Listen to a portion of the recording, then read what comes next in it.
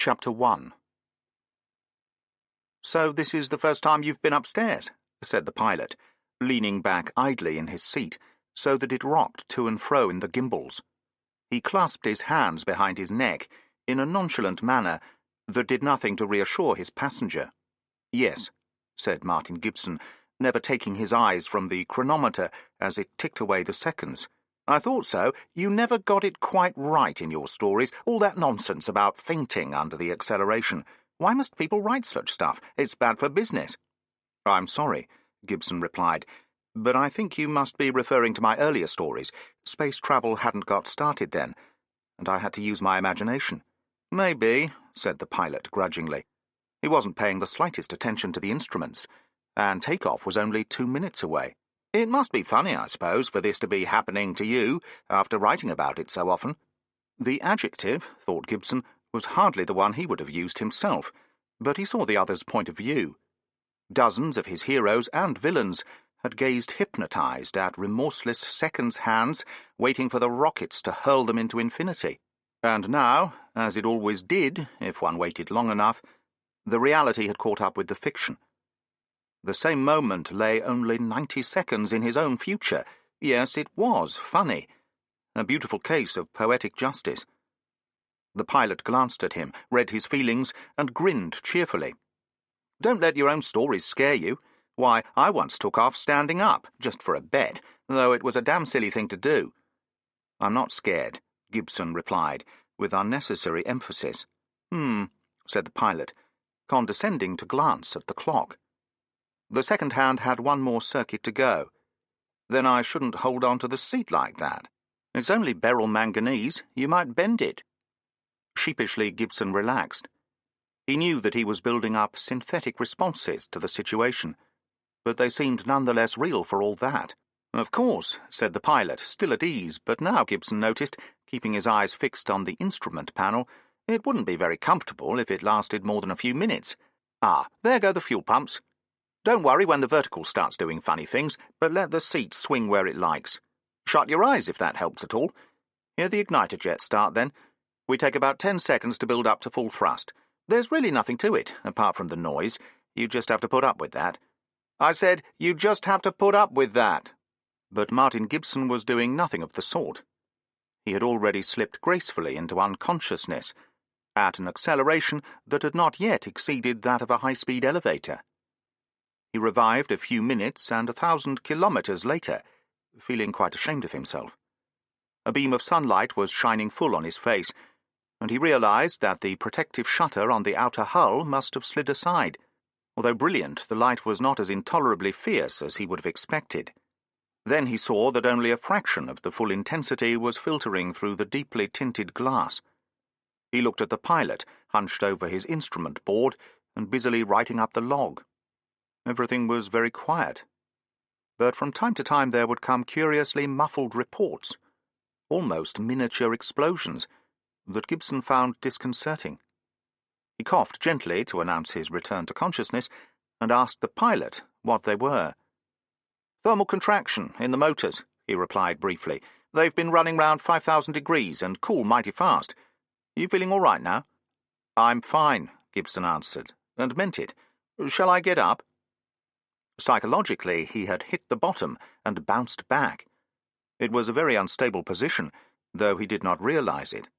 "If you like," said the pilot doubtfully, "but be careful. Hang on to something solid." Gibson felt a wonderful sense of exhilaration. The moment he had waited for all his life had come. He was in space. It was too bad that he'd missed the takeoff, but he'd glossed that part over when he wrote it up. From 1,000 kilometers away, Earth was still very large, and something of a disappointment.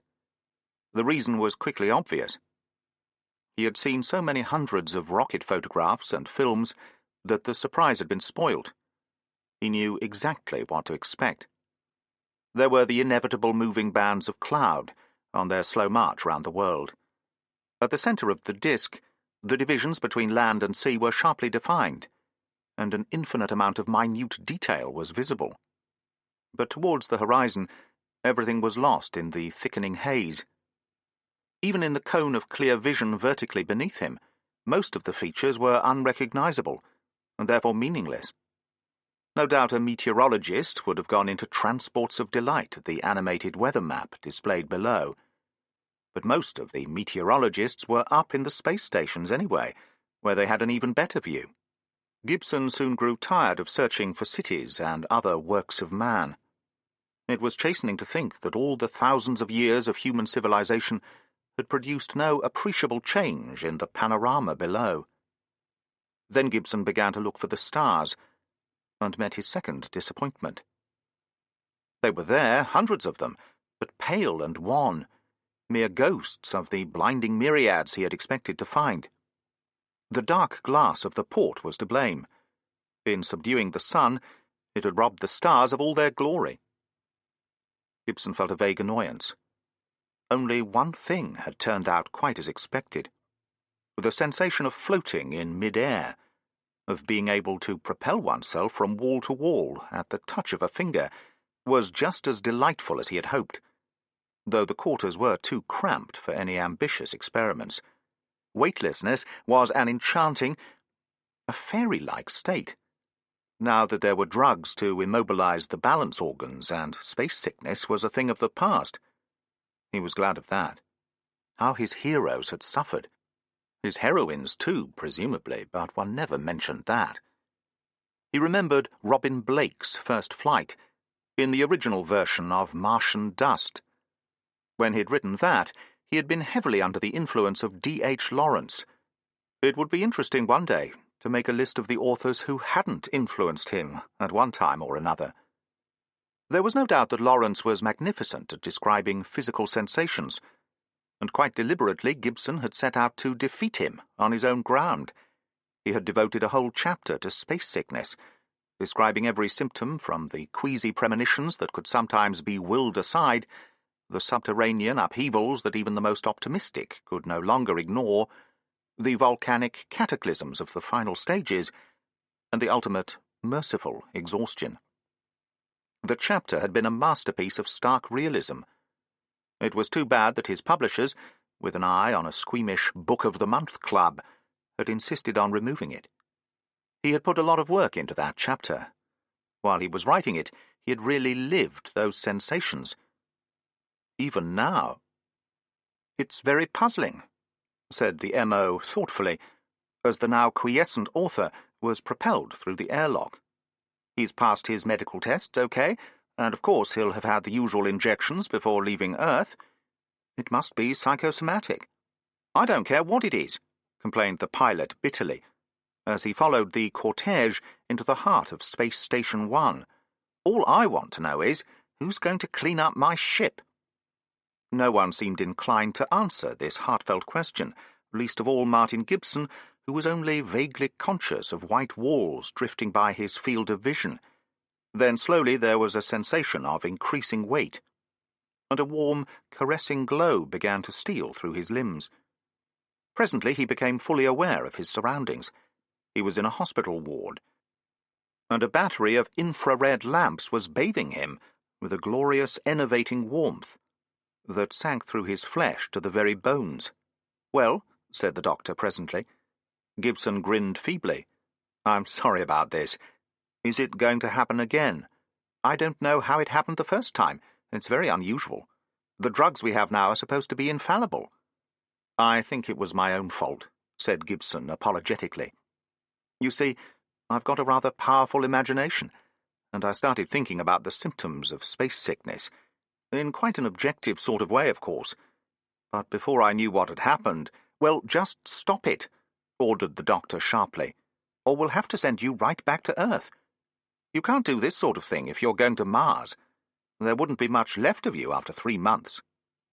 A shudder passed through Gibson's tortured frame, but he was rapidly recovering, and already the nightmare of the last hour was fading into the past. "I'll be okay," he said. "Let me out of this muffle furnace before I cook." A little unsteadily he got to his feet. It seemed strange, here in space, to have normal weight again. Then he remembered that Station 1 was spinning on its axis, and the living quarters were built around the outer walls, so that centrifugal force could give the illusion of gravity. The great adventure, he thought ruefully, hadn't started at all well. But he was determined not to be sent home in disgrace. It was not merely a question of his own pride. The effect on his public and his reputation would be deplorable. He winced as he visualized the headlines. Gibson grounded. Space sickness routs author astronaut. Even the staid literary weeklies would pull his leg, and as for time... No, it was unthinkable. "It's lucky," said the M.O., "that we've got 12 hours before the ship leaves. I'll take you into the zero-gravity section and see how you manage there, before I give you a clean bill of health." Gibson also thought that was a good idea. He had always regarded himself as fairly fit, and until now it had never seriously occurred to him that this journey might not be merely uncomfortable, but actually dangerous. You could laugh at space sickness when you'd never experienced it yourself. Afterwards, it seemed a very different matter.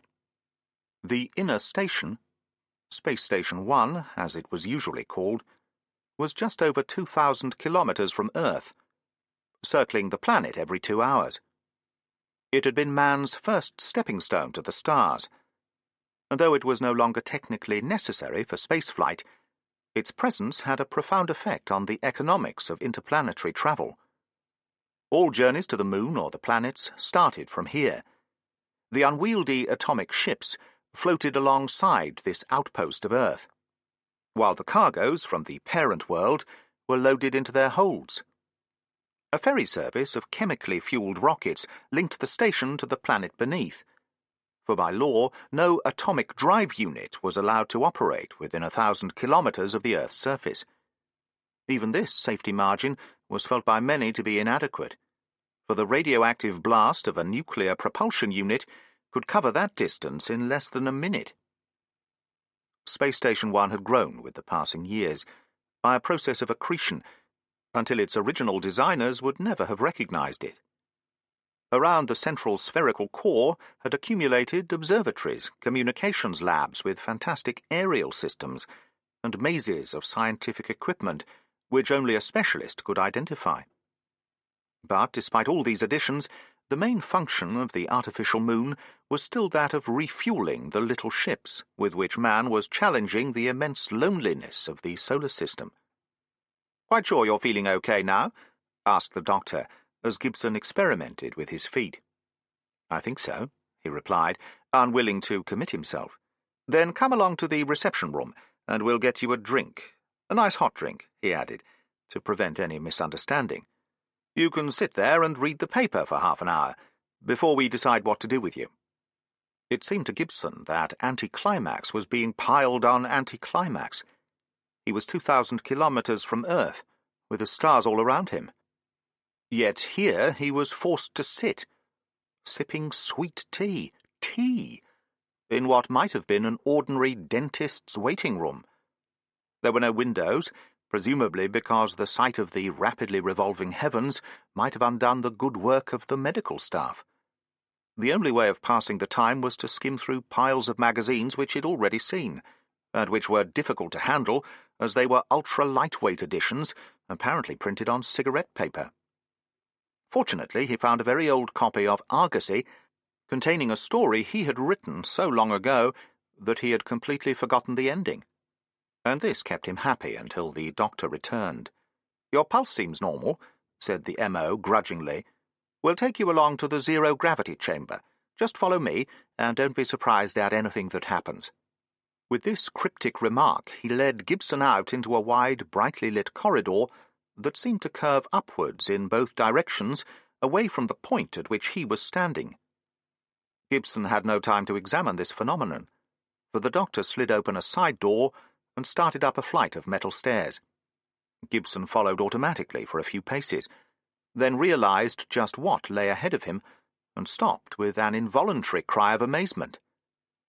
Immediately beneath his feet, the slope of the stairway was a reasonable 45 degrees, but it rapidly became steeper, until only a dozen meters ahead the steps were rising vertically. Thereafter, and it was a sight that might have unnerved anyone coming across it for the first time, the increase of gradient continued remorselessly until the steps began to overhang, and at last passed out of sight above and behind him. Hearing his exclamation, the doctor looked back and gave a reassuring laugh.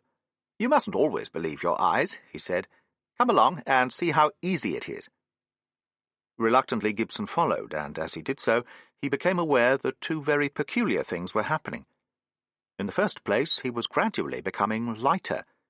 In the second, despite the obvious steepening of the stairway, the slope beneath his feet remained at a constant 45 degrees.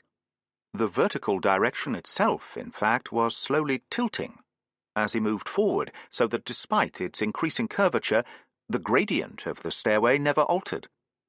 It did not take Gibson long to arrive at the explanation.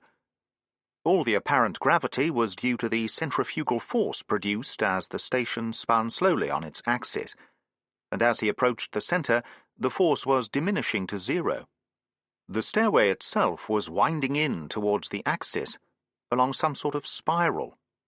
Once he'd have known its mathematical name, so that despite the radial gravity field, the slope underfoot remained constant. It was the sort of thing that people who lived in space stations must get accustomed to quickly enough. Presumably, when they returned to Earth, the sight of a normal stairway would be equally unsettling. At the end of the stairs, there was no longer any real sense of up or down.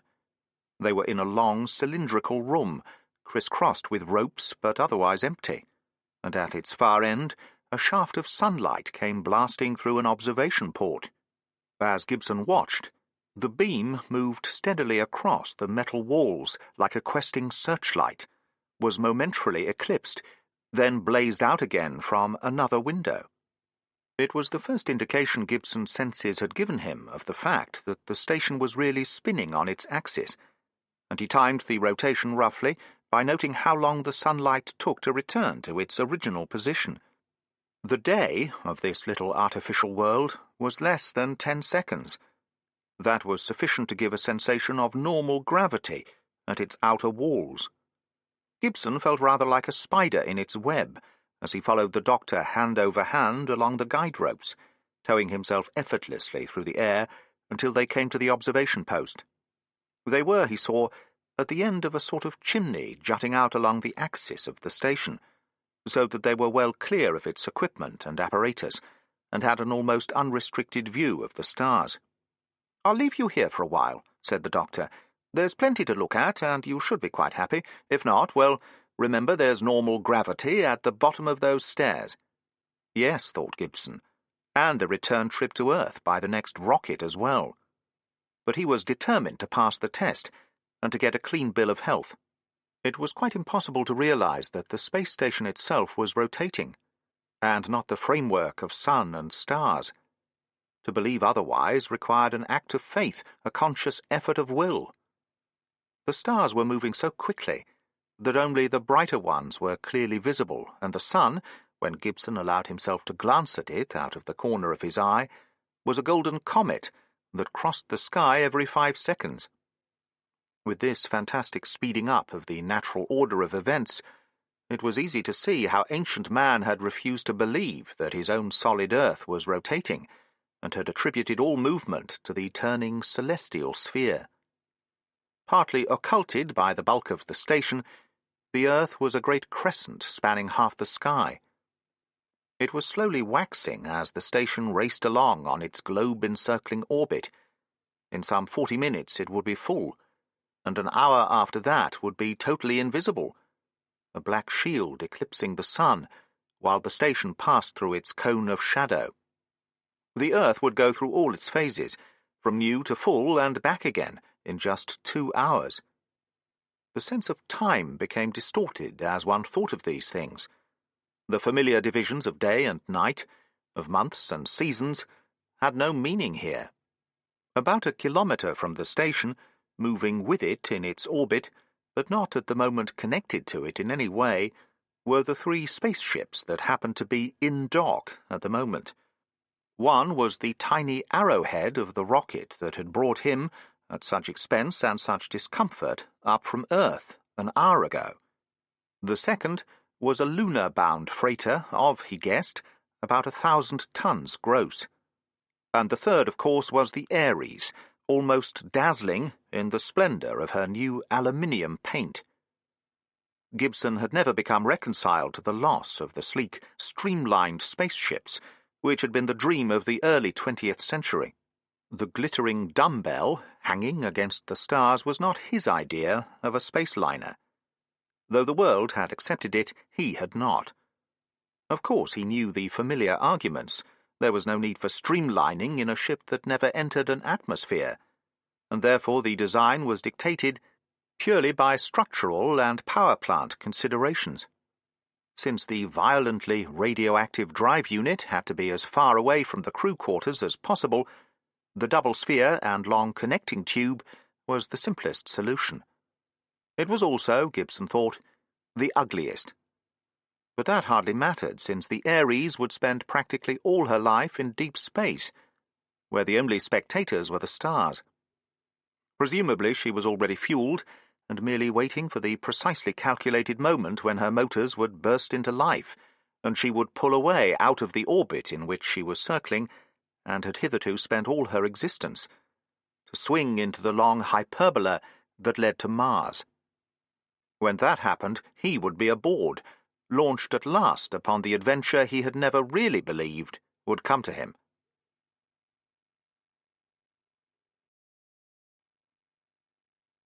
Chapter 2. The captain's office, aboard the Ares, was not designed to hold more than 3 men when gravity was acting. But there was plenty of room for 6 while the ship was in a free orbit, and one could stand on walls or ceiling, according to taste.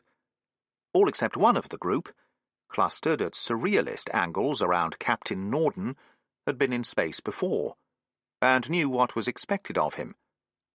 But this was no ordinary briefing.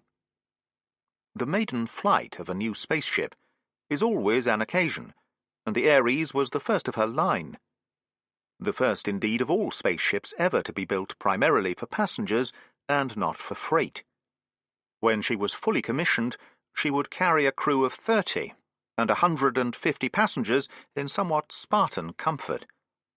On her first voyage, however, the proportions were almost reversed, and at the moment her crew of 6 were waiting for the single passenger to come aboard. "I'm still not quite clear," said Owen Bradley, the electronics officer, "what we are supposed to do with the fellow when we've got him. Whose bright idea was this, anyway?" "I was coming to that," said Captain Norden, running his hands through where his magnificent blonde hair had been only a few days before. Spaceships seldom carry professional barbers, and though there are always plenty of eager amateurs, one prefers to put off the evil day as long as possible. "You all know of Mr. Gibson, of course?" This remark produced a chorus of replies, not all of them respectful. "I think his stories stink," said Dr. Scott. "The later ones, anyway. Martian Dust wasn't bad, but of course it's completely dated now." "Nonsense," snorted astrogator Mackay. "The last stories are much the best, now that Gibson's got interested in fundamentals and has cut out the blood and thunder." This outburst from the mild little Scot was most uncharacteristic. Before anyone else could join in, Captain Norden interrupted. "We're not here to discuss literary criticism, if you don't mind. There'll be plenty of time for that later. But there are 1 or 2 points the corporation wants me to make clear before we begin. Mr. Gibson is a very important man, a distinguished guest, and he's been invited to come on this trip so that he can write a book about it later. It's not just a publicity stunt." "Of course not," interjected Bradley with heavy sarcasm. "But naturally the corporation hopes that future clients won't be, discouraged by what they read. Apart from that, we are making history. Our maiden voyage ought to be recorded properly, so try and behave like gentlemen for a while. Gibson's book will probably sell 500,000 copies, and your future reputations may depend on your behavior these next 3 months. "That sounds dangerously like blackmail to me," said Bradley. "Take it that way, if you please," continued Norden cheerfully. Of course, I'll explain to Gibson that he can't expect the service that will be provided later when we've got stewards and cooks and Lord knows what. He'll understand that, and won't expect breakfast in bed every morning. Will he help with the washing up? Asked someone with a practical turn of mind. Before Norden could deal with this problem of social etiquette, a sudden buzzing came from a communications panel, and a voice began to call from the speaker grill. "Station 1 calling Aries. Your passenger's coming over." Norden flipped a switch and replied, "OK, we're ready." Then he turned to the crew. "With all these haircuts around, the poor chap will think it's graduation day at Alcatraz. Go and meet him, Jimmy, and help him through the airlock when the tender couples up." Martin Gibson was still feeling somewhat exhilarated at having surmounted his first major obstacle. The M.O. at Space Station 1. The loss of gravity on leaving the station and crossing to the Aries in the tiny, compressed-air-driven tender had scarcely bothered him at all. But the sight that met his eyes when he entered Captain Norden's cabin caused him a momentary relapse. Even when there was no gravity, one liked to pretend that some direction was down, and it seemed natural to assume that the surface on which chairs and table were bolted was the floor.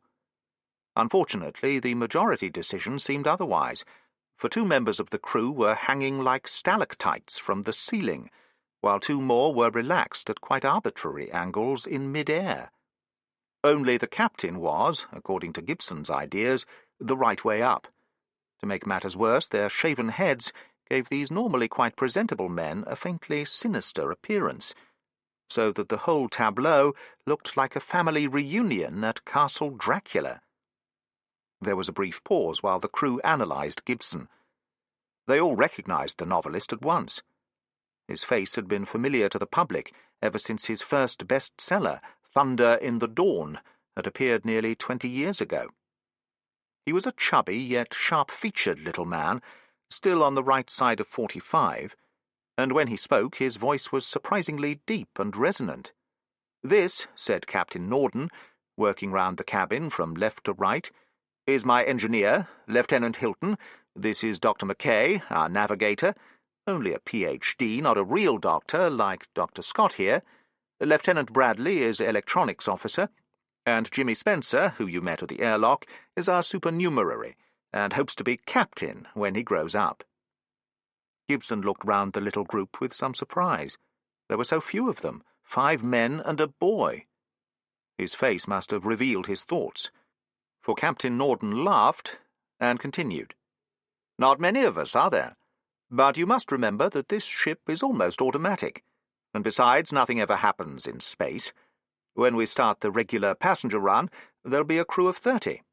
On this trip, we're making up the weight in cargo, so we're really travelling as a fast freighter." Gibson looked carefully at the men who would be his only companions for the next 3 months.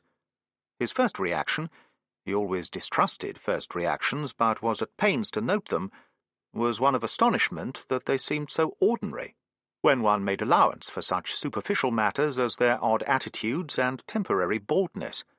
There was no way of guessing that they belonged to a profession more romantic than any that the world had known since the last cowboys traded in their broncos for helicopters. At a sign which Gibson did not intercept, the others took their leave by launching themselves, with fascinatingly effortless precision, through the open doorway. Captain Norden settled down in his seat again and offered Gibson a cigarette. The author accepted it doubtfully. "You don't mind smoking?" he asked. "Doesn't it waste oxygen?" "There'd be a mutiny," laughed Norden, "if I had to ban smoking for 3 months. In any case, the oxygen consumption's negligible. Back in the old days, we had to be more careful. One tobacco firm once put out a special astronaut's brand, impregnated with some oxygen carrier so that it didn't use air. It wasn't popular, and one day a batch got an overdose of oxygen. When you lit them, they went off like squibs, and that was the end of that idea." Captain Norden, thought Gibson a little ruefully, was not fitting at all well into the expected pattern. The skipper of a space liner, according to the best, or at least the most popular, literary tradition, should be a grizzled, keen-eyed veteran who had spent half his life in the ether and could navigate across the solar system by the seat of his pants thanks to his uncanny knowledge of the spaceways. He must also be a martinet. When he gave orders, his officers must jump to attention. Not an easy thing under zero gravity, salute smartly, and depart at the double. Instead, the captain of the Aries was certainly less than 40, and might have been taken for a successful business executive. As for being a martinet, so far Gibson had detected no signs of discipline whatsoever. This impression, he realized later, was not strictly accurate. The only discipline aboard the Aries was entirely self-imposed. That was the only form possible among the type of men who composed her crew. "So you've not been in space before," said Norden, looking thoughtfully at his passenger. "I'm afraid not. I made several attempts to get on the lunar run, but it's absolutely impossible unless you're on official business. It's a pity that space travel's still so infernally expensive." Norden smiled. "We hope the Aries will do something to change that. I must say," he added, "that you seem to have managed to write quite a lot about the subject with, the minimum of practical experience." "Oh, that," said Gibson airily, with what he hoped was a light laugh. "It's a common delusion that authors must have experienced everything they describe in their books. I read all I could about space travel when I was younger, and did my best to get local colour right. Don't forget that all my interplanetary novels were written in the early days. I've hardly touched the subject in the last few years. It's rather surprising that people still associate my name with it." Norden wondered how much of this modesty was assumed. Gibson must know perfectly well that it was his space travel novels that had made him famous, and had prompted the corporation to invite him on this trip. The whole situation, Norden realized, had some highly entertaining possibilities. But they would have to wait. In the meantime, he must explain to this landlubber the routine of life aboard the private world of the Aries. "We keep normal Earth time, Greenwich Meridian, aboard the ship, and everything shuts down at night. There are no watches, as there used to be in the old days. The instruments can take over when we're sleeping, so we aren't on continuous duty. That's one reason why we can manage with such a small crew. On this trip, as there's plenty of space, we've all got separate cabins. Yours is a regular passenger stateroom, the only one that's fitted up, as it happens. I think you'll find it comfortable. Is all your cargo aboard? How much did they let you take?" 100 kilos. It's in the airlock." 100 kilos? Norden managed to repress his amazement. The fellow must be emigrating, taking all his family heirlooms with him. Norden had the true astronaut's horror of surplus mass, and did not doubt that Gibson was carrying a lot of unnecessary rubbish. However, if the corporation had okayed it, and the authorized load wasn't exceeded, he had nothing to complain about. "I'll get Jimmy to take you to your room. He's our odd-job man for this trip, working his passage and learning something about spaceflight. Most of us start that way, signing up for the lunar run during college vacations. Jimmy's quite a bright lad. He's already got his bachelor's degree." By now Gibson was beginning to take it quite for granted that the cabin boy would be a college graduate. He followed Jimmy, who seemed somewhat overawed by his presence, to the passengers' quarters. They glided like ghosts along the brightly lit corridors, which were fitted with a simple device that had done a good deal to make life aboard gravitationless spaceships more comfortable. Close to each wall, an endless belt with handholds at regular intervals was continually moving along at several kilometers an hour. One had only to reach out a hand to strap hang from one end of the ship to the other without the slightest effort, though a certain amount of skill was required at intersections to change from one belt to another. The stateroom was small, but beautifully planned and designed in excellent taste. Ingenious lighting and mirror-faced walls made it seem much larger than it really was. And the pivoted bed could be reversed during the day to act as a table. There were very few reminders of the absence of gravity. Everything had been done to make the traveller feel at home. For the next hour, Gibson sorted out his belongings and experimented with the room's gadgets and controls. The device that pleased him most was a shaving mirror which, when a button was pressed, transformed itself into a porthole looking out on the stars. He wondered just how it was done. At last everything was stowed away where he could find it. There was absolutely nothing else for him to do. He lay down on the bed and buckled the elastic belts around his chest and thighs. The illusion of weight was not very convincing, but it was better than nothing, and did give some sense of a vertical direction. Lying at peace in the bright little room that would be his world for the next 100 days, he could forget the disappointments and petty annoyances that had marred his departure from Earth. There was nothing to worry about now. For the first time in almost as long as he could remember, he had given his future entirely into the keeping of others. Engagements, lecture appointments, deadlines, all these things he had left behind on Earth. The sense of blissful relaxation was too good to last, but he would let his mind savour it while he could. A series of apologetic knocks on the cabin door roused Gibson from sleep an indeterminate time later. For a moment he did not realize where he was. Then full consciousness came back. He unclipped the retaining straps and thrust himself off the bed. As his movements were still poorly coordinated, he had to make a cannon off the nominal ceiling before reaching the door. Jimmy Spencer stood there, slightly out of breath. "Captain's compliments, sir, and would you like to come and see the take-off?" "I certainly would," said Gibson. "Wait until I get my camera." He reappeared a moment later, carrying a brand-new Leica XXA, at which Jimmy stared with undisguised envy, and festooned with auxiliary lenses and exposure meters. Despite these handicaps, they quickly reached the observation gallery, which ran like a circular belt around the body of the Ares. For the first time Gibson saw the stars in their full glory, no longer dimmed either by the atmosphere or by darkened glass, for he was on the night side of the ship, and the sun filters had been drawn aside. The Ares, unlike the space station, was not turning on her axis, but was held in the rigid reference system of her gyroscopes, so that the stars were fixed and motionless in her skies. As he gazed on the glory he had so often, and so vainly tried to describe in his books, Gibson found it very hard to analyze his emotions, and he hated to waste an emotion that might profitably be employed in print. Oddly enough, neither the brightness nor the sheer numbers of the stars made the greatest impression on his mind.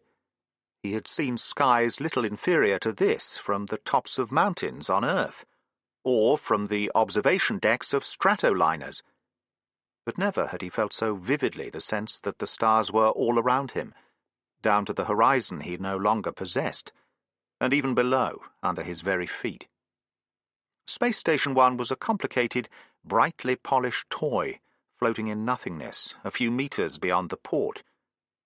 There was no way in which its distance or size could be judged, for there was nothing familiar about its shape, and the sense of perspective seemed to have failed. Earth and sun were both visible, hidden behind the body of the ship. Startlingly close, a disembodied voice came suddenly from a hidden speaker. 100 seconds to firing. Please take your positions." Gibson automatically tensed himself and turned to Jimmy for advice. Before he could frame any questions, his guide said hastily, "I must get back on duty," and disappeared in a graceful power dive, leaving Gibson alone with his thoughts. The next minute and a half passed with remarkable slowness, punctuated though it was with frequent time checks from the speakers. Gibson wondered who the announcer was. It did not sound like Norton's voice, and probably it was merely a recording, operated by the automatic circuit which must now have taken over control of the ship. 20 seconds to go. Thrust will take about 10 seconds to build up. 10 seconds to go. 5 seconds. 4, 3, 2, 1. Very gently, something took hold of Gibson and slid him down the curving side of the porthole-studded wall, onto what had suddenly become the floor.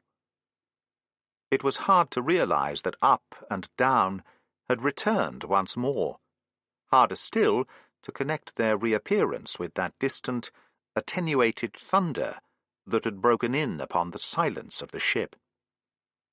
Far away, in the second sphere that was the other half of the Ares, In that mysterious, forbidden world of dying atoms and automatic machines which no man could ever enter and live, the forces that powered the stars themselves were being unleashed. Yet there was none of that sense of mounting, pitiless acceleration that always accompanies the take-off of a chemically propelled rocket. The Ares had unlimited space in which to maneuver.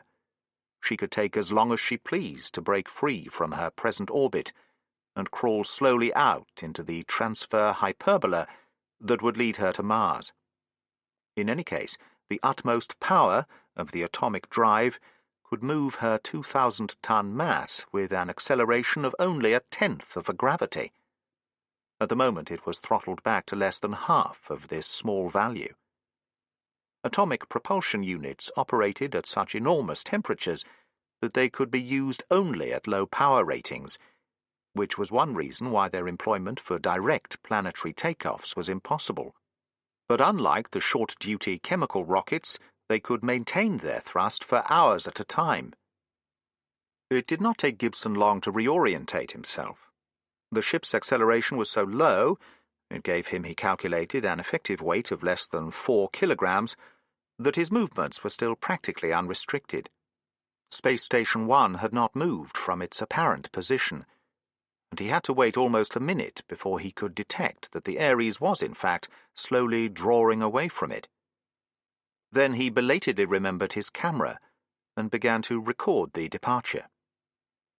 When he had finally settled, he hoped, the tricky problem of the right exposure to give a small, brilliantly lit object against a jet-black background, the station was already appreciably more distant.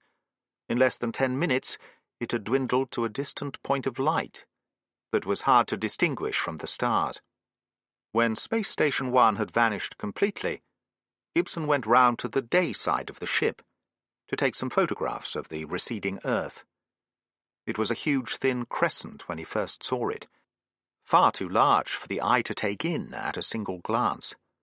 As he watched, he could see that it was slowly waxing, for the Ares must make at least one more circuit before she could break away and spiral out towards Mars. It would be a good hour before the Earth was appreciably smaller, and in that time it would pass again from new to full. Well, this is it, thought Gibson. Down there is all my past life, and the lives of all my ancestors back to the first blob of jelly in the first primeval sea. No colonist or explorer setting sail from his native land ever left so much behind as I am leaving now. Down beneath those clouds lies the whole of human history. Soon I shall be able to eclipse with my little finger what was, until a lifetime ago, all of man's dominion, and everything that his art had saved from time. This inexorable drawing away from the known into the unknown had almost the finality of death. Thus must the naked soul, leaving all its treasures behind, go out at last into the darkness and the night. Gibson was still watching at the observation post when, more than an hour later, the Ares finally reached escape velocity and was free from Earth. There was no way of telling that this moment had come and passed, for Earth still dominated the sky, and the motors still maintained their muffled, distant thunder.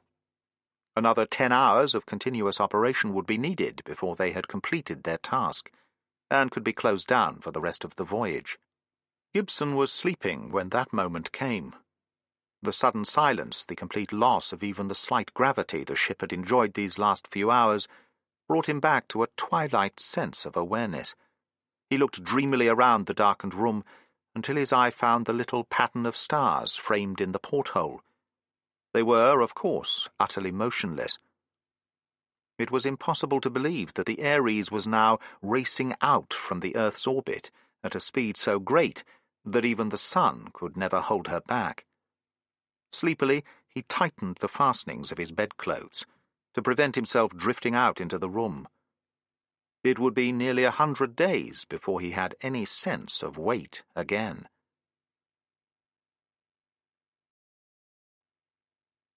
Chapter 3. The same pattern of stars filled the porthole when a series of bell-like notes tolling from the ship's public address system woke Gibson from a comparatively dreamless sleep. He dressed in some haste and hurried out to the observation deck, wondering what had happened to Earth overnight. It was very disconcerting, at least to an inhabitant of Earth, to see two moons in the sky at once. But there they were, side by side, both in their first quarter, and one about twice as large as the other. It was several seconds before Gibson realized that he was looking at moon and Earth together, and several seconds more before he finally grasped the fact that the smaller and more distant crescent was his own world. The Ares was not, unfortunately, passing very close to the moon, but even so, it was more than 10 times as large as Gibson had ever seen it from the Earth. The interlocking chains of crater rings were clearly visible along the ragged line separating day from night, and the still unilluminated disk could be faintly seen by the reflected earthlight falling upon it. And surely— Gibson bent suddenly forward, wondering if his eyes had tricked him. Yet there was no doubt of it. Down in the midst of that cold and faintly gleaming land, waiting for the dawn that was still many days away, minute sparks of light were burning like fireflies in the dusk. They had not been there 50 years ago. They were the lights of the first lunar cities, telling the stars that life had come at last to the moon, after 1 billion years of waiting. A discreet cough from nowhere in particular interrupted Gibson's reverie. Then a slightly over-amplified voice remarked in a conversational tone, "If Mr. Gibson will kindly come to the mess room, he will find some tepid coffee and a few flakes of cereal still left on the table." He glanced hurriedly at his watch. He had completely forgotten about breakfast, an unprecedented phenomenon. No doubt someone had gone to look for him in his cabin and, failing to find him there, was paging him through the ship's public address system. He hurried back to the mess room, and in his haste lost himself completely in the labyrinth of corridors. It was surprising how much space there was inside the ship. One day there would be notices everywhere for the guidance of passengers, but Gibson had to find his way as best he could. Since there was no up or down, no natural division of space into horizontal or vertical, he had an extra dimension in which to lose himself. He made the most of the opportunity. When at last he burst apologetically into the mess room, he found the crew engaged in technical controversy concerning the merits of various types of spaceship. He listened carefully as he nibbled at his breakfast. For some reason he had very little appetite. Then he remembered that the absence of muscular effort in space often produced this effect. A very fortunate one from the point of view of the catering department. While he ate, Gibson watched the little group of arguing men, fixing them in his mind and noting their behavior and characteristics. Norden's introductions had merely served to give them labels. As yet they were not definite personalities to him. It was curious to think that before the voyage had ended, he would probably know every one of them better than most of his acquaintances back on Earth. There could be no secrets and no masks aboard the tiny world of the Ares. At the moment, Dr. Scott was talking. Later, Gibson would realize that there was nothing very unusual about this. He seemed a somewhat excitable character, inclined to lay down the law at a moment's provocation on subjects about which he could not possibly be qualified to speak. His most successful interrupter was Bradley, the electronics and communications expert, a dryly cynical person who seemed to take a sardonic pleasure in verbal sabotage. From time to time he would throw a small bombshell into the conversation, which would halt Scott for a moment, though never for long.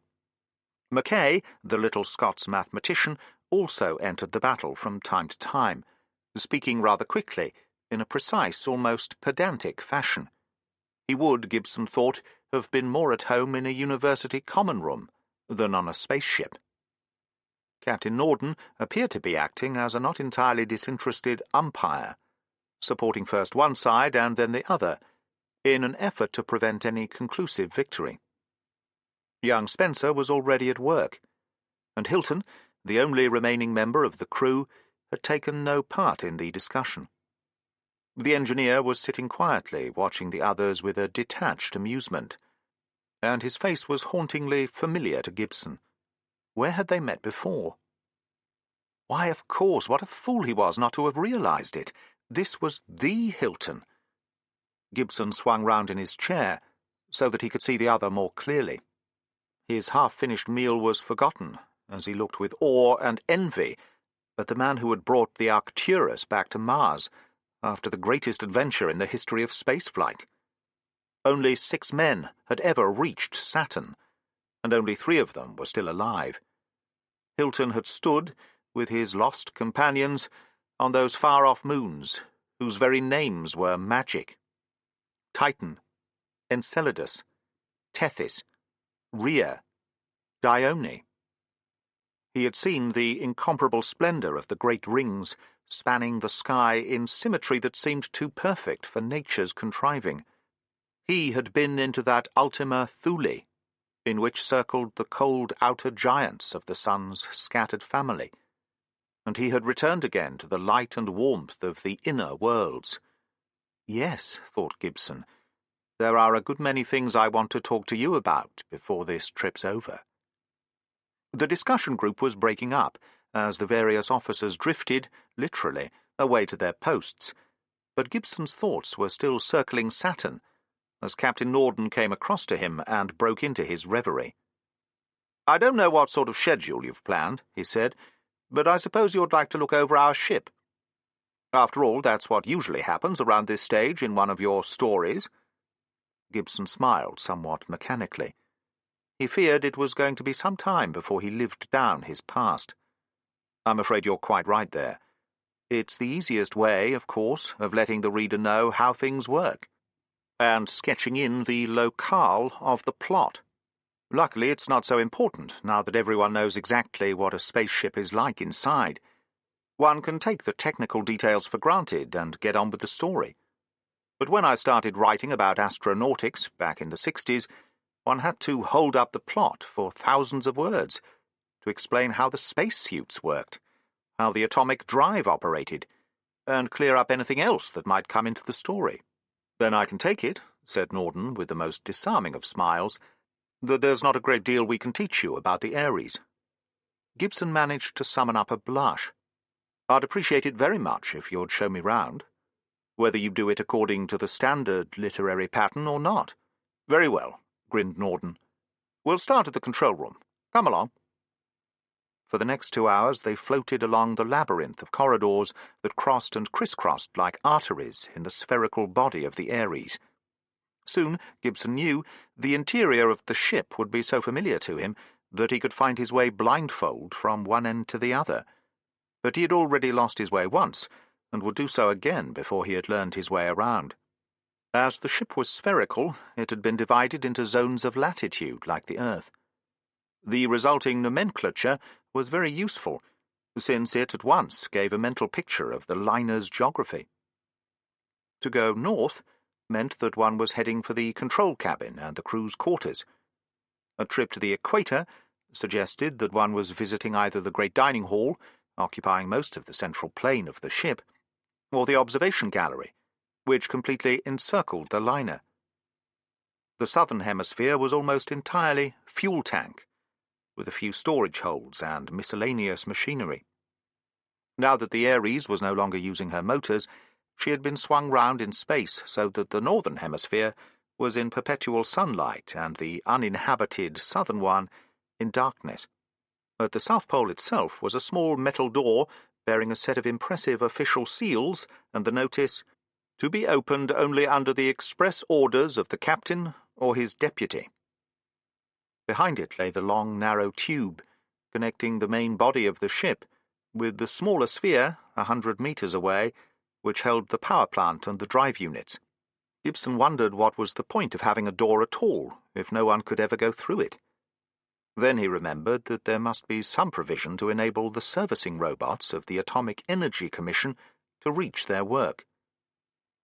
Strangely enough, Gibson received one of his strongest impressions not from the scientific and technical wonders of the ship, which he had expected to see in any case, but from the empty passenger quarters, a honeycomb of closely packed cells that occupied most of the North Temperate Zone. The impression was rather a disagreeable one.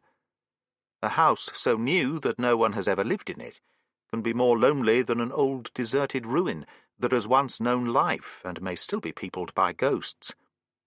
The sense of desolate emptiness was very strong here, in the echoing, brightly lit corridors, which would one day be crowded with life, but which now lay bleak and lonely in the sunlight piped through the walls, a sunlight much bluer than on Earth, and therefore hard and cold. Gibson was quite exhausted, mentally and physically, when he got back to his room. Norden had been an altogether too conscientious guide, and Gibson suspected that he had been getting some of his own back, and thoroughly enjoying it. He wondered exactly what his companions thought of his literary activities. Probably he would not be left in ignorance for long. He was lying in his bunk, sorting out his impressions, when there came a modest knock on the door. "Damn," said Gibson quietly. "Who's that?" he continued, a little louder. "It's Jim, Spencer, Mr. Gibson. I've got a radiogram for you." Young Jimmy floated into the room, bearing an envelope with the signals officer's stamp. It was sealed, but Gibson surmised that he was the only person on the ship who didn't know its contents. He had a shrewd idea of what they would be, and groaned inwardly. There was really no way of escape from Earth. It could catch you wherever you went. The message was brief and contained only one redundant word. "New Yorker, Revue des Quatre Mondes, Life Interplanetary, want 5,000 words each. Please radio by next Sunday. Love, Ruth." Gibson sighed. He had left Earth in such a rush that there had been no time for a final consultation with his agent, Ruth Goldstein, apart from a hurried phone call halfway around the world. But it told her quite clearly that he wanted to be left alone for a fortnight.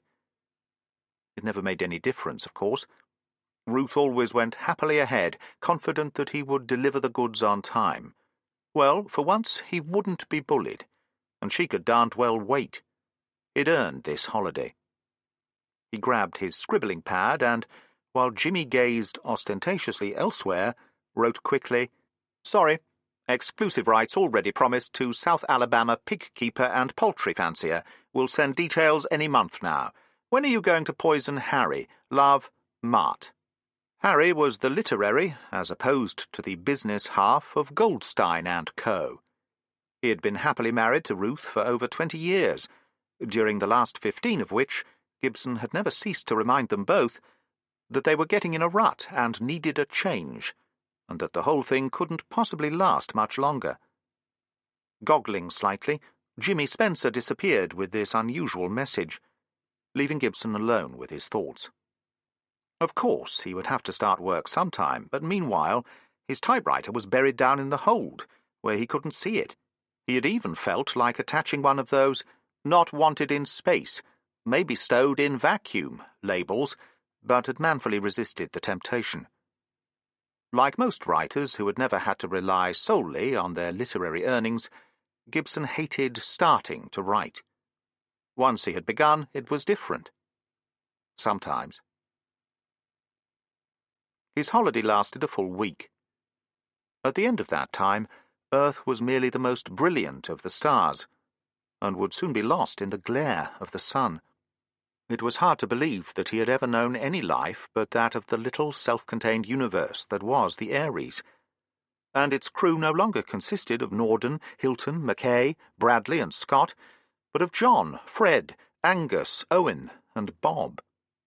He had grown to know them all, though Hilton and Bradley had a curious reserve that he had been unable to penetrate. Each man was a definite and sharply contrasted character. Almost the only thing they had in common was intelligence. Gibson doubted if any of them had an IQ of less than 120, and he sometimes wriggled with embarrassment as he remembered the crews he had imagined for some of his fictional spaceships. He recalled Master Pilot Graham from 5 Moons Too Many, still one of his favourite characters. Graham had been tough. Had he not once survived half a minute in vacuum before being able to get to his spacesuit? and he regularly disposed of a bottle of whisky a day. He was a distinct contrast to Dr. Angus Mackay, Ph.D., Astronomy, FRAS, who was now sitting quietly in a corner reading a much-annotated copy of The Canterbury Tales, and taking an occasional squirt from a bulbful of milk. The mistake that Gibson had made, along with so many other writers back in the 50s and 60s, was the assumption that there would be no fundamental difference between ships of space and ships of the sea, or between the men who manned them. There were parallels, it was true, but they were far outnumbered by the contrasts. The reason was purely technical, and should have been foreseen. But the popular writers of the mid-century had taken the lazy course, and had tried to use the traditions of Herman Melville and Frank Dana in a medium for which they were grotesquely unfitted. A ship of space was much more like a stratosphere liner than anything that had ever moved on the face of the ocean, and the technical training of its crew was at a much higher level even than that required in aviation. A man like Norden had spent 5 years at college, 3 years in space, and another 2 back at college on advanced astronautical theory before qualifying for his present position. It had been a very quiet week. Gibson had lazed around, taking life easily for the first time in years, looking at the unbelievable star fields for hours on end, and joining in the arguments that made almost every meal an affair of indefinite duration. There was no strict routine aboard the ship. No one could have ordered Norden's crew around, and Norden was much too intelligent to try. He knew that the work would be properly done by men who took a pride in it. Apart from the daily maintenance reports which everyone initialed and brought to the captain each evening, there was the minimum of control or supervision. The Ares was a good example of democracy in action. Gibson was having a quiet game of darts with Dr. Scott when the first excitement of the voyage burst unexpectedly upon them. There are not many games of skill that can be played in space. For a long time, cards and chess had been the classical standbys, until some ingenious Englishman had decided that a flight of darts would perform very well in the absence of gravity. The distance between thrower and board had been increased to 10 metres, but otherwise the game still obeyed the rules that had been formulated over the centuries amid an atmosphere of beer and tobacco smoke in English pubs. Gibson had been delighted to find that he was quite good at the game. He almost always managed to beat Scott, despite, or because of, the other's elaborate technique. This consisted of placing the arrow carefully in mid-air, and then going back a couple of metres to squint along it, before smacking it smartly on its way. Scott was optimistically aiming for a treble 20 when Bradley drifted into the room, bearing a signals form in his hand. "Don't look now," he said in his soft, carefully modulated voice, "but we're being followed." Everyone gaped at him as he relaxed in the doorway. Mackay was the first to recover. "Please elucidate," he said primly. "There's a Mark III carrier missile coming after us hell for leather. It's just been launched from the outer station and should pass us in 4 days. They want me to catch it with our radio control as it goes by, but with the dispersion it will have at this range, that's asking a lot. I doubt if it will go within 100,000 kilometres of us. What's it in aid of? Someone left their toothbrush behind? It seems to be carrying urgent medical supplies. Here, Doc, you have a look." Dr. Scott examined the message carefully. "This is interesting. They think they've got an antidote for Martian fever. It's a serum of some kind. The Pasteur Institute's made it. They must be pretty sure of the stuff if they've gone to all this trouble to catch us. What, for heaven's sake, is a Mark III missile? Not to mention Martian fever," exploded Gibson at last. Dr. Scott answered before anyone else could get a word in. "Martian fever isn't really a Martian disease. It seems to be caused by a terrestrial organism that we carried there, and which liked the new climate more than the old one. It has the same sort of effect as malaria. People aren't often killed by it, but its economic effects are very serious. In any one year, the percentage of man-hours lost—" "Thank you very much. I remember all about it now. And the missile?" Hilton slid smoothly into the conversation. That's simply a little automatic rocket with radio control and a very high terminal speed. It's used to carry cargoes between the space stations, or to chase after spaceships when they've left anything behind. When it gets into radio range, it will pick up our transmitter and home onto us. Hey, Bob, he said suddenly, turning to Scott, why haven't they sent it direct to Mars? It could get there long before we do. Because its little passengers wouldn't like it. I'll have to fix up some cultures for them to live in, and look after them like a nursemaid. Not my usual line of business, but I think I can remember some of the stuff I did at St. Thomas's. Wouldn't it be appropriate, said Mackay, with one of his rare attempts at humour, if someone went and painted the Red Cross outside? Gibson was thinking deeply. I was under the impression, he said after a pause, that life on Mars was very healthy, both physically and psychologically. You mustn't believe all you read in books, drawled Bradley. Why anyone should ever want to go to Mars, I can't imagine.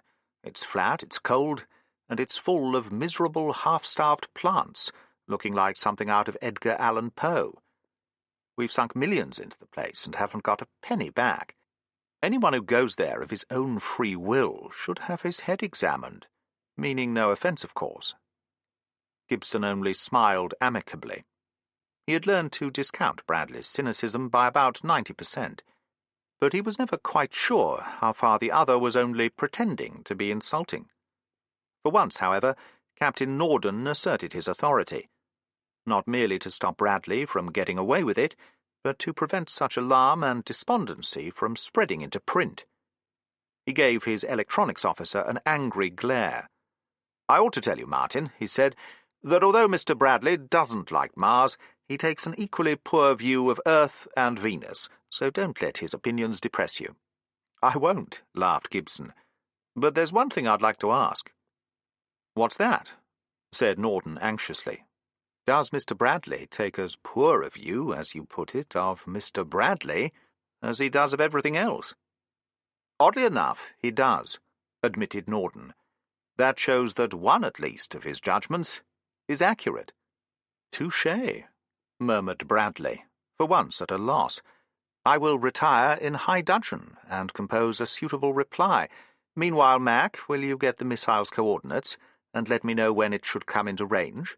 All right, said Mackay absently. He was deep in Chaucer again. Chapter 4. During the next few days, Gibson was too busy with his own affairs to take much part in the somewhat limited social life of the Ares. His conscience had smitten him, as it always did when he rested for more than a week, and he was hard at work again. His crewmates, for Gibson no longer regarded himself as a privileged passenger, respected his solitude. At first they had wandered into his room whenever they were passing, to talk about nothing in particular, or to exchange solemn complaints about the weather. This had been very pleasant, but Gibson had been forced to stop it with a "Danger, man at work" notice pinned on his door. Needless to say, this had rapidly become adorned with ribald comments in various hands, but it had served its purpose. The typewriter had been disentangled from his belongings, and now occupied the place of honour in the little cabin. Sheets of manuscript lay everywhere. Gibson was an untidy worker, and had to be prevented from escaping by elastic bands. There had been a lot of trouble with the flimsy carbon paper, which had a habit of getting into the airflow and gluing itself against the ventilator. But Gibson had now mastered the minor techniques of life under zero gravity. It was amazing how quickly one learned them, and how soon they became a part of everyday life. Gibson had found it very hard to get his impressions of space down on paper. One could not very well say, "Space is awfully big," and leave it at that. The takeoff from Earth had taxed his skill to the utmost. He had not actually lied, but anyone who read his dramatic description of the Earth falling away beneath the blast of the rocket would certainly never get the impression that the writer had then been in a state of blissful unconsciousness, swiftly followed by a state of far from blissful consciousness. As soon as he had produced a couple of articles which would keep Ruth happy for a while, she had meanwhile sent 3 further radiograms of increasing asperity, he went northwards to the signals office. Bradley received the sheets of manuscripts with marked lack of enthusiasm. "I suppose this is going to happen every day from now on," he said glumly. "I hope so, but I'm afraid not. It depends on my inspiration. There's a split infinitive right here, on the top of page 2. Excellent, nothing like 'em. You've put centrifugal on page 3, where you mean centripetal. Since I get paid by the word, don't you think it's generous of me to use such long ones? There are 2 successive sentences on page 4, beginning with and. Look here, are you going to send the damned stuff, or do I have to do it myself?" Bradley grinned. "I'd like to see you try. Seriously, though, I should have warned you to use a black ribbon. Contrast isn't so good with blue, and though the facsimile sender will be able to handle it all right at this range, when we get further away from Earth, it's important to have a nice clean signal." As he spoke, Bradley was slipping the quarto sheets into the tray of the automatic transmitter. Gibson watched, fascinated, as they disappeared one by one into the maw of the machine and emerged 5 seconds later into the wire collecting basket. It was strange to think that his words were now racing out through space in a continuous stream, getting 1,000,000 kilometers further away every 3 seconds. He was a little surprised, however, that it took so long to transmit a single sheet. On Earth, he knew there were machines that could send hundreds of pages of print a minute. "That's a complicated story," explained Bradley when he put the question to him. "We can't use high-speed facsimile over 100-million-kilometer ranges with the low power we've got. The higher the speed, the bigger the bandwidth of the system, and so the more noise it picks up to swamp the signal. That's why telephony isn't practical on the very long-distance circuits." "I think I get the idea," said Gibson. "But how is it that there's no trouble arranging radio broadcasts from Mars or Venus, even when they're halfway round the sun?"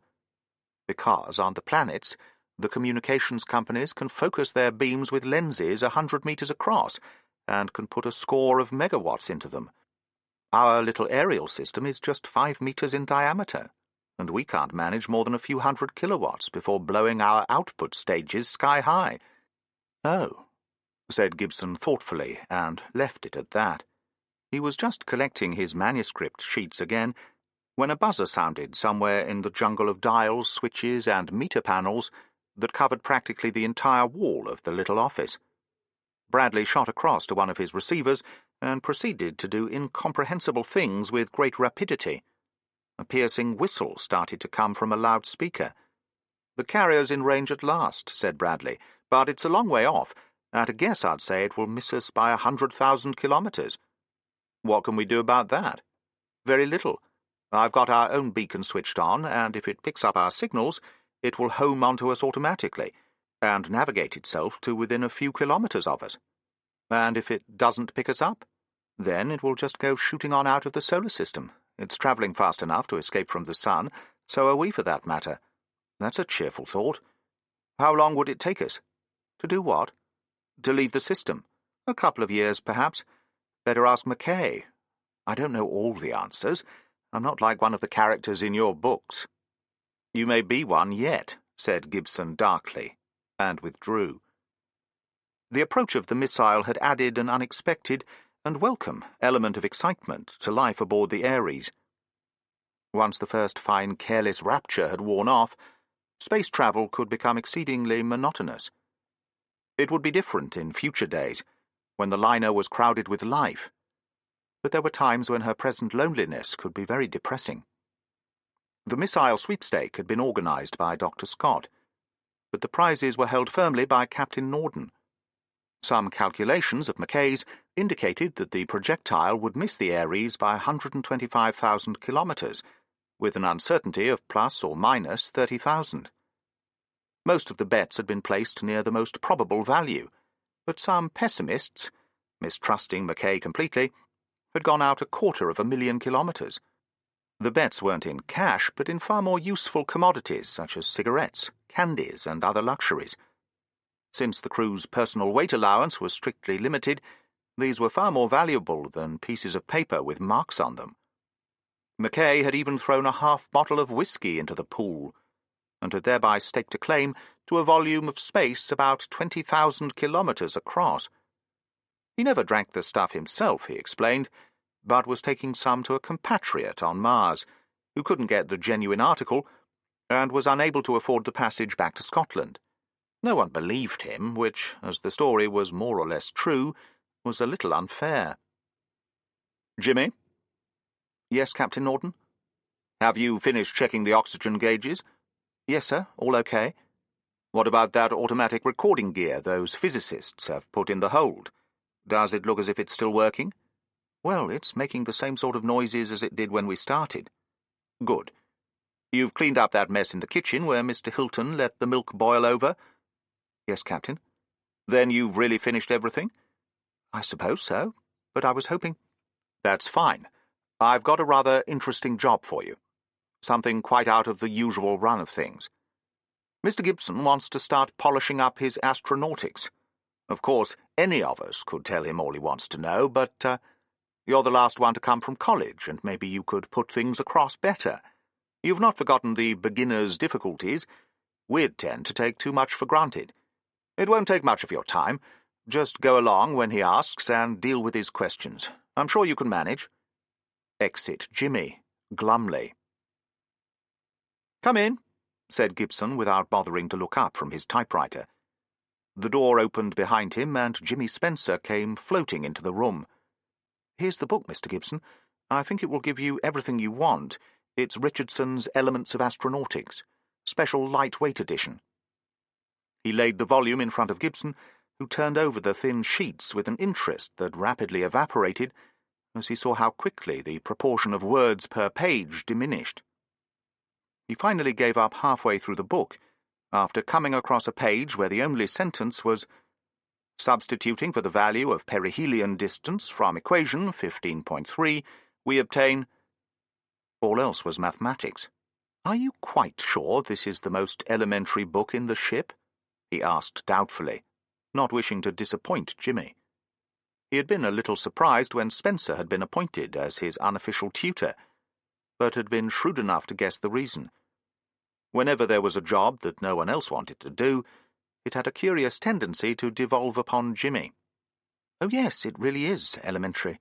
It manages without vector notation, and doesn't touch perturbation theory. You should see some of the books Mackay has in his room. Each equation takes a couple of pages of print." "Well, thanks anyway. I'll give you a shout when I get stuck. It's about 20 years since I did any maths, though I used to be quite hot at it once. Let me know when you want the book back." "There's no hurry, Mr. Gibson. I don't very often use it now. I've got onto the advanced stuff. Oh, before you go, maybe you can answer a point that's just cropped up. A lot of people are still worried about meteors, it seems, and I've been asked to give the latest information on the subject. Just how dangerous are they?" Jimmy pondered for a moment. "I could tell you roughly," he said, "but if I were you, I'd see Mr. Mackay. He's got tables giving the exact figures." "Right, I'll do that." Gibson could quite easily have rung Mackay, but any excuse to leave his work was too good to be missed. He found the little astrogator playing tunes on the big electronic calculating machine. "Meteors?" said Mackay. "Ah, yes, a very interesting subject. I'm afraid, though, that a great deal of highly misleading information has been published about them. It wasn't so long ago that people believed a spaceship would be riddled as soon as it left atmosphere." "Some of them still do," replied Gibson. "At least they think that large-scale passenger travel won't be safe." Mackay gave a snort of disgust. "Meteors are considerably less dangerous than lightning, and the biggest normal one is about the size of a pea. But, after all, one ship has been damaged by them." "You mean the Star Queen? One serious accident in the last 5 years is quite a satisfactory record. No ship has ever actually been lost through meteors." "What about the Pallas?" "No one knows what happened to her. That's only the popular theory. It's not at all popular among the experts." "So I can tell the public to forget all about the matter?" "Yes." Of course, there is the question of dust. Dust.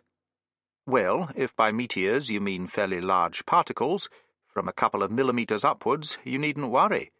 But dust is a nuisance, particularly on space stations. Every few years someone has to go over the skin to locate the punctures. They're usually far too small to be visible to the eye, but a bit of dust, moving at 50 kilometers a second, can get through a surprising thickness of metal. This sounded fairly alarming to Gibson, and Mackay hastened to reassure him. "There really isn't the slightest need to worry," he repeated. "There's always a certain hull leakage taking place. The air supply takes it in its stride." However busy Gibson might be, or pretend to be, he always found time to wander restlessly around the echoing labyrinths of the ship, or to sit looking at the stars from the equatorial observation gallery. He had formed a habit of going there during the daily concert. At 1500 hours precisely, the ship's public address system would burst into life, and for an hour the music of Earth would whisper or roar through the empty passageways of the Aries. Every day a different person would choose the programs, so one never knew what was coming, though after a while it was easy to guess the identity of the arranger. Norden played light classics and opera. Hilton practically nothing but Beethoven and Tchaikovsky. They were regarded as hopeless lowbrows by Mackay and Bradley, who indulged in astringent chamber music and atonal cacophonies of which no one else could make head or tail, or indeed particularly desired to. The ship's micro-library of books and music was so extensive that it would outlast a lifetime in space. It held, in fact, the equivalent of 250,000 books, and some thousands of orchestral works, all recorded in electronic patterns, awaiting the orders that would bring them into life. Gibson was sitting in the observation gallery, trying to see how many of the Pleiades he could resolve with the naked eye, when a small projectile whispered past his ear and attached itself with a thwack to the glass of the port, where it hung vibrating like an arrow. At first sight, indeed, this seemed exactly what it was, and for a moment Gibson wondered if the Cherokee were on the warpath again. Then he saw that a large rubber sucker had replaced the head, while from the base, just behind the feathers, a long thin thread trailed away into the distance. At the end of the thread was Dr. Robert Scott, M.D., hauling himself briskly along like an energetic spider. Gibson was still composing some suitably pungent remark when, as usual, the doctor got there first. "Don't you think it's cute?" he said. "It's got a range of 20 meters, only weighs half a kilo, and I'm going to patent it as soon as I get back to Earth." "Why?" said Gibson in tones of resignation. "Good gracious, can't you see? Suppose you want to get from one place to another inside a space station, where there's no rotational gravity. All you've got to do is to fire it at any flat surface near your destination and reel in the cord. It gives you a perfect anchor until you release the sucker." "And just what's wrong with the usual way of getting around?" "When you've been in space as long as I have," said Scott smugly, "you'll know what's wrong. There are plenty of handholds for you to grab in a ship like this, but suppose you want to go over to a blank wall at the other side of a room, and you launch yourself through the air from wherever you're standing. What happens? Well, you've got to break your fall somehow, usually with your hands, unless you can twist round on the way. Incidentally, do you know the commonest complaint a spaceship MO has to deal with? It's sprained wrists, and that's why. Anyway, even when you get to your target, you'll bounce back unless you can grab hold of something. You might even get stranded in mid-air. I did that once in Space Station 3, in one of the big hangars. The nearest wall was 15 meters away, and I couldn't reach it." "Couldn't you spit your way towards it?" said Gibson solemnly. "I thought that was the approved way out of the difficulty." "You try it some day, and see how far it gets you. Anyway, it's not hygienic. Do you know what I had to do? It was most embarrassing. I was only wearing shorts and vest, as usual, and I calculated that they had about 1/100th of my mass. If I could throw them away at 30 meters a second, I could reach the wall in about a minute." "And did you?" "Yes, but the director was showing his wife round the station that afternoon, so now you know why I'm reduced to earning my living on an old hulk like this, working my way from port to port, when I'm not running a shady surgery down by the docks." "I think you've missed your vocation," said Gibson admiringly. "You should be in my line of business." "I don't think you believe me," complained Scott bitterly. "That's putting it mildly. Let's look at your toy." Scott handed it over. It was a modified air pistol with a spring-loaded reel of nylon thread attached to the butt. "It looks like—" "If you say it's like a ray gun, I'll certify you as infectious. 3 people have made that crack already." "Then it's a good job you interrupted me," said Gibson, handing the weapon back to the proud inventor. "By the way, how's Owen getting on? Has he contacted that missile yet?" "No, and it doesn't look as if he's going to. Max says it will pass about 145,000 kilometers away. Certainly out of range. It's a damn shame. There's not another ship going to Mars for months, which is why they were so anxious to catch us." "Owen's a queer bird, isn't he?" said Gibson with some inconsequence. "Oh, he's not so bad when you get to know him. It's quite untrue what they say about him poisoning his wife. She drank herself to death of her own free will," replied Scott with relish. Owen Bradley, Ph.D., M.I.E.E., M.I.R.E., was very annoyed with life. Like every man aboard the Ares, he took his job with a passionate seriousness, however much he might pretend to joke about it. For the last 12 hours he had scarcely left the communications cabin, hoping that the continuous carrier wave from the missile would break into the modulation that would tell him it was receiving his signals and would begin to steer itself towards the Ares. But it was completely indifferent, and he had no right to expect otherwise.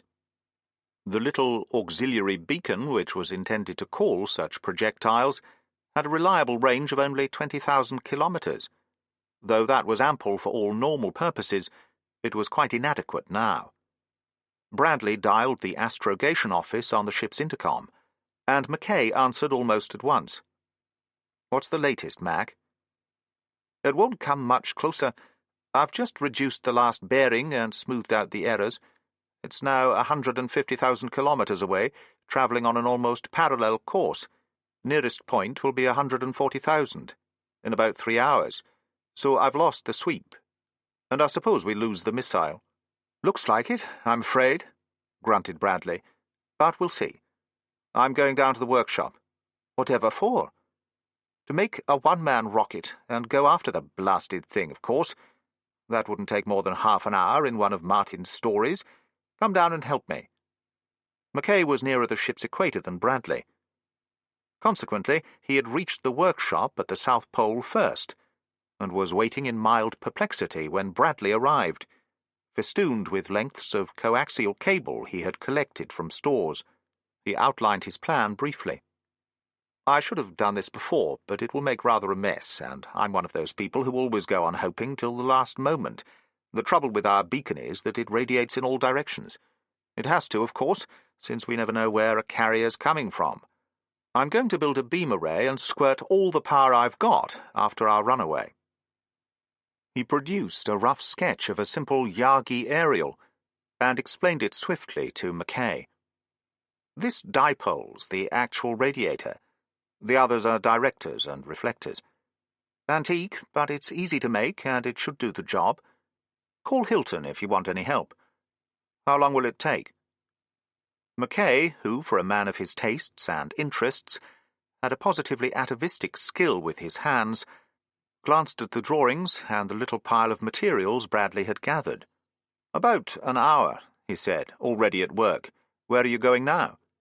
"I've got to go out on the hull and disconnect the plumbing from the beacon transmitter. Bring the array round to the airlock when you're ready, will you?"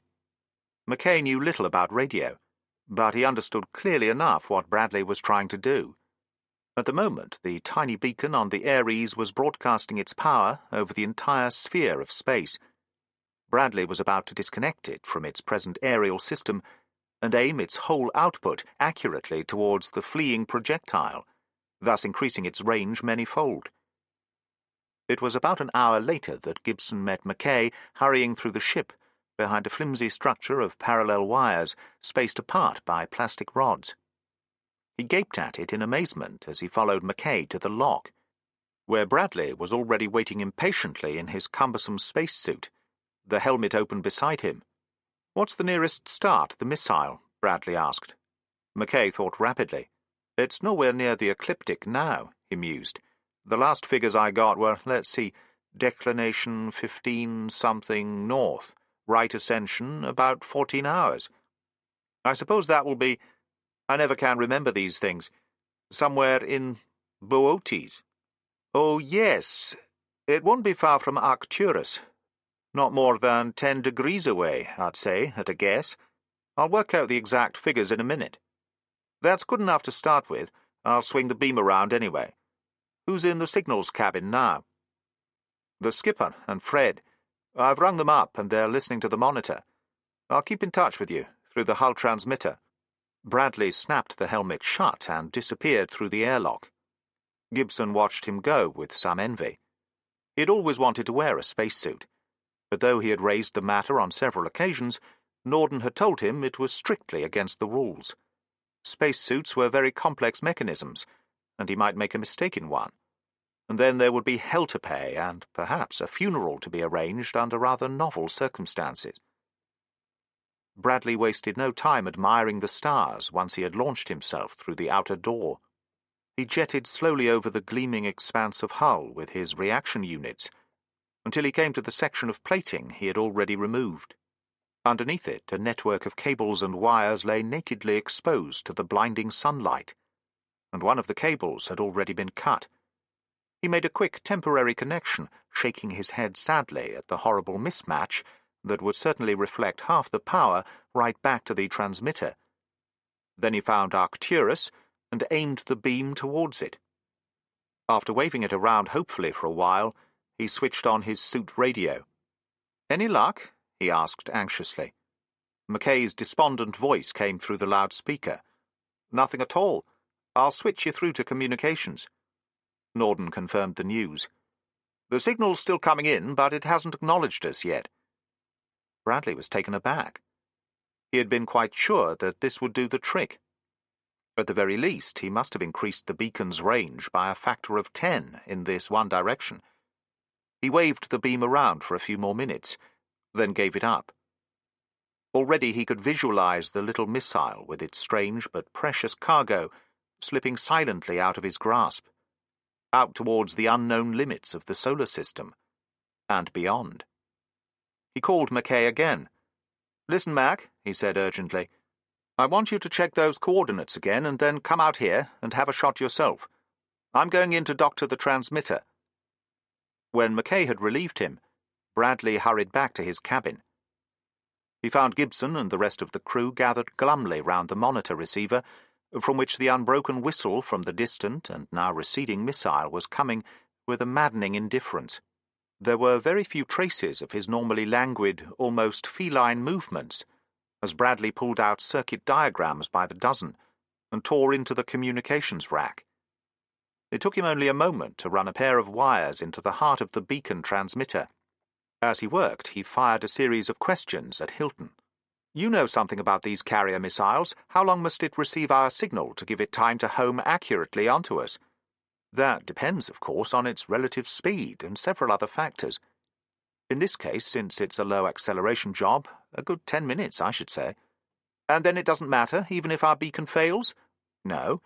As soon as the carrier's vectored itself towards you, you can go off the air again. Of course, you'll have to send it another signal when it passes right by you, but that should be easy. How long will it take to get here if I do catch it? Couple of days, maybe less? What are you trying out now?" "The power amplifiers of this transmitter run at 750 volts. I'm taking a 1,000-volt line from another supply, that's all. It will be a short life and a merry one, but we'll double or treble the output while the tubes last."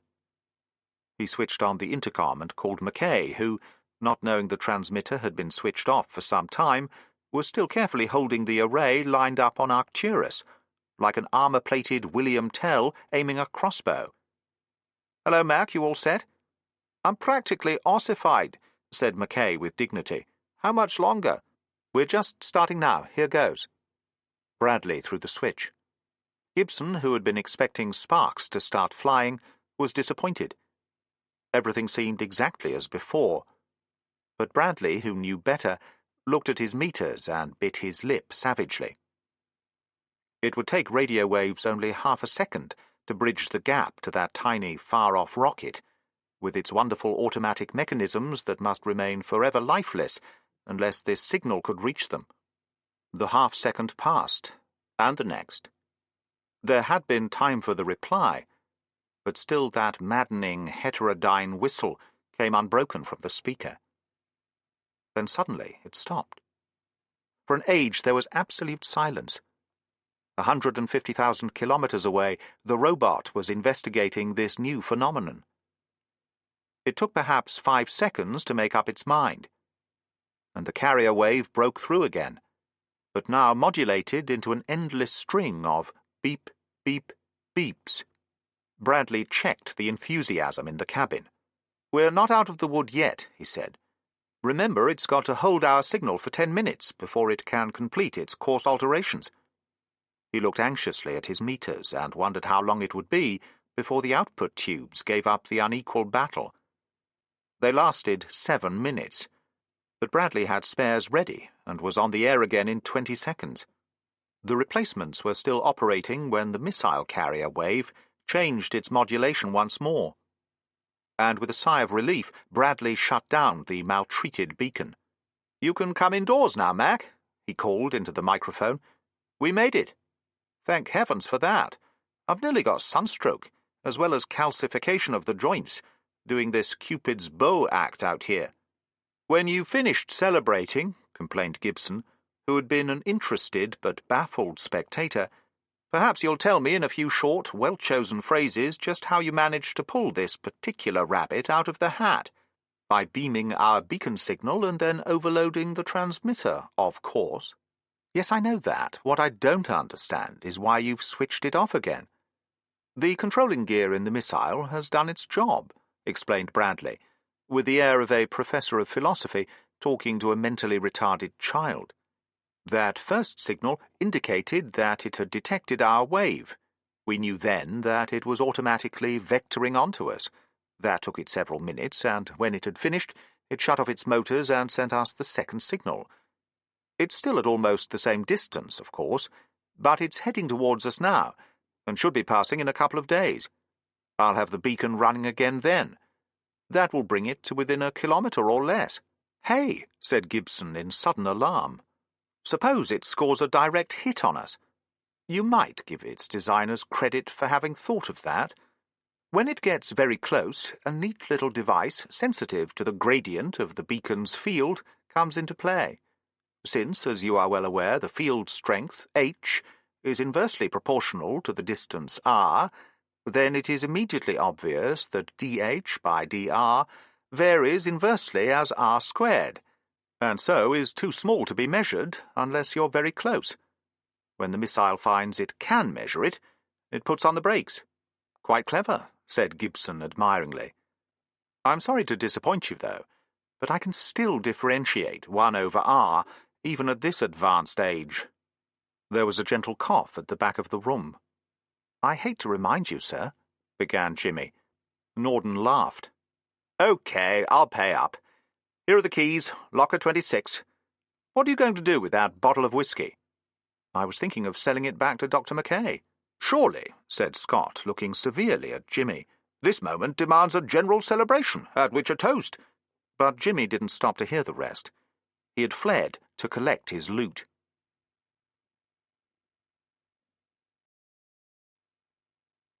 Chapter 5. "An hour ago we had only one passenger," said Dr. Scott, nursing the long metal case delicately through the airlock. "Now we've got several billion." "How do you think they've stood the journey?" asked Gibson. "The thermostats seem to be working well, so they should be all right. I'll transfer them to the cultures I've got ready, and then they should be quite happy until we get to Mars, gorging themselves to their little heart's content."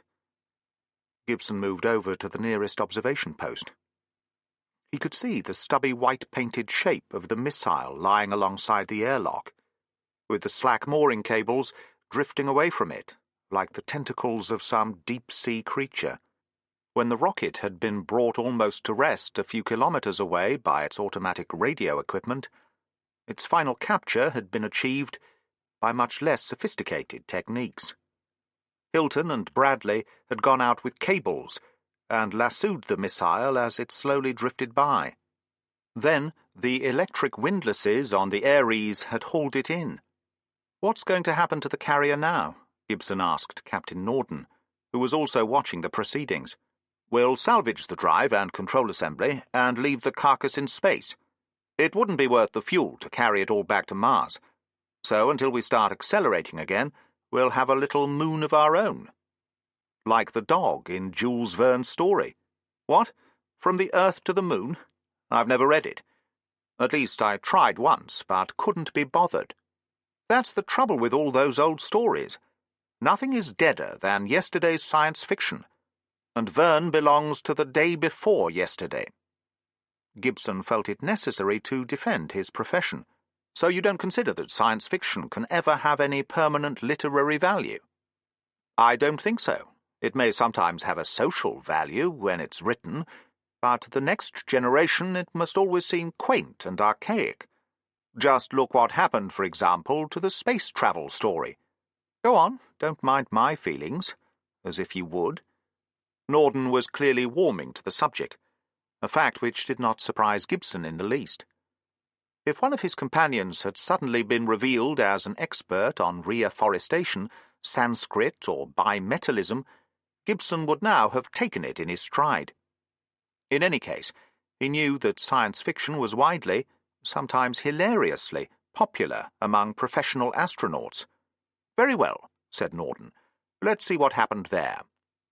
Up to 1960, maybe 1970, people were still writing stories about the first journey to the moon. They're all quite unreadable now. When the moon was reached, it was safe to write about Mars and Venus for another few years. Now those stories are dead too. No one would read them except to get a laugh. I suppose the outer planets will be a good investment for another generation, but the interplanetary romances our grandfathers knew really came to an end in the late 1970s. But the theme of space travel is still as popular as ever. Yes, but it's no longer science fiction.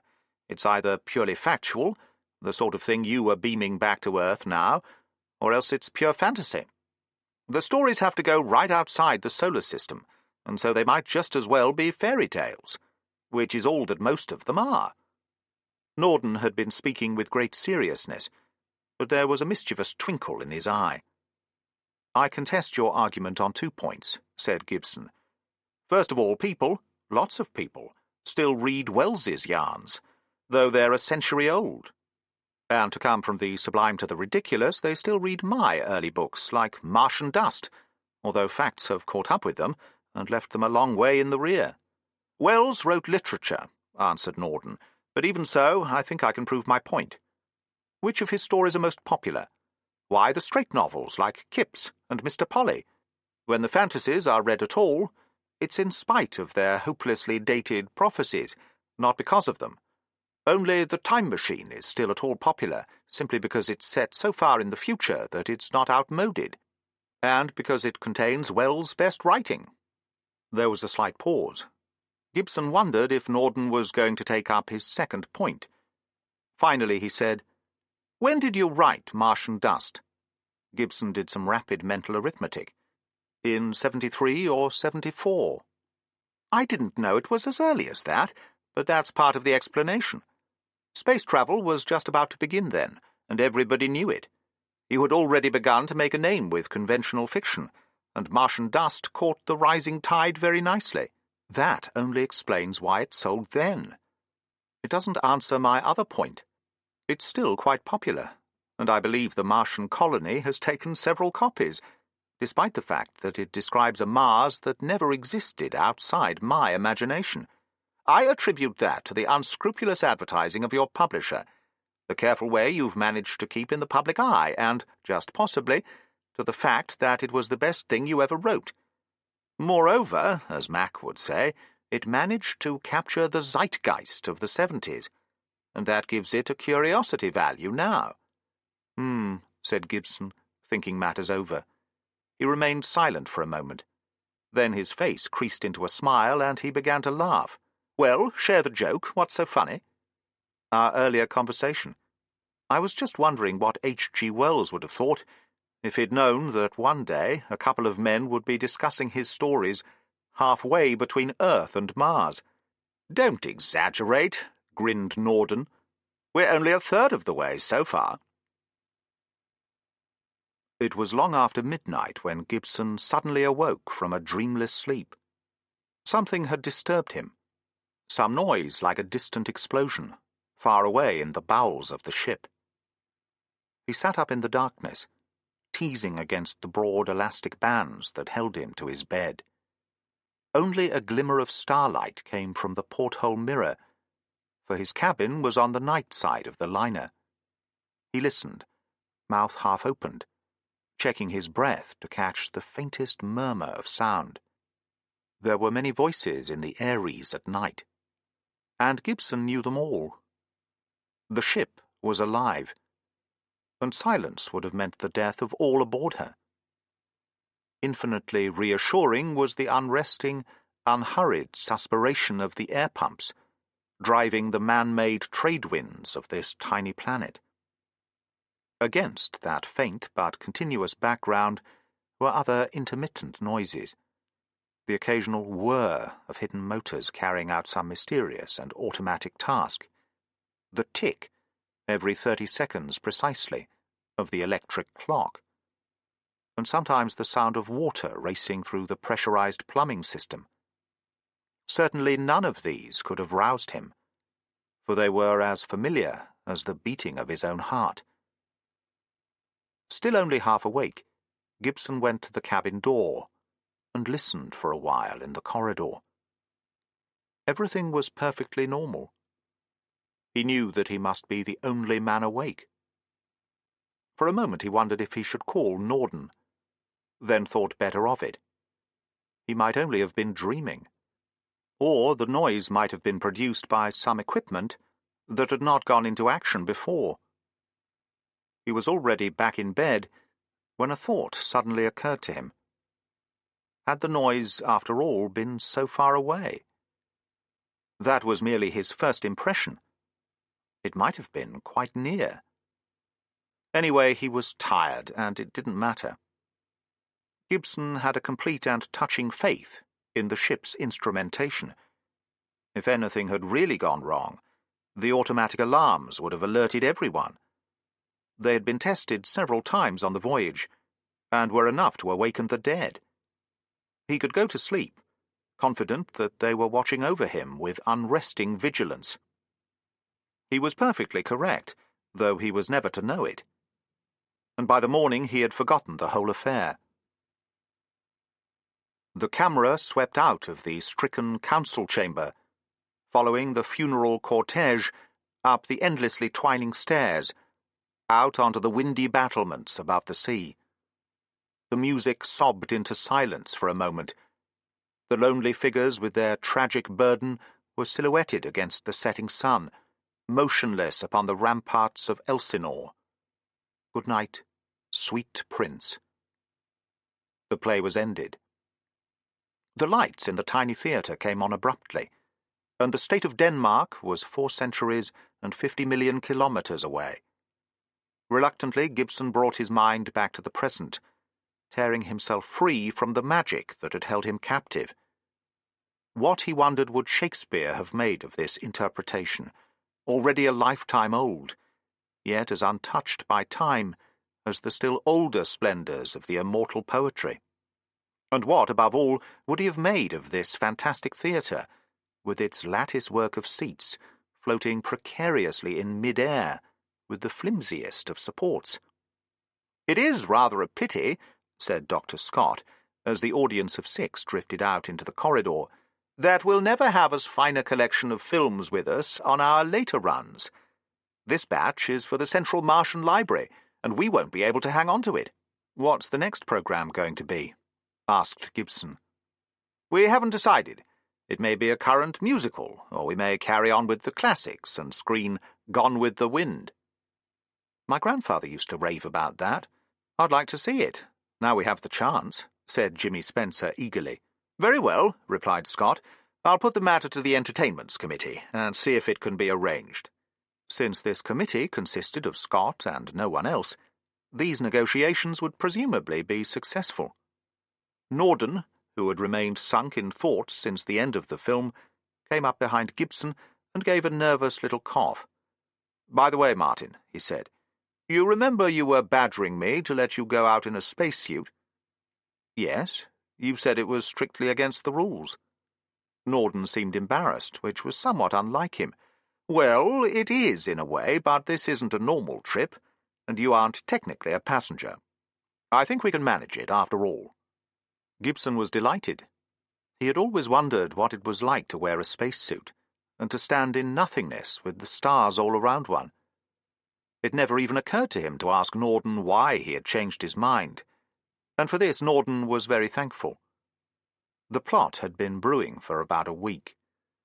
Every morning a little ritual took place in Norden's room when Hilton arrived with the daily maintenance schedules, summarizing the ship's performance and the behavior of all its multitudinous machines during the past 24 hours.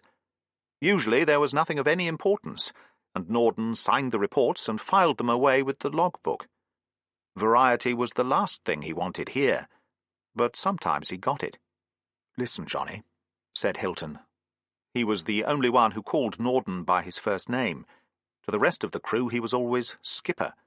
"It's quite definite now about our air pressure. The drop's practically constant.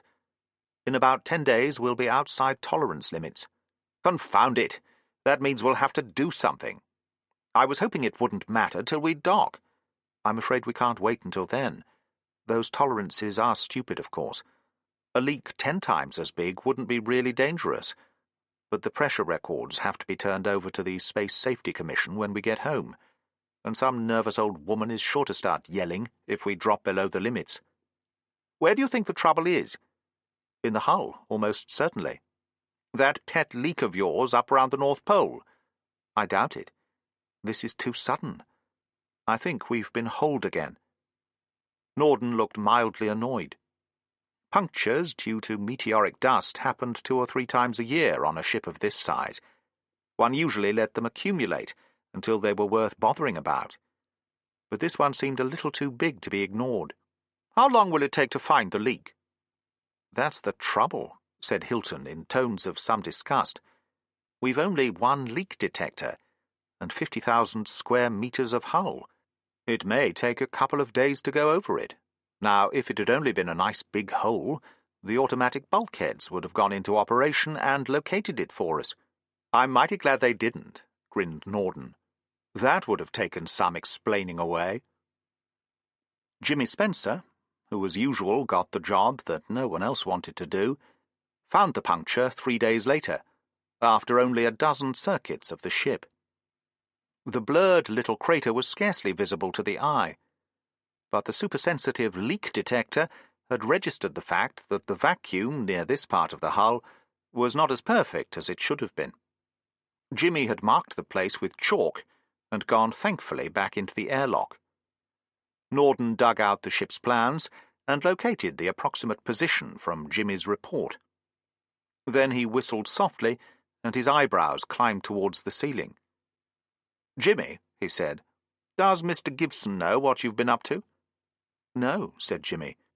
"I've not missed giving him his astronautics classes, though it's been quite a job to manage it as well as—" All right. You don't think anyone else would have told him about the leak?"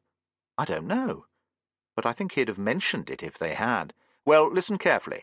This blasted puncture is smack in the middle of his cabin wall, and if you breathe a word about it to him, I'll skin you. Understand?" "Yes," gulped Jimmy, and fled precipitately. "Now what?" said Hilton, in tones of resignation. "We've got to get Martin out of the way on some pretext, and plug the hole as quickly as we can." "It's funny he never noticed the impact. It would have made quite a din." "He was probably out at the time. I'm surprised he never noticed the air current. It must be fairly considerable. Probably masked by the normal circulation." "But anyway, why all the fuss? Why not come clean about it, and explain what's happened to Martin? There's no need for all this melodrama." "Oh, isn't there? Suppose Martin tells his public, that a 12th magnitude meteor has holed the ship, and then goes on to say that this sort of thing happens every other voyage. How many of his readers will understand not only that it's no real danger, but that we don't usually bother to do anything, even when it does happen? I'll tell you what the popular reaction would be. If it was a little one, it might just as well be a big un. The public's never trusted statistics, and can't you see the headlines? Ares holed by meteor. That would be bad for trade. Then why not simply tell Martin and ask him to keep quiet? It wouldn't be fair on the poor chap. He's had no news to hang his articles onto for weeks. It would be kinder to say nothing. Okay, sighed Hilton. It's your idea. Don't blame me if it backfires. It won't. I think I've got a watertight plan. I don't give a damn if it's watertight. Is it airtight? All his life, Gibson had been fascinated by gadgets, and the spacesuit was yet another to add to the collection of mechanisms he had investigated and mastered. Bradley had been detailed to make sure that he understood the drill correctly, to take him out into space, and to see that he didn't get lost. Gibson had forgotten that the suits on the Ares had no legs, and that one simply sat inside them. That was sensible enough, since they were built for use under zero gravity, and not for walking on airless planets. The absence of flexible leg joints greatly simplified the design of the suits, which were nothing more than perspex-topped cylinders sprouting articulated arms at their upper ends. Along the sides were mysterious flutings and bulges concerned with the air conditioning, radio, heat regulators, and the low-powered propulsion system. There was considerable freedom of movement inside them. One could withdraw one's arms to get at the internal controls, and even take a meal without too many acrobatics. Bradley had spent almost an hour in the airlock, making certain that Gibson understood all the main controls and catechizing him on their operation. Gibson appreciated his thoroughness, but began to get a little impatient when the lesson showed no sign of ending. He eventually mutinied when Bradley started to explain the suit's primitive sanitary arrangements. "Hang it all," he protested. "We aren't going to be outside that long." Bradley grinned. "You'd be surprised," he said darkly, "just how many people make that mistake." He opened a compartment in the airlock wall and took out 2 spools of line, for all the world like fishermen's reels. They locked firmly into mountings on the suits, so that they could not be accidentally dislodged. "Number 1 safety precaution," he said, "always have a lifeline anchoring you to the ship. Rules are made to be broken, but not this one. To make doubly sure, I'll tie your suit to mine with another 10 meters of cord. Now we're ready to ascend the Matterhorn." The outer door slid aside. Gibson felt the last traces of air tugging at him as it escaped. The feeble impulse set him moving towards the exit, and he drifted slowly out into the stars. The slowness of motion and the utter silence combined to make the moment deeply impressive. The Ares was receding behind him with a terrifying inevitability. He was plunging into space, real space at last. His only link with safety, that tenuous thread unreeling at his side. Yet the experience, though so novel, awoke faint echoes of familiarity in his mind. His brain must have been working with unusual swiftness, for he recalled the parallel almost immediately. This was like the moment in his childhood, a moment he could have sworn until now forgotten beyond recall, when he had been taught to swim by being dropped into 10 meters of water. Once again he was plunging headlong into a new and unknown element. The friction of the reel had checked his momentum when the cord attaching him to Bradley gave a jerk. He'd almost forgotten his companion, who was now blasting away from the ship with the little gas jets at the base of his suit, towing Gibson behind him. Gibson was quite startled when the other's voice, echoing metallically from the speaker in his suit, shattered the silence. "Don't use your jets unless I tell you.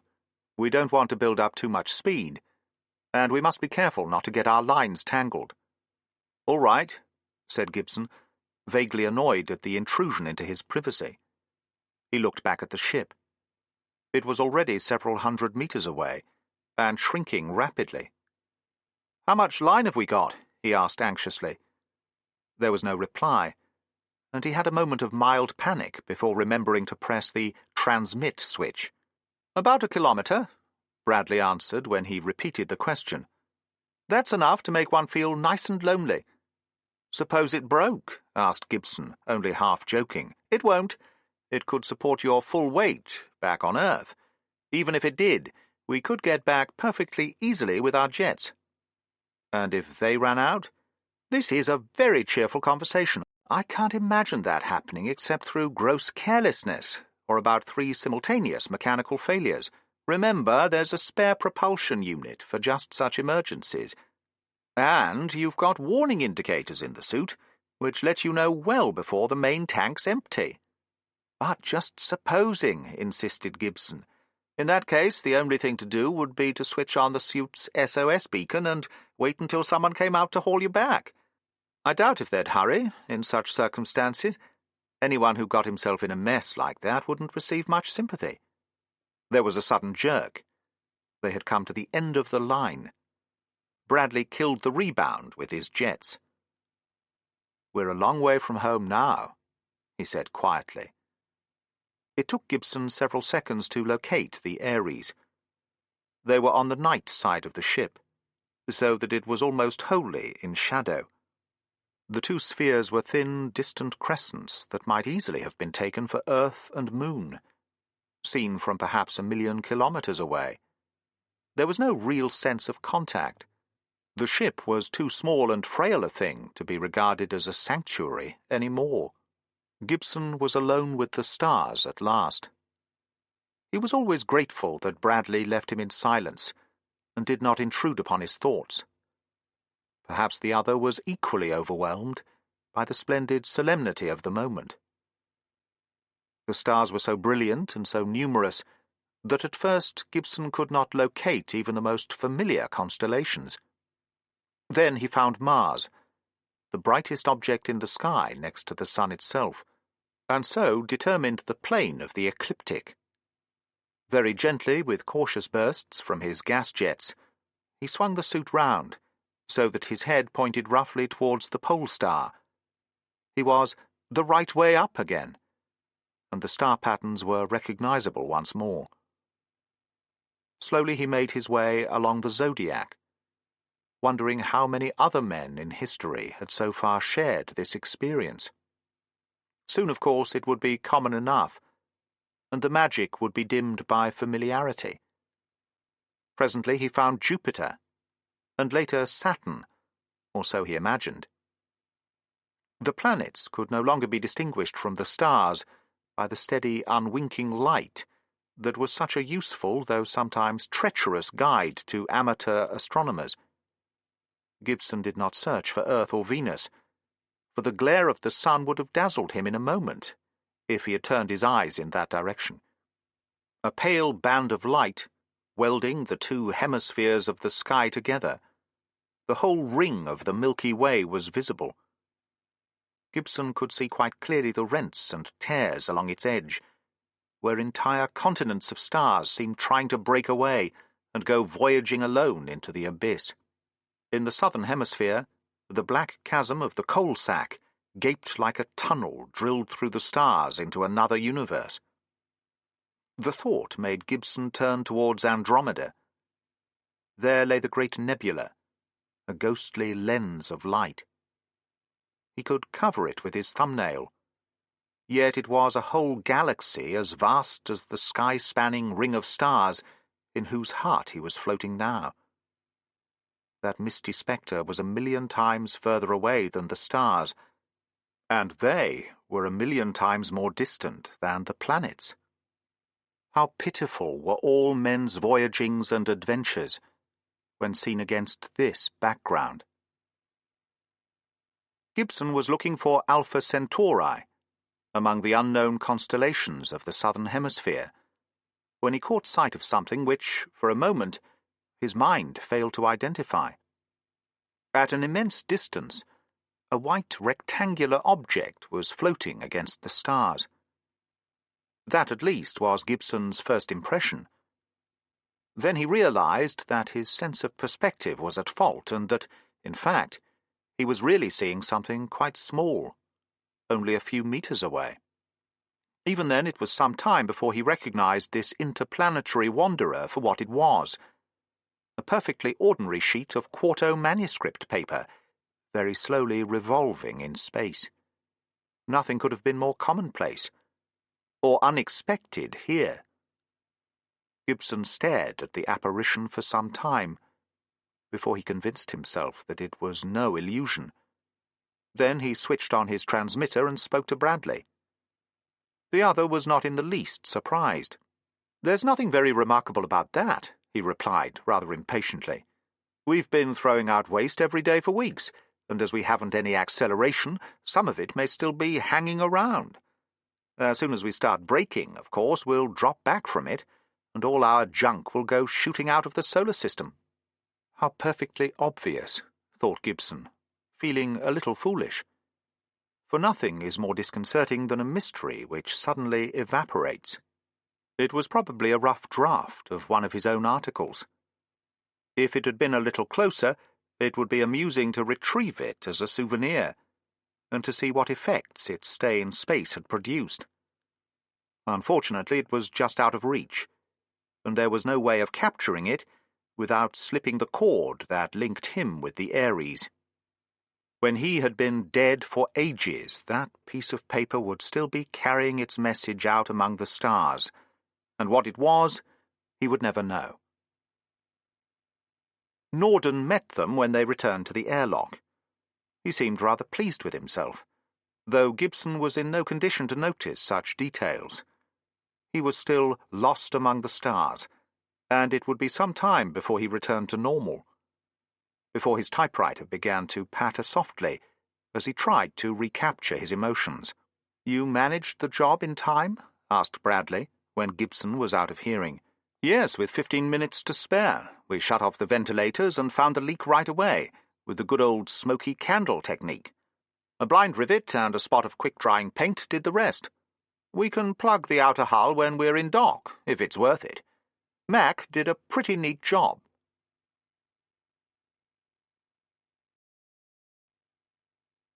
Chapter 6. For Martin Gibson, the voyage was running smoothly and pleasantly enough. As he always did, he had now managed to organize his surroundings, by which he meant not only his material environment, but also the human beings who shared it with him, to his maximum comfort. He had done a satisfactory amount of writing, some of it quite good, and most of it passable, though he would not get properly into his stride until he had reached Mars. The flight was now entering upon its closing weeks. There was an inevitable sense of anticlimax and slackening interest, which would last until they entered the orbit of Mars. Nothing would happen until then. For the time being, all the excitements of the voyage were over. The last highlight for Gibson had been the morning when he finally lost the Earth. Day by day it had come closer to the vast pearly wings of the corona, as though about to immolate all its millions in the funeral pyre of the sun. One evening it had still been visible through the telescope, a tiny spark glittering bravely against the splendor that was soon to overwhelm it. Gibson had thought it might still be visible in the morning, but overnight some colossal explosion had thrown the corona 500,000 kilometers further into space, and Earth was lost against that incandescent curtain. It would be a week before it reappeared, and by then Gibson's world would have changed more than he would have believed possible in so short a time. If anyone had asked Jimmy Spencer just what he thought of Gibson, that young man would have given rather different replies at various stages of the voyage.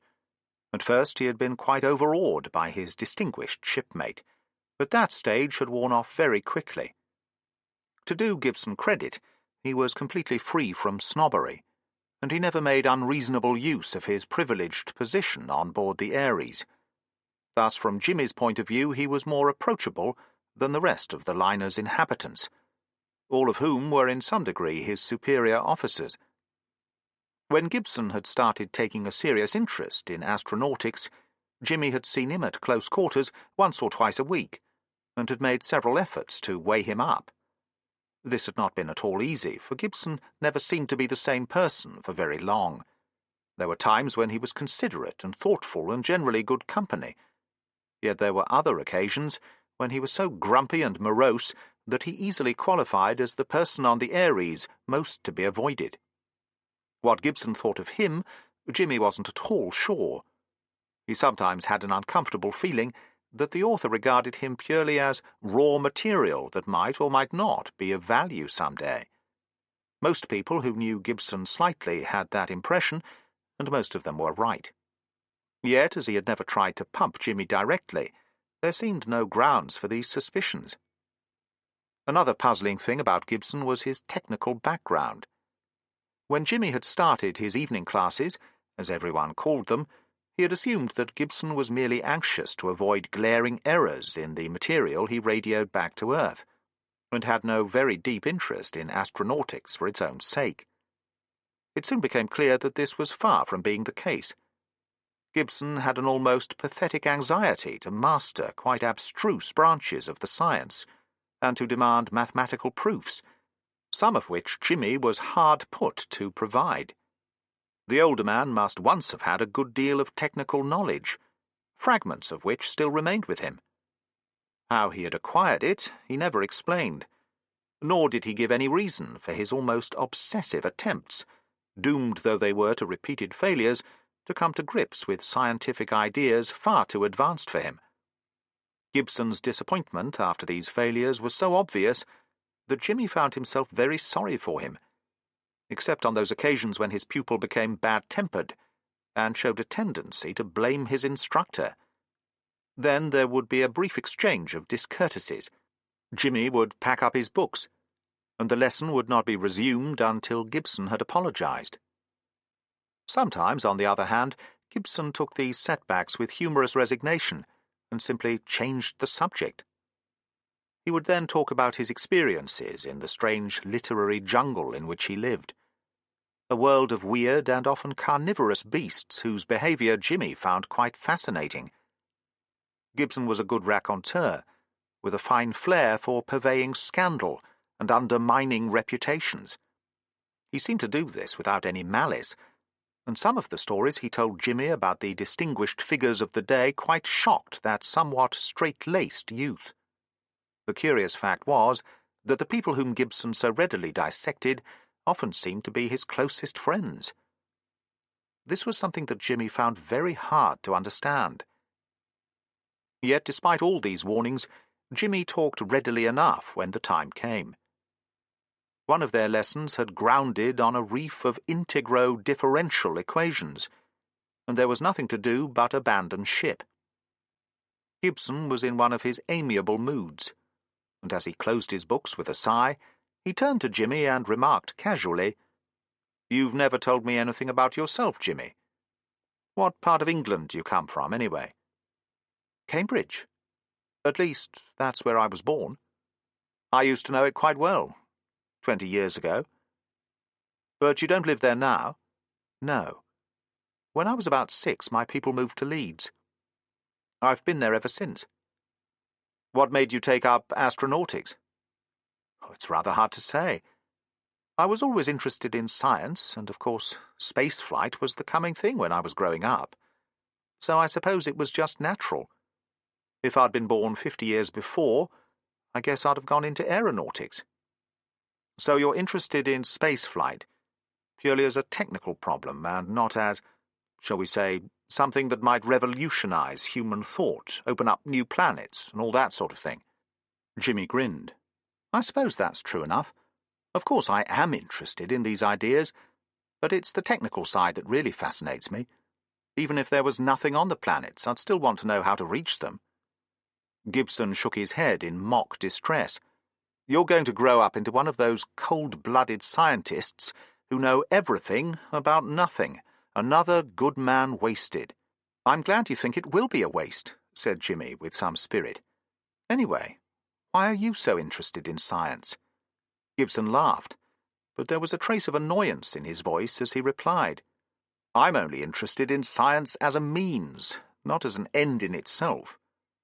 That, Jimmy was sure, was quite untrue. But something warned him not to pursue the matter any further, and before he could reply, Gibson was questioning him again. It was all done in such a friendly spirit of apparently genuine interest that Jimmy couldn't avoid feeling flattered, couldn't help talking freely and easily. Somehow it didn't matter if Gibson was indeed studying him as disinterestedly and as clinically as a biologist watching the reactions of one of his laboratory animals. Jimmy felt like talking, and he preferred to give Gibson's motives the benefit of the doubt. He talked of his childhood and early life, and presently Gibson understood the occasional clouds that sometimes seemed to overlay the lad's normally cheerful disposition. It was an old story, one of the oldest. Jimmy's mother had died when he was little more than a baby, and his father had left him in the charge of a married sister. Jimmy's aunt had been kind to him, but he had never felt at home among his cousins, had always been an outsider. Nor had his father been a great deal of help, for he was seldom in England, and had died when Jimmy was about 10 years old. He appeared to have left very little impression on his son, who, strangely enough, seemed to have clearer memories of the mother, whom he could scarcely have known. Once the barriers were down, Jimmy talked without reticence, as if glad to unburden his mind. Sometimes Gibson asked questions to prompt him, but the questions grew further and further apart, and presently came no more. "I don't think my parents were really very much in love," said Jimmy. "From what Aunt Ellen told me, it was all rather a mistake. There was another man first, but that fell through. My father was the next best thing. Oh, I know this sounds rather heartless, but please remember it all happened such a long time ago, and doesn't mean much to me now." "I understand," said Gibson quietly, and it seemed as if he really did. "Tell me more about your mother." "Her father, my granddad, that is, was one of the professors at the university. I think Mother spent all her life in Cambridge. When she was old enough, she went to college for her degree. She was studying history. Oh, all this can't possibly interest you." "It really does," said Gibson earnestly. "Go on." So Jimmy talked.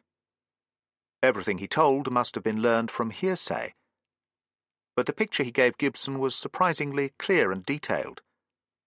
His listener guessed that Aunt Ellen must have been very talkative, and Jimmy a very attentive small boy. It was one of those innumerable college romances that briefly flower and wither during that handful of years which seems a microcosm of life itself. But this one had been more serious than most. During her last term, Jimmy's mother, he still hadn't told Gibson her name, had fallen in love with a young engineering student who was halfway through his college career. It had been a whirlwind romance, and the match was an ideal one, despite the fact that the girl was several years older than the boy. Indeed, it had almost reached the stage of an engagement when Jimmy wasn't quite sure what had happened. The young man had been taken seriously ill, or had had a nervous breakdown and had never come back to Cambridge. "My mother never really got over it," said Jimmy, with a grave assumption of wisdom which somehow did not seem completely incongruous. "But another student was very much in love with her, and so she married him. I sometimes feel rather sorry for my father, for he must have known all about the other affair. I never saw much of him because— Why, Mr. Gibson, don't you feel well?" Gibson forced a smile. "It's nothing. Just a touch of space sickness. I get it now and then. It will pass in a minute." He only wished that the words were true.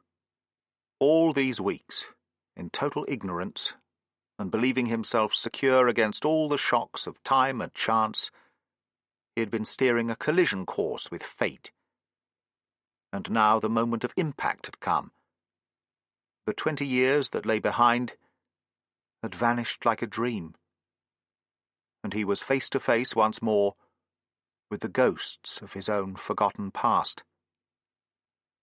"There's something wrong with Martin," said Bradley, signing the signals log with a flourish. "It can't be any news he's had from Earth. I've read it all. Do you suppose he's getting homesick?"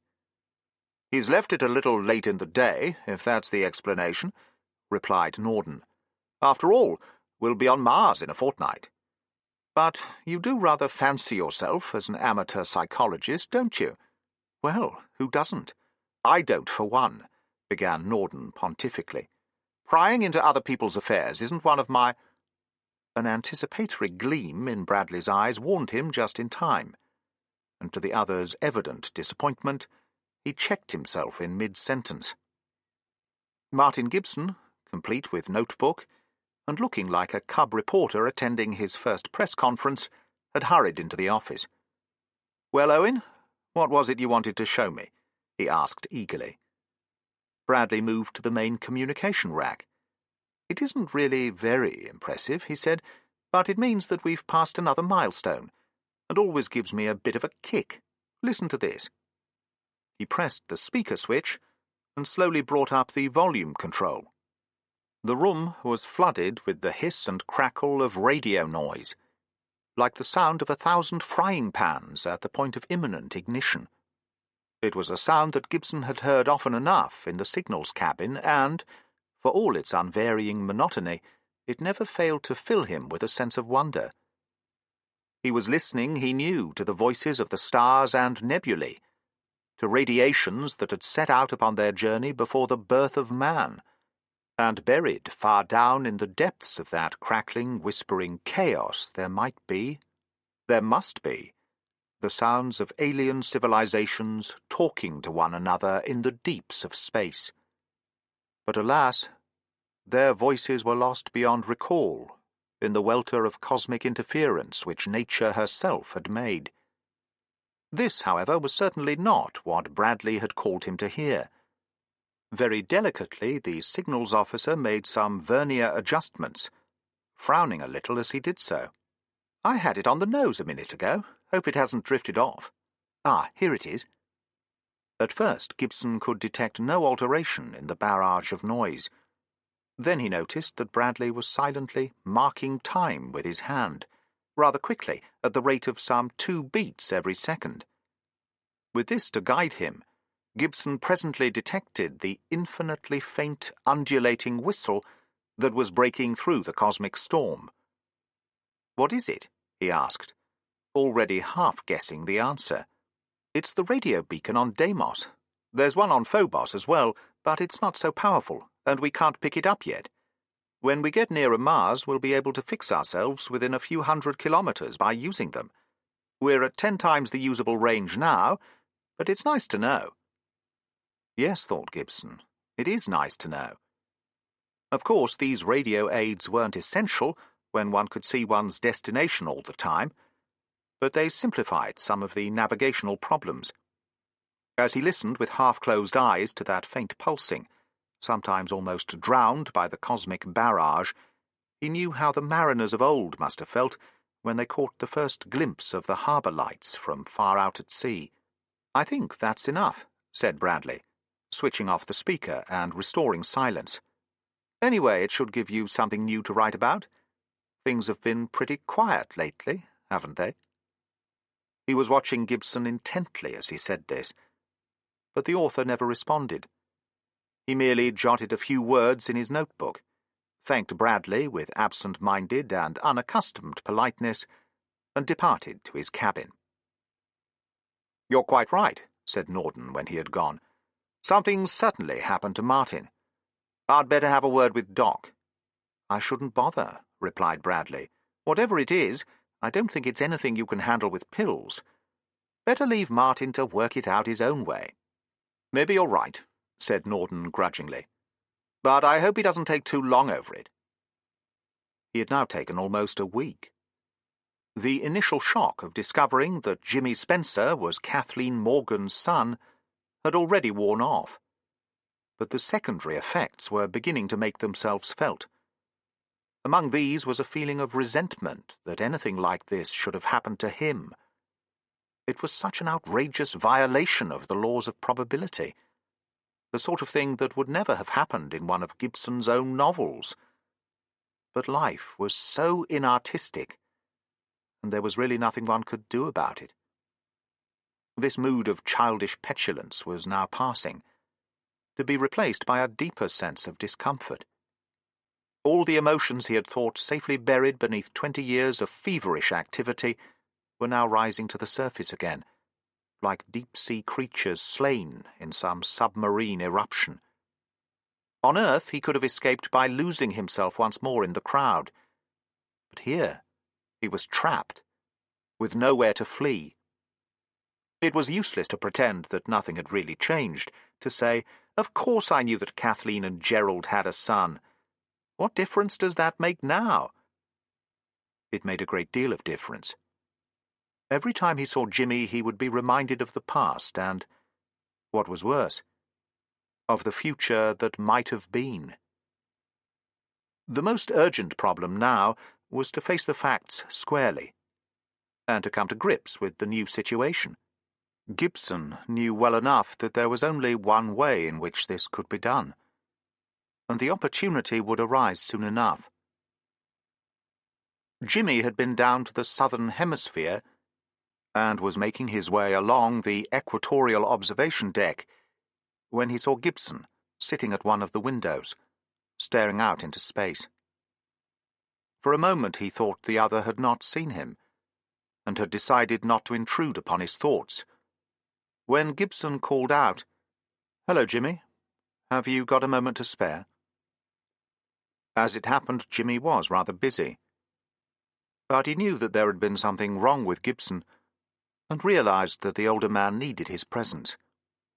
So he came and sat on the bench, recessed into the observation port, and presently he knew as much of the truth as Gibson thought good for either of them. "I'm going to tell you something, Jimmy," Gibson began, "which is known to only a handful of people. Don't interrupt me, and don't ask any questions. Until I'm finished, at any rate. When I was rather younger than you, I wanted to be an engineer. I was quite a bright kid in those days, and had no difficulty in getting into college through the usual examinations. As I wasn't sure what I intended to do, I took the 5-year course in general engineering physics, which was quite a new thing in those days. In my first year I did fairly well. Well enough to encourage me to work harder next time. In my second year I did, not brilliantly, but a lot better than average. And in the third year I fell in love. It wasn't exactly for the first time, but I knew it was the real thing at last. Now, falling in love while you're at college may or may not be a good thing for you. It all depends on circumstances. If it's only a mild flirtation, it probably doesn't matter one way or the other. But if it's really serious, there are two possibilities. It may act as a stimulus. It may make you determined to do your best to show that you're better than the other fellows. On the other hand, you may get so emotionally involved in the affair that nothing else seems to matter, and your studies go to pieces. That is what happened in my case. Gibson fell into a brooding silence, and Jimmy stole a glance at him as he sat in the darkness a few feet away. They were on the night side of the ship, and the corridor lights had been dimmed, so that the stars could be seen in their unchallenged glory. The constellation of Leo was directly ahead, and there in its heart was the brilliant ruby gem that was their goal. Next to the sun itself, Mars was, by far, the brightest of all celestial bodies, and already its disk was just visible to the naked eye. The brilliant crimson light playing full on his face gave Gibson a healthy, even a cheerful appearance, quite out of keeping with his feelings. Was it true, Gibson wondered, that one never really forgot anything? It seemed now as if it might be. He could still see, as clearly as he had 20 years ago, that message pinned on the faculty notice board. The Dean of Engineering wishes to see M. Gibson in his office at 3 o'clock. He had had to wait, of course, until 3:15, and that hadn't helped. Nor would it have been so bad if the Dean had been sarcastic or icily aloof, or even if he had lost his temper. Gibson could still picture that inhumanly tidy room, with its neat files and careful rows of books. Could remember the Dean's secretary padding away on her typewriter in the corner, pretending not to listen. Perhaps, now he came to think of it, she wasn't pretending after all. The experience wouldn't have been so novel to her as it was to him. Gibson had liked and respected the Dean, for all the old man's finicky ways and meticulous pedantry, and now he had let him down, which made his failure doubly hard to bear. The Dean had rubbed it in with his, more in sorrow than in anger, technique, which had been more effective than he knew or intended.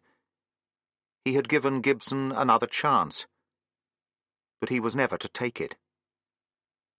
What made matters worse, though he was ashamed to admit the fact, was that Kathleen had done fairly well in her exams. When his results had been published, Gibson had avoided her for several days, and when they met again he had already identified her with the cause of his failure. He could see this so clearly, now that it no longer hurt. Had he really been in love, if he was prepared to sacrifice Kathleen for the sake of his own self-respect? For that is what it came to. He had to try to shift the blame onto her. The rest was inevitable. That quarrel, on their last long cycle ride together into the country, and their returns by separate routes. The letters that hadn't been opened. Above all, the letters that hadn't been written. Their unsuccessful attempt to meet, if only to say goodbye, on his last day in Cambridge. But even this had fallen through. The message hadn't reached Kathleen in time, and though he had waited until the last minute, she had never come. The crowded train, packed with cheering students, had drawn noisily out of the station, leaving Cambridge and Kathleen behind. He had never seen either again. There was no need to tell Jimmy about the dark months that had followed. He need never know what was meant by the simple words, "I had a breakdown, and was advised not to return to college." Dr. Evans had made a pretty good job of patching him up, and he'd always be grateful for that. It was Evans who'd persuaded him to take up writing during his convalescence, with results that had surprised them both. How many people knew that his first novel had been dedicated to his psychoanalyst? Well, if Rachmaninoff could do the same thing with the C minor concerto, why shouldn't he? Evans had given him a new personality, and a vocation through which he could win back his self-confidence. But he couldn't restore the future that had been lost. All his life Gibson would envy the men who had finished what he had only begun. The men who could put after their names the degrees and qualifications he would never possess, and who would find their life's work in fields of which he could be only a spectator. If the trouble had lain no deeper than this, it might not have mattered greatly.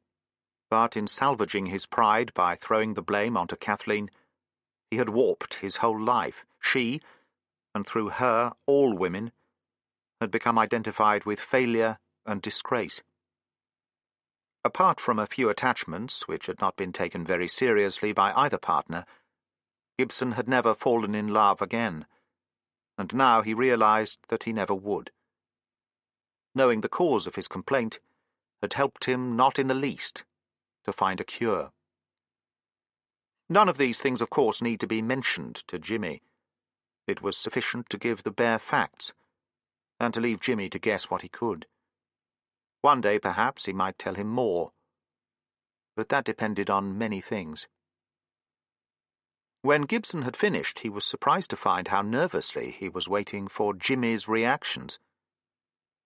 He felt himself wondering if the boy had read between the lines and apportioned blame where it was due, whether he would be sympathetic, angry, or merely embarrassed. It had suddenly become of the utmost importance to win Jimmy's respect and friendship, more important than anything that had happened to Gibson for a very long time. Only thus could he satisfy his conscience and quieten those accusing voices from the past. He could not see Jimmy's face, for the other was in shadow, and it seemed an age before he broke the silence. "Why have you told me this?" he asked quietly. His voice was completely neutral, free both from sympathy or reproach. Gibson hesitated before answering. The pause was natural enough, for, even to himself, he could hardly have explained all his motives. "I just had to tell you," he said earnestly. "I couldn't have been happy until I'd done so. And besides, I felt I might be able to help, somehow." Again that nerve-wracking silence. Then Jimmy rose slowly to his feet. "I'll have to think about what you've told me," he said, his voice still almost emotionless. "I don't know what to say now." Then he was gone. He left Gibson in a state of extreme uncertainty and confusion, wondering whether he had made a fool of himself or not. Jimmy's self-control, his failure to react, had thrown him off balance and left him completely at a loss. Only of one thing was he certain. In telling the facts, he had already done a great deal to relieve his mind. But there was still much that he had not told Jimmy. Indeed, there was still much that he did not know himself.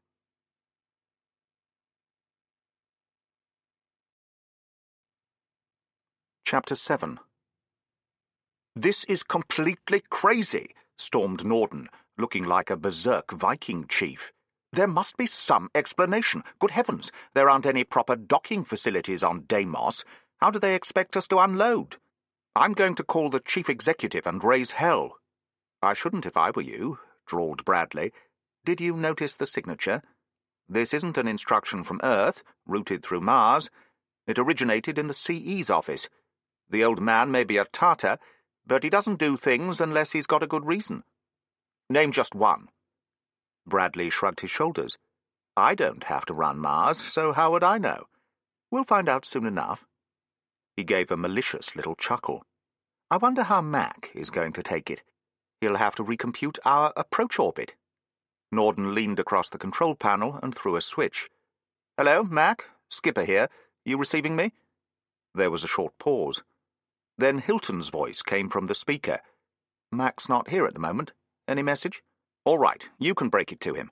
We've had orders from Mars to reroute the ship. They've diverted us from Phobos. No reason given at all.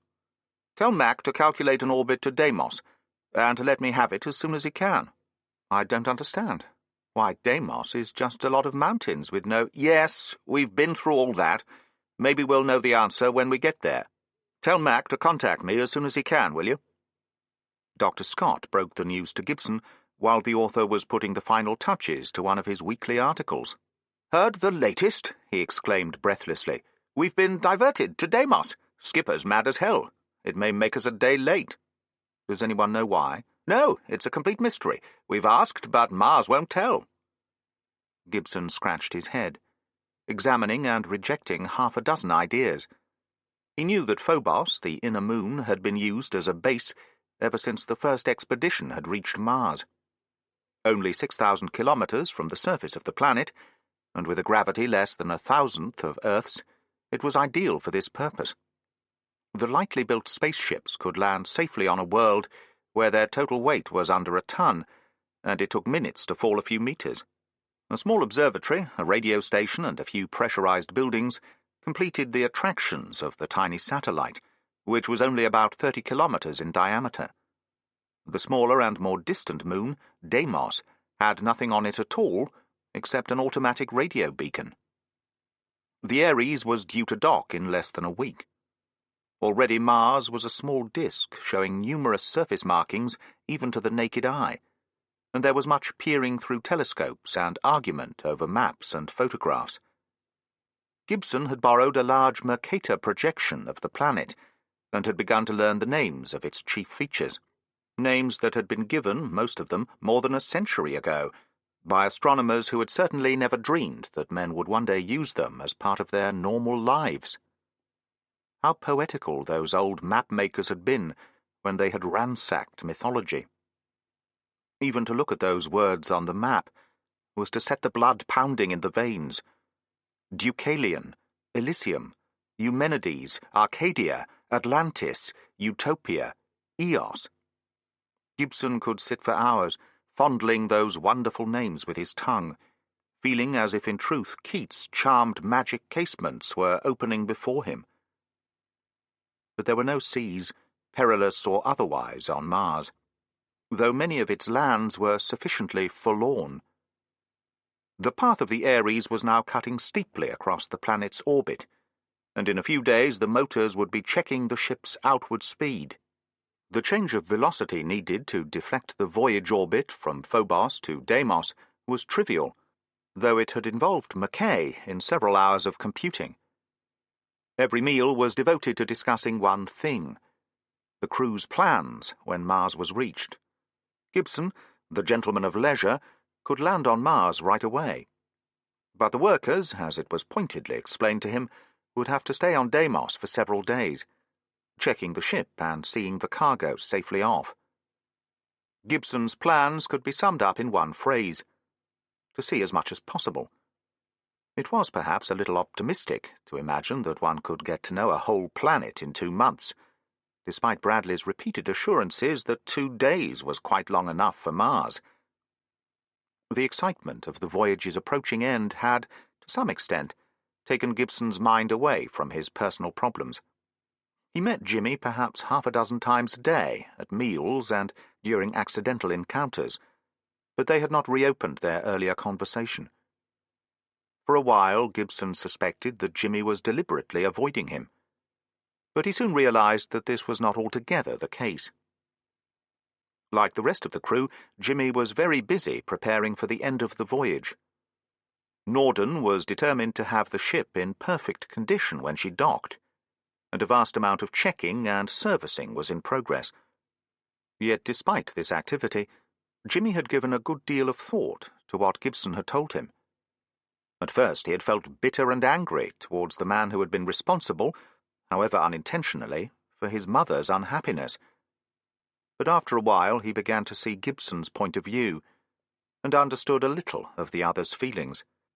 Jimmy was shrewd enough to guess that Gibson had not only left a good deal untold, but had put his own case as favourably as possible. Even allowing for this, however, it was obvious that Gibson genuinely regretted the past, and was anxious to undo whatever damage he could, even though he was a generation late. It was strange to feel the sensation of returning weight, and to hear the distant roar of the motors once again, as the Ares reduced her speed to match the far smaller velocity of Mars. The manoeuvring and the final delicate course corrections took more than 24 hours. When it was over, Mars was a dozen times as large as the full moon from Earth, with Phobos and Deimos visible as tiny stars, whose movements could be clearly seen after a few minutes of observation. Gibson had never really realized how red the great deserts were, but the simple word red conveyed no idea of the variety of color on that slowly expanding disk. Some regions were almost scarlet, others yellow-brown, while perhaps the commonest hue was what could best be described as powdered brick. It was late spring in the southern hemisphere, and the polar cap had dwindled to a few glittering specks of whiteness where the snow still lingered stubbornly on higher ground. The broad belt of vegetation between pole and desert was, for the greater part, a pale bluish-green, but every imaginable shade of colour could be found somewhere on that mottled disk. The Ares was swimming into the orbit of Deimos at a relative speed of less than 1,000 kilometres an hour. Ahead of the ship, the tiny moon was already showing a visible disk, and as the hours passed it grew until, from a few hundred kilometres away, it looked as large as Mars. But what a contrast it presented! Here were no rich reds and greens, only a dark chaos of jumbled rocks, of mountains which jutted up towards the stars at all angles, in this world of practically zero gravity. Slowly the cruel rocks slid closer and swept past them, as the Ares cautiously felt her way down towards the radio beacon which Gibson had heard calling days before. Presently he saw, on an almost level area a few kilometres below, the first signs that man had ever visited this barren world. 2 rows of vertical pillars jutted up from the ground, and between them was slung a network of cables. Almost imperceptibly, the Ares sank towards Deimos. The main rockets had long since been silenced, for the small auxiliary jets had no difficulty in handling the ship's effective weight of a few hundred kilograms. It was impossible to tell the moment of contact. Only the sudden silence when the jets were cut off told Gibson that the journey was over, and the Ares was now resting in the cradle that had been prepared for her. He was still, of course, 20,000 kilometres from Mars, and would not actually reach the planet itself for another day, in one of the little rockets that was already climbing up to meet them. But as far as the Ares was concerned, the voyage was ended. The tiny cabin that had been his home for so many weeks would soon know him no more. He left the observation deck and hurried up to the control room, which he had deliberately avoided during the last busy hours. It was no longer so easy to move around inside the Ares, for the minute gravitational field of Deimos was just sufficient to upset his instinctive movements, and he had to make a conscious allowance for it. He wondered just what it would be like to experience a real gravitational field again. It was hard to believe that only 3 months ago the idea of having no gravity at all had seemed very strange and unsettling. Yet now he had come to regard it as normal. How adaptable the human body was. The entire crew was sitting round the chart table, looking very smug and self-satisfied. "You're just in time, Martin," said Norton cheerfully. "We're going to have a little celebration. Go and get your camera and take our pictures while we toast the old crate's health." "Don't drink it all before I come back," warned Gibson, and departed in search of his Leica. When he re-entered, Dr. Scott was attempting an interesting experiment. "I'm fed up with squirting my beer out of a bulb," he explained. "I want to pour it properly into a glass, now we've got the chance again. Let's see how long it takes." "It'll be flat before it gets there," warned Mackay. "Let's see. G's about 0.5 centimetre a second squared. You're pouring from a height of—" He retired into a brown study. But the experiment was already in progress. Scott was holding the punctured beer tin about a foot above his glass. For the first time in 3 months, the word above had some meaning, even if very little. For, with incredible slowness, the amber liquid oozed out of the tin, so slowly that one might have taken it for syrup. A thin column extended downwards, moving almost imperceptibly at first, but then slowly accelerating. It seemed an age before the glass was reached. Then a great cheer went up as contact was made, and the level of the liquid began to creep upwards. "I calculate it should take 120 seconds to get there," Mackay's voice was heard to announce above the din. "Then you'd better calculate again," retorted Scott. "That's 2 minutes, and it's already there." "Eh?" said Mackay, startled, and obviously realizing for the first time that the experiment was over. He rapidly rechecked his calculations, and suddenly brightened at discovering a misplaced decimal point. "Silly of me. I never was any good at mental arithmetic. I meant 12 seconds, of course." "And that's the man who got us to Mars," said someone in shocked amazement. "I'm going to walk back." Nobody seemed inclined to repeat Scott's experiment, which, though interesting, was felt to have little practical value.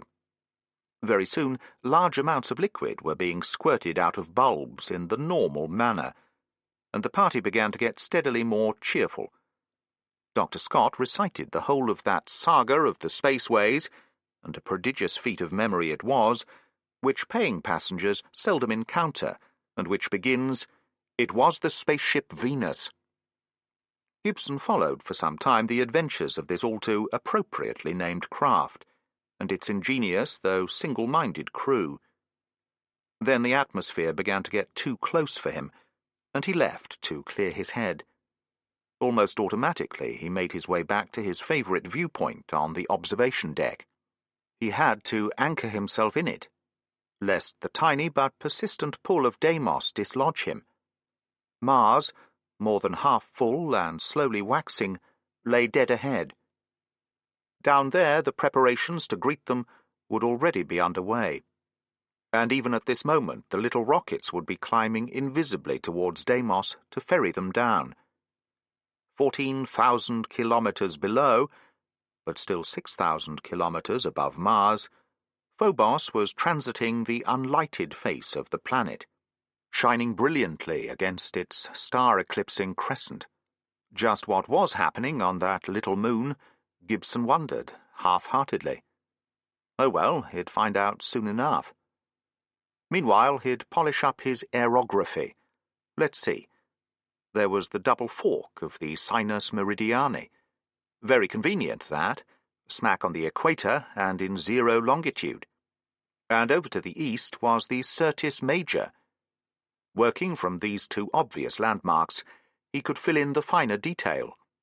Margaritifer Sinus was showing up nicely today, but there was a lot of cloud over Xanthe, and— "Mr. Gibson?" He looked round, startled. "Why, Jimmy, you had enough too?" Jimmy was looking rather hot and flushed. Obviously another seeker after fresh air. He wavered, a little unsteadily, into the observation seat, and for a moment stared silently at Mars, as if he had never seen it before. Then he shook his head disapprovingly. "It's awfully big," he announced, to no one in particular.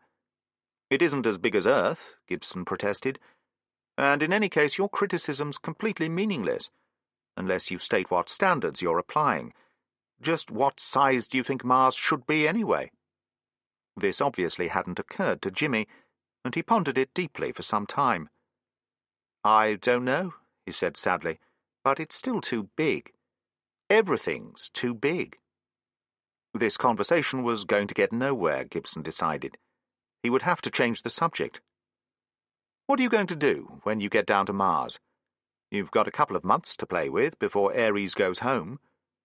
"Well, I suppose I'll wander round Port Lowell and go out and look at the deserts. I'd like to do a bit of exploring if I can manage it."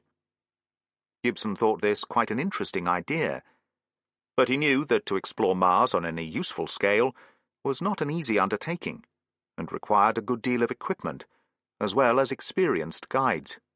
It was hardly likely that Jimmy could attach himself to one of the scientific parties which left the settlements from time to time. "I've an idea," he said. "They're supposed to show me everything I want to see. Maybe I can organize some trips out into Hellas or Hesperia, where no one's been yet. Would you like to come? We might meet some Martians." That, of course, had been the stock joke about Mars ever since the first ships had returned with the disappointing news that there weren't any Martians after all. Quite a number of people still hoped, against all evidence, that there might be intelligent life somewhere in the many unexplored regions of the planet. "Yes," said Jimmy, "that would be a great idea. No one can stop me anyway. My time's my own as soon as we get to Mars. It says so in the contract." He spoke this rather belligerently, as if for the information of any superior officers who might be listening, and Gibson thought it wisest to remain silent. The silence lasted for some minutes. Then Jimmy began, very slowly, to drift out of the observation port and to slide down the sloping walls of the ship. Gibson caught him before he had travelled very far, and fastened two of the elastic handholds to his clothing, on the principle that Jimmy could sleep here just as comfortably as anywhere else. He was certainly much too tired to carry him to his bunk. "Is it true that we only look our true selves when we are asleep?" wondered Gibson. Jimmy seemed very peaceful and contented, now that he was completely relaxed, although perhaps the ruby light from the great planet above gave him his appearance of well-being. Gibson hoped it was not all illusion. The fact that Jimmy had at last deliberately sought him out was significant. True, Jimmy was not altogether himself, and he might have forgotten the whole incident by morning, but Gibson did not think so. Jimmy had decided, perhaps not yet consciously, to give him another chance. He was on probation. Gibson awoke the next day with a most infernal din ringing in his ears. It sounded as if the Ares was falling to pieces around him, and he hastily dressed and hurried out into the corridor. The first person he met was Mackay, who didn't stop to explain, but shouted after him as he went by. "The rockets are here. The first one's going down in 2 hours. Better hurry. You're supposed to be on it." Gibson scratched his head a little sheepishly. "Someone ought to have told me," he grumbled. Then he remembered that someone had, so he'd only himself to blame. He hurried back to his cabin and began to throw his property into suitcases.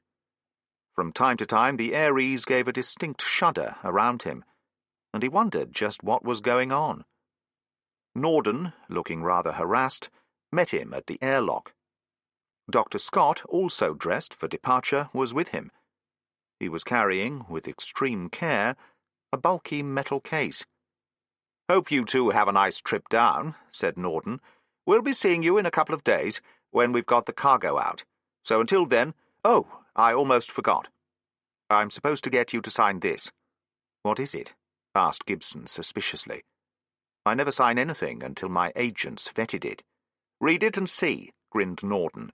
"It's quite an historic document." The parchment which Norden had handed him bore these words: "This is to certify that Martin M. Gibson, author, was the first passenger to travel in the liner Ares, of Earth, on her maiden voyage from Earth to Mars." Then followed the date, and space for the signatures of Gibson and the rest of the crew. Gibson wrote his autograph with a flourish. "I suppose this will end up in the Museum of Astronautics, when they decide they're going to build it," he remarked.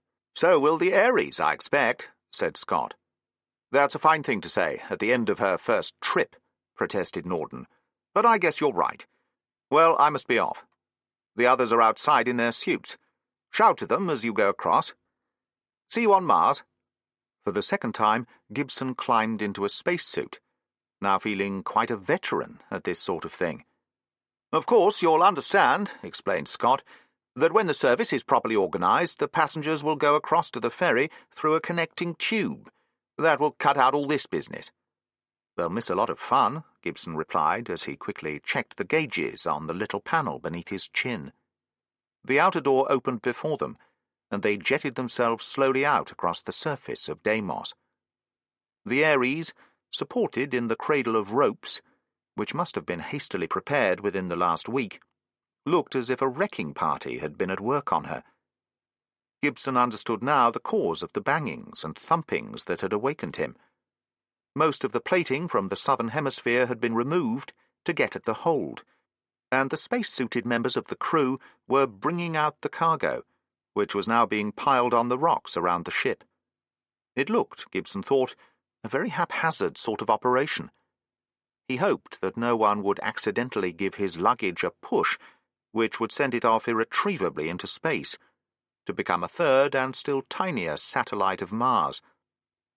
Lying 50 meters from the Ares, and quite dwarfed by her bulk, were the two winged rockets that had come up from Mars during the night. One was already having cargo ferried into it. The other, a much smaller vessel, was obviously intended for passengers only. As Gibson slowly and cautiously followed Scott towards it, he switched over to the general wavelength of his suit and called goodbye to his crewmates. Their envious replies came back promptly, interspersed with much puffing and blowing, for the loads they were shifting, though practically weightless, possessed their normal inertia, and so were just as hard to set moving as on Earth. "That's right," came Bradley's voice. "Leave us to do all the work." "You've won compensation," laughed Gibson. "You must be the highest-paid stevedores in the solar system." He could sympathize with Bradley's point of view. This was not the sort of work for which the highly trained technicians of the Ares had signed on. But the mysterious diversion of the ship from the tiny though well-equipped port on Phobos had made such improvisations unavoidable. One couldn't very well make individual goodbyes on open circuit, with half a dozen people listening, and in any case Gibson would be seeing everyone again in a few days. He would like to have had an extra word with Jimmy, but that would have to wait. It was quite an experience seeing a new human face again. The rocket pilot came into the airlock to help them with their suits, which were gently deposited back on Deimos for future use, simply by opening the outer door again and letting the air current do the rest. Then he led them into the tiny cabin and told them to relax in the padded seats. "Since you've had no gravity for a couple of months," he said, "I'm taking you down as gently as I can. I won't use more than a normal Earth gravity, but even that may make you feel as if you weigh a ton. Ready?" "Yes," said Gibson, trying valiantly to forget his last experience of this nature. There was a gentle far-away roar, and something thrust him firmly down into the depths of his seat. The crags and mountains of Deimos sank swiftly behind. He caught a last glimpse of the Ares, a bright silver dumbbell against that nightmare jumble of rocks. Only a second's burst of power had liberated them from the tiny moon. They were now floating round Mars in a free orbit. For several minutes the pilot studied his instruments, receiving radio checks from the planet beneath, and swinging the ship round its gyros. Then he punched the firing key again, and the rockets thundered for a few seconds more. The ship had broken free from the orbit of Deimos, and was falling towards Mars. The whole operation was an exact replica, in miniature, of a true interplanetary voyage. Only the times and durations were changed. It would take them 3 hours, not months, to reach their goal, and they had only thousands instead of millions of kilometers to travel. "Well," said the pilot, locking his controls and swinging round in his seat, "had a good trip?" "Quite pleasant, thanks," said Gibson. "Not much excitement, of course. Everything went very smoothly." "How's Mars these days?" asked Scott. "Oh, just the same as usual, all work and not much play. The big thing at the moment is the new dome we're building at Lowell. 300 meters clear span. You'll be able to think you're back on Earth. We're wondering if we can arrange clouds and rain inside it." "What's all this Phobos business?" said Gibson, with a nose for news. "It caused us a lot of trouble." "Oh, I don't think it's anything important. No one seems to know exactly, but there are quite a lot of people up there building a big lab. My guess is that Phobos is going to be a pure research station, and they don't want liners coming and going, and messing up their instruments with just about every form of radiation known to science." Gibson felt disappointed at the collapse of several interesting theories. Perhaps, if he had not been so intent on the approaching planet, he might have considered this explanation a little more critically, but for the moment it satisfied him, and he gave the matter no further thought. When Mars seemed in no great hurry to come closer, Gibson decided to learn all he could about the practical details of life on the planet, now that he had a genuine colonist to question. He had a morbid fear of making a fool of himself, either by ignorance or tactlessness. And for the next couple of hours the pilot was kept busy, alternating between Gibson and his instruments. Mars was less than 1,000 kilometers away when Gibson released his victim and devoted his whole attention to the expanding landscape beneath. They were passing swiftly over the equator, coming down into the outer fringes of the planet's extremely deep, yet very tenuous atmosphere. Presently, and it was impossible to tell when the moment arrived, Mars ceased to be a planet floating in space, and became instead a landscape far below. Deserts and oases fled beneath, The Syrtis Major came and passed before Gibson had time to recognize it. They were 50 kilometers up when there came the first hint that the air was thickening around them. A faint and distant sighing, seeming to come from nowhere, began to fill the cabin. The thin air was tugging at their hurtling projectile with feeble fingers, but its strength would grow swiftly. Too swiftly, if their navigation had been at fault. Gibson could feel the deceleration mounting as the ship slackened its speed. The whistle of air was now so loud, even through the insulation of the walls, that normal speech would have been difficult. This seemed to last for a very long time, though it could only have been a few minutes. At last the wail of the wind died slowly away. The rocket had shared all its surplus speed against air resistance. The refractory material of its nose and knife-edged wings would be swiftly cooling from cherry red. No longer a spaceship now, but simply a high-speed glider, the little ship was racing across the desert at less than 1,000 kilometers an hour, riding down the radio beam into Port Lowell. Gibson first glimpsed the settlement as a tiny white patch on the horizon, against the dark background of the auroral sinus. The pilot swung the ship round in a great whistling arc to the south, losing altitude and shedding his surplus speed. As the rocket banked, Gibson had a momentary picture of half a dozen large circular domes clustered closely together. Then the ground was rushing up to meet him. There was a series of gentle bumps, and the machine rolled slowly to a standstill. He was on Mars. He had reached what to ancient man had been a moving red light among the stars. What to the men of only a century ago had been a mysterious and utterly unattainable world, and what was now the frontier of the human race. "There's quite a reception committee," remarked the pilot. "All the transport fleets come out to see us. I didn't know they had so many vehicles serviceable." Two small, squat machines, with very wide balloon tires, had come racing up to meet them. Each had a pressurized driving cab, large enough to hold 2 people, but a dozen passengers had managed to crowd onto the little vehicles by grabbing convenient handholds. Behind them came 2 large half-tracked buses, also full of spectators. Gibson had not expected quite such a crowd, and began to compose a short speech. "I don't suppose you know how to use these things yet," said the pilot, producing 2 breathing masks, "but you've only got to wear them for a minute while you get over to the fleas." "The what?" thought Gibson. Oh, of course, those little vehicles would be the famous Martian sand fleas, the planet's universal transports. I'll fix them on for you. Oxygen okay? Right, here we go. It may feel a bit queer at first." The air slowly hissed from the cabin until the pressure inside and out had been equalized. Gibson felt his exposed skin tingling uncomfortably. The atmosphere around him was now thinner than above the peak of Everest. It had taken 3 months of slow acclimatization on the Ares, and all the resources of modern medical science to enable him to step out onto the surface of Mars with no more protection than a simple oxygen mask. It was flattering that so many people had come to meet him. Of course, it wasn't often that Mars could expect so distinguished a visitor, but he knew that the busy little colony had no time for ceremonial. Dr. Scott emerged beside him, still carrying the large metal case he had nursed so carefully through the whole of the trip. At his appearance, a group of the colonists came rushing forward, completely ignored Gibson, and crowded round Scott.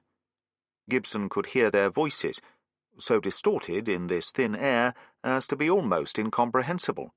"Glad to see you again, Doc. Here, let us carry it. We've got everything ready, and there are 10 cases waiting in hospital now. We should know how good it is in a week. Come on, get into the bus and talk later." Before Gibson had realized what was happening, Scott and his impedimenta had been swept away. There was a shrill whine of a powerful motor, and the bus tore off towards Port Lowell, leaving Gibson feeling as foolish as he had ever done in his life. he had completely forgotten the serum. To Mars, its arrival was of infinitely greater importance than a visit by any novelist, however distinguished he might be on his own planet. It was a lesson he would not forget in a hurry. Luckily, he had not been completely deserted. The sand fleas were still left. One of the passengers disembarked and hurried up to him. "Mr. Gibson, I'm Westerman, of the Times. The Martian Times, that is. Very pleased to meet you. This is Henderson, in charge of port facilities," interrupted a tall, hatchet-faced man, obviously annoyed that the other had got in first. "I've seen that your luggage will be collected. Jump aboard."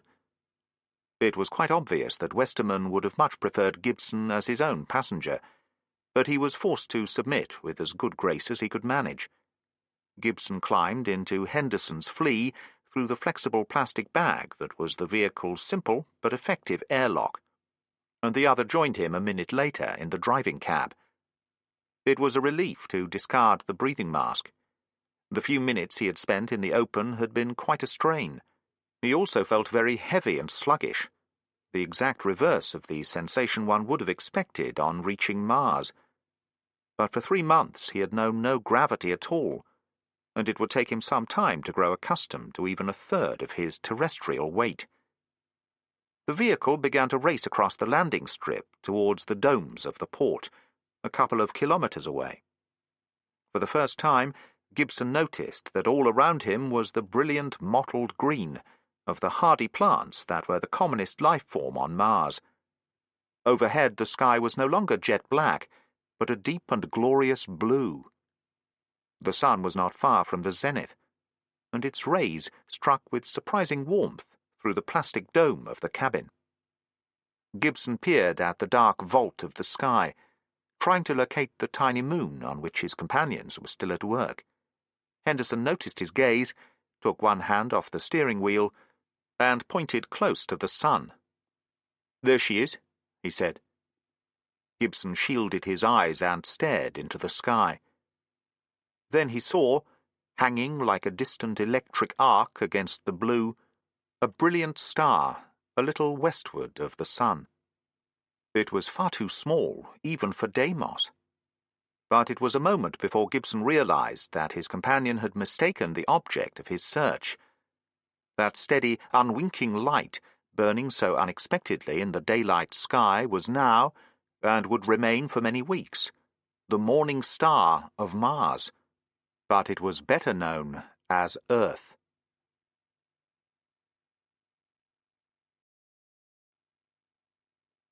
Chapter 8. "Sorry to have kept you waiting," said Mayor Whitaker. "But you know the way it is. The chief's been in conference for the last hour.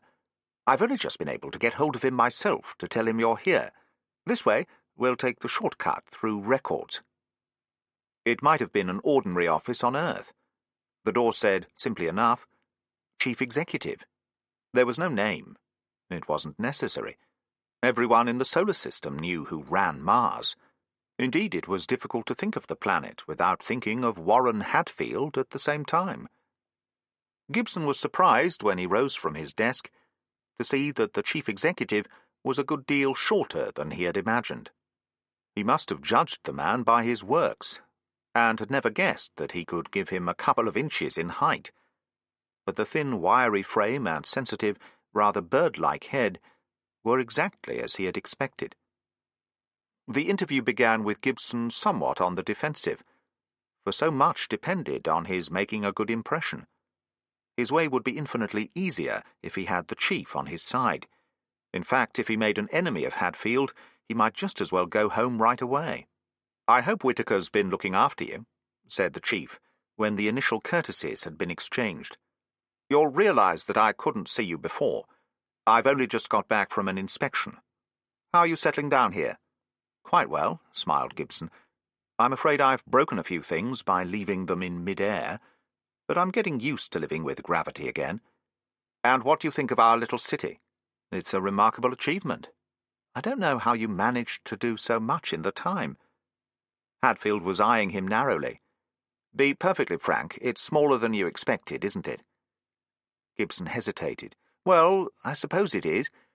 But then I'm used to the standards of London and New York. After all, 2,000 people would only make a large village back on Earth. Such a lot of Port Lowell's underground, too, and that makes a difference. The chief executive seemed neither annoyed nor surprised. Everyone has a disappointment when they see Mars's largest city, he said. Still, it's going to be a lot bigger in another week when the new dome goes up. Tell me, just what are your plans now you've got here? I suppose you know I wasn't very much in favour of this visit in the first place. I gathered that on Earth, said Gibson, a little taken aback. He had yet to discover that frankness was one of the chief executive's major virtues. It was not one that endeared him to many people. I suppose you were afraid I'd get in the way. Yes, but now you're here, we'll do the best for you. I hope you'll do the best for us. In what way? Asked Gibson, stiffening defensively. Hadfield leaned across the table and clasped his hands together with an almost feverish intensity. We're at war, Mr. Gibson. We're at war with Mars and all the forces it can bring against us. Cold, lack of water, lack of air. And we're at war with Earth. It's a paper war, true, but it's got its victories and defeats. I'm fighting a campaign at the end of a supply line that's never less than 50 million kilometres long.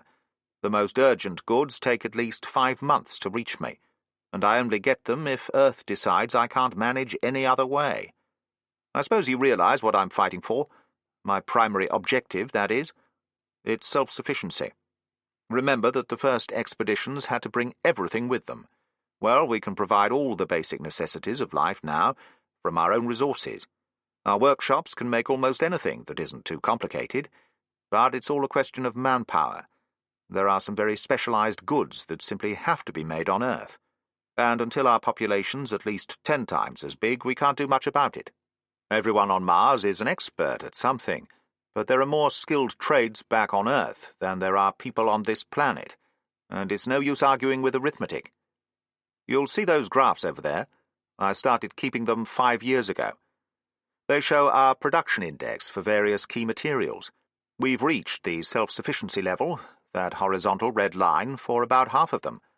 I hope that in another 5 years there will be very few things we'll have to import from Earth. Even now our greatest need is manpower, and that's where you may be able to help us. Gibson looked a little uncomfortable. I can't make any promises.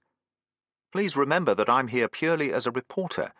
Emotionally, I'm on your side. But I've got to describe the facts as I see them. I appreciate that, but facts aren't everything. What I hope you'll explain to Earth are the things we hope to do, just as much as the things we've done. They're even more important, but we can achieve them only if Earth gives us its support. Not all your predecessors have realized that. That was perfectly true, thought Gibson. He remembered a critical series of articles in the Daily Telegraph about a year before. The facts had been quite accurate, but a similar account of the first settlers' achievements after 5 years' colonization of North America would probably have been just as discouraging. I think I can see both sides of the question, said Gibson. You've got to realize that from the point of view of Earth, Mars is a long way away, costs a lot of money, and doesn't offer anything in return. The first glamour of interplanetary exploration has worn off. Now people are asking, what do we get out of it? So far the answer's been very little. I'm convinced that your work is important, but in my case it's an act of faith rather than a matter of logic. The average man back on Earth probably thinks the millions you're spending here could be better used improving his own planet. When he thinks of it at all, that is. I understand your difficulty. It's a common one, and it isn't easy to answer. Let me put it this way. I suppose most intelligent people would admit the value of a scientific base on Mars, devoted to pure research and investigation. Undoubtedly. But they can't see the purpose of building up a self-contained culture, which may eventually become an independent civilization. That's the trouble precisely. They don't believe it's possible, or, granted the possibility, don't think it's worthwhile. You'll often see articles pointing out that Mars will always be a drag on the home planet, because of the tremendous natural difficulties under which you're labouring. What about the analogy between Mars and the American colonies? It can't be pressed too far. After all, men could breathe the air and find food to eat when they got to America. That's true, but though the problem of colonizing Mars is so much more difficult, we've got enormously greater powers at our control. Given time and material, we can make this a world as good to live on as Earth. Even now, you won't find many of our people who want to go back. They know the importance of what they're doing. Earth may not need Mars yet, but one day it will. I wish I could believe that, said Gibson, a little unhappily. He pointed to the rich green tide of vegetation that lapped, like a hungry sea, against the almost invisible dome of the city, at the great plain that hurried so swiftly over the edge of the curiously close horizon, and at the scarlet hills within whose arms the city lay. Mars is an interesting world, even a beautiful one, but it can never be like Earth. Why should it be? And what do you mean by Earth, anyway? Do you mean the South American pampas, the vineyards of France, the coral islands of the Pacific, the Siberian steppes? Earth is every one of those. Wherever men can live, that will be home to someone, someday. And sooner or later men will be able to live on Mars without all this. He waved towards the dome, which floated above the city and gave it life. Do you really think, protested Gibson, that men can ever adapt themselves to the atmosphere outside? They won't be men any longer if they do. For a moment the chief executive did not reply. Then he remarked quietly, I said nothing about men adapting themselves to Mars. Have you ever considered the possibility of Mars meeting us halfway? He left Gibson just sufficient time to absorb the words. Then, before his visitor could frame the questions that were leaping to his mind, Hatfield rose to his feet. Well, I hope Whittaker looks after you and shows you everything you want to see. You'll understand that the transport situation's rather tight, but we'll get you to all the outposts if you give us time to make the arrangements. Let me know if there's any difficulty. The dismissal was polite and, at least for the time being, final.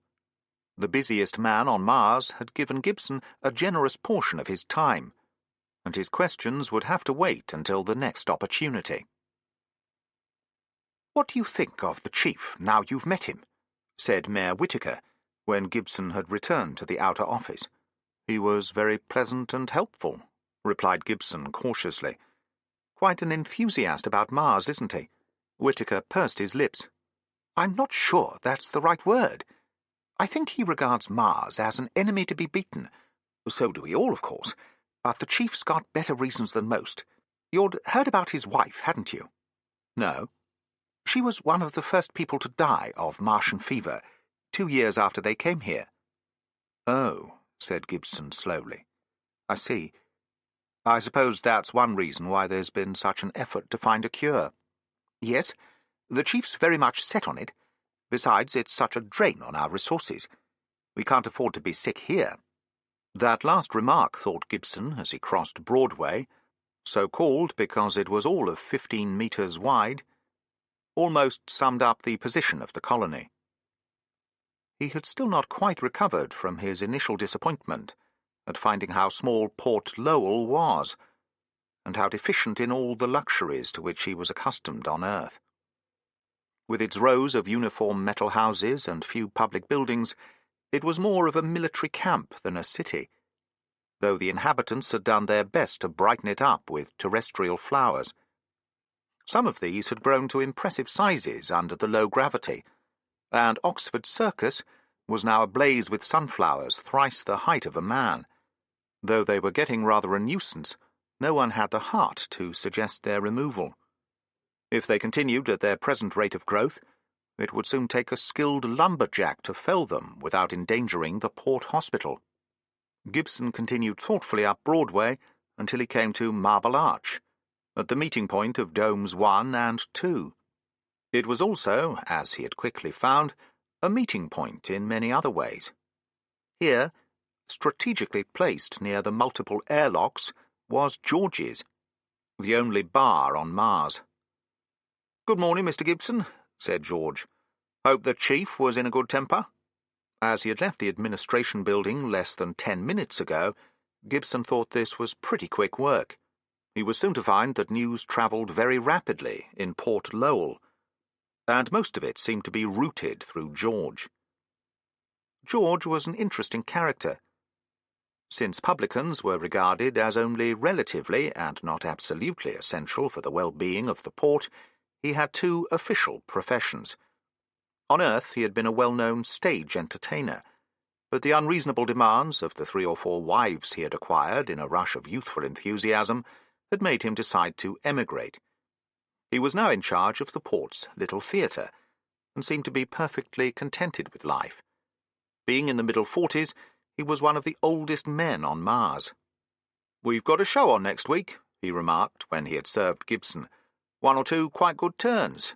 Hope you'll be coming along." "Certainly," said Gibson. "I'll look forward to it. How often do you have this sort of thing?" "About once a month. We have film shows 3 times a week, so we don't do too badly." "I'm glad Port Lowell has some nightlife." "You'll be surprised. Still, I'd better not tell you about that, or you'll be writing it all up in the papers." "I don't write for that sort of newspaper," retorted Gibson, sipping thoughtfully at the local brew. It wasn't at all bad when you got used to it, though of course it was completely synthetic, the joint offspring of hydroponic farm and chemical laboratory.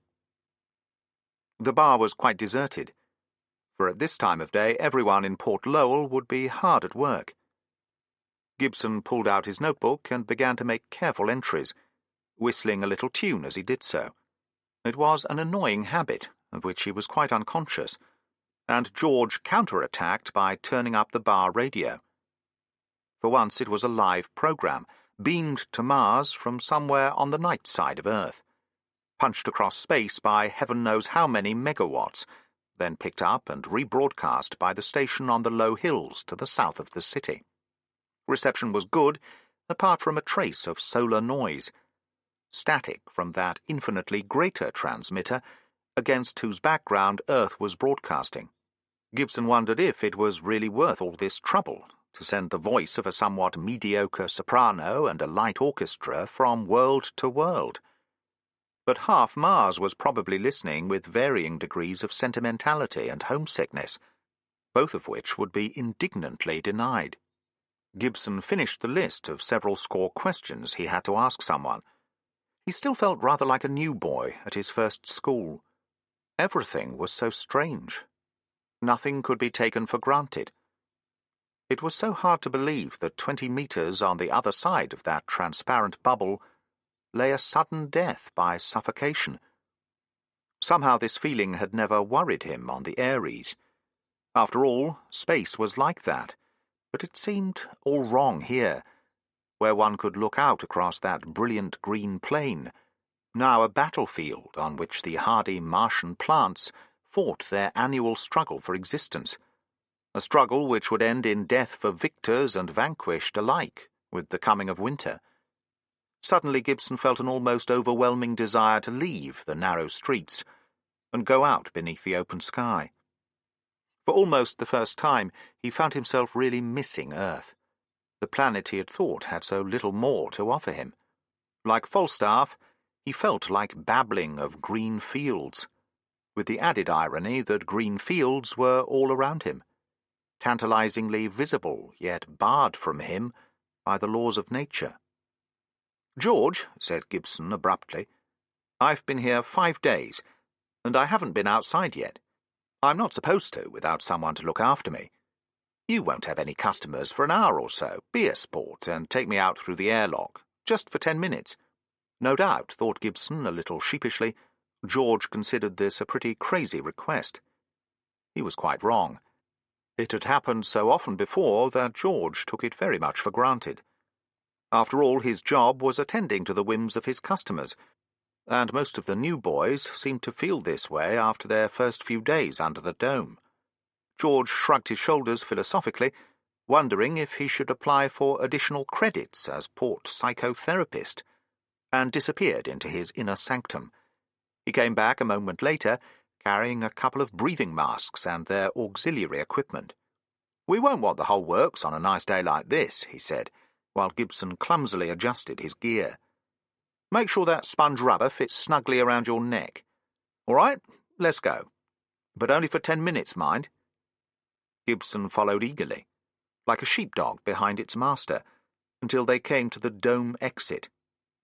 There were 2 locks here, a large one, wide open, leading into Dome 2, and a smaller one which led out onto the open landscape. It was simply a metal tube, about 3 meters in diameter, leading through the glass brick wall, which anchored the flexible plastic envelope of the dome to the ground. There were 4 separate doors, none of which could be opened unless the remaining 3 were closed. Gibson fully approved of these precautions, but it seemed a long time before the last of the doors swung inwards from its seals, and that vivid green plain lay open before him. His exposed skin was tingling under the reduced pressure, but the thin air was reasonably warm, and he soon felt quite comfortable. Completely ignoring George, he ploughed his way briskly through the low, closely packed vegetation, wondering as he did why it clustered so thickly round the dome. Perhaps it was attracted by the warmth, or the slow seepage of oxygen from the city. He stopped after a few hundred meters, feeling at last clear of that oppressive canopy, and once more under the open sky of heaven. The fact that his head, at least, was still totally enclosed somehow didn't seem to matter. He bent down and examined the plants among which he was standing knee-deep. He had, of course, seen photographs of Martian plants many times before. They were not really very exciting, and he was not enough of a botanist to appreciate their peculiarities. Indeed, if he had met such plants in some out-of-the-way part of Earth, he would hardly have looked at them twice. None were higher than his waist, and those around him now seemed to be made of sheets of brilliant green parchment, very thin but very tough, designed to catch as much sunlight as possible without losing precious water. Those ragged sheets were spread like little sails in the sun, whose progress across the sky they would follow until they dipped westwards at dusk. Gibson wished there were some flowers to add a touch of contrasting colour to the vivid emerald, but there were no flowers on Mars.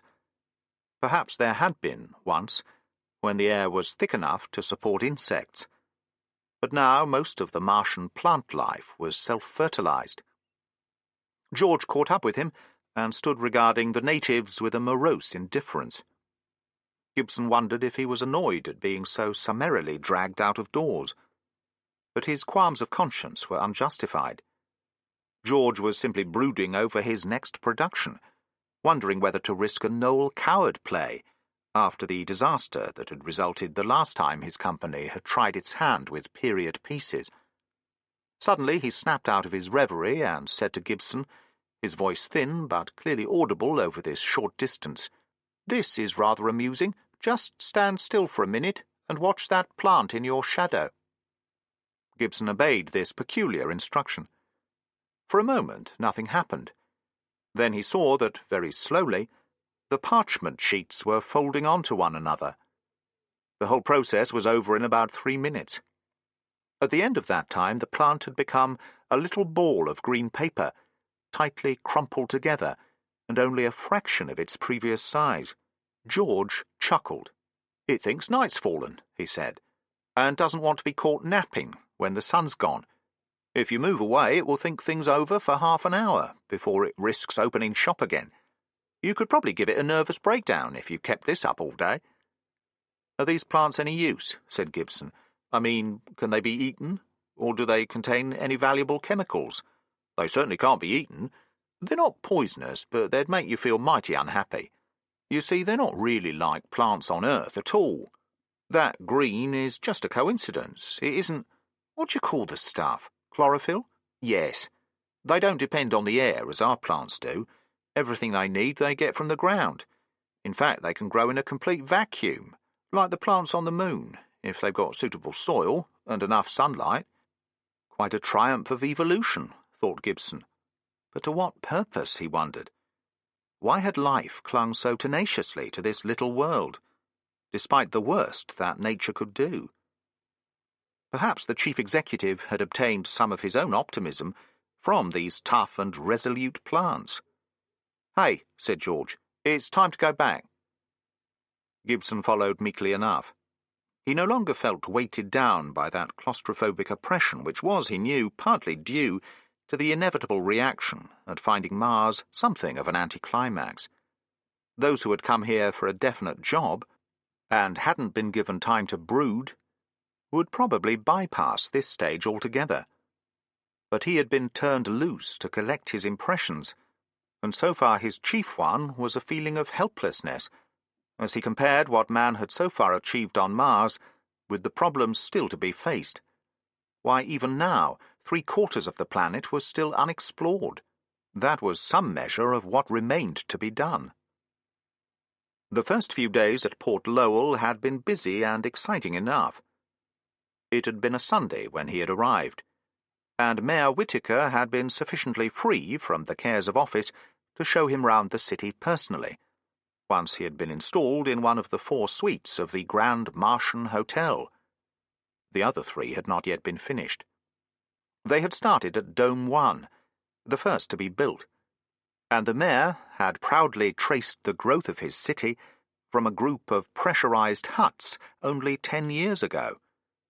It was amusing and rather touching to see how the colonists had used, wherever possible, the names of familiar streets and squares from their own faraway cities.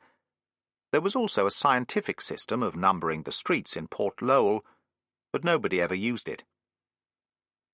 Most of the living houses were uniform metal structures, 2 stories high, with rounded corners and rather small windows.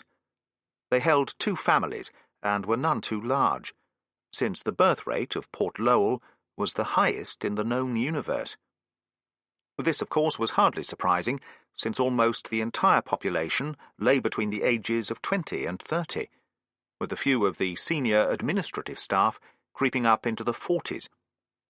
Every house had a curious porch, which puzzled Gibson until he realized that it was designed to act as an airlock in an emergency. Whittaker had taken him first to the administrative centre, the tallest building in the city. If one stood on its roof, one could almost reach up and touch the dome floating above.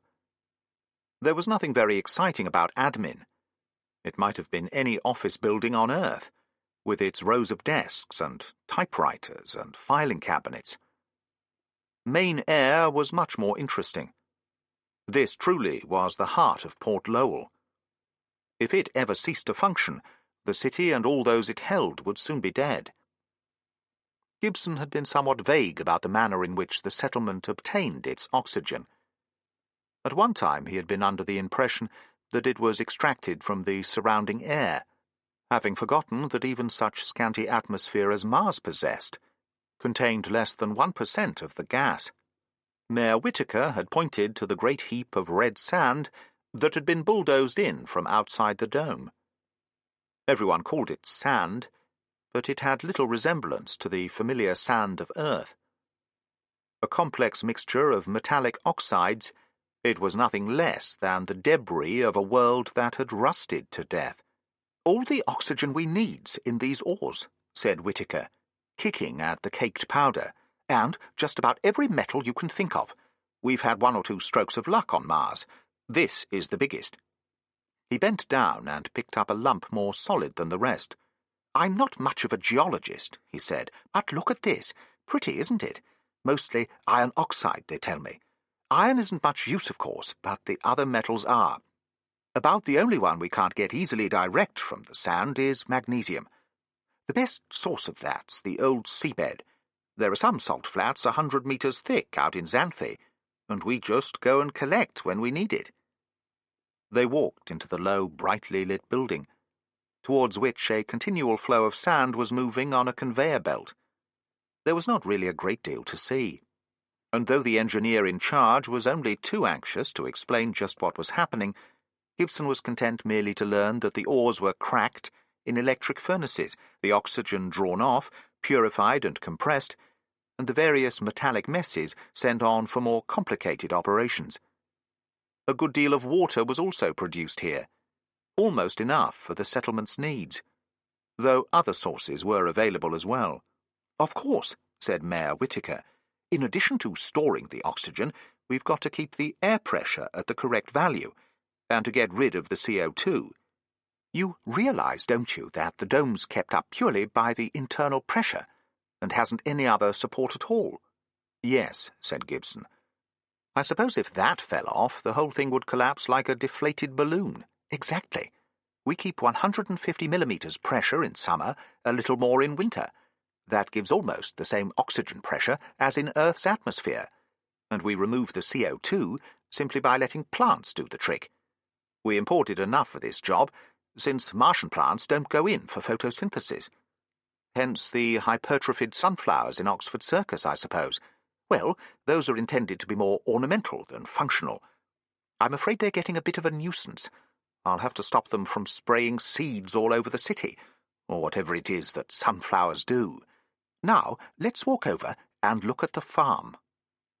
The name was a singularly misleading one, for the big food production plant filling Dome 3. The air was quite humid here, and the sunlight was augmented by batteries of fluorescent tubes, so that growth could continue day and night. Gibson knew very little about hydroponic farming, and so was not really impressed by the figures which Mayor Whittaker proudly poured into his ear. He could, however, appreciate that one of the greatest problems was meat production, and admired the ingenuity which had partly overcome this by extensive tissue culture in great vats of nutrient fluid. "It's better than nothing," said the mayor, a little wistfully, "but what I wouldn't give for a genuine lamb chop. The trouble with natural meat production is that it takes up so much space, and we simply can't afford it. However, when the new dome's up, we're going to start a little farm with a few sheep and cows. The kids will love it. They've never seen any animals, of course." This was not quite true, as Gibson was soon to discover. Mayor Whittaker had momentarily overlooked 2 of Port Lowell's best-known residents. By the end of the tour, Gibson began to suffer from slight mental indigestion.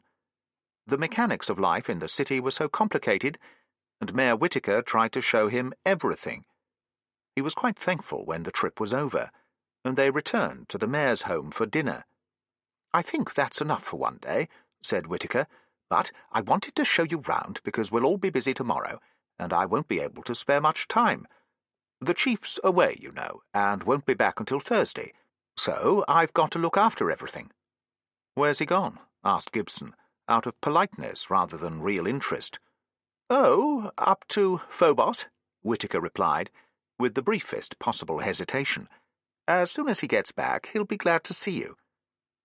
The conversation had then been interrupted by the arrival of Mrs. Whittaker and family, and for the rest of the evening Gibson was compelled to talk about Earth. It was his first, but not by any means his last experience of the insatiable interest which the colonists had in the home planet. They seldom admitted it openly, pretending to a stubborn indifference about the old world and its affairs.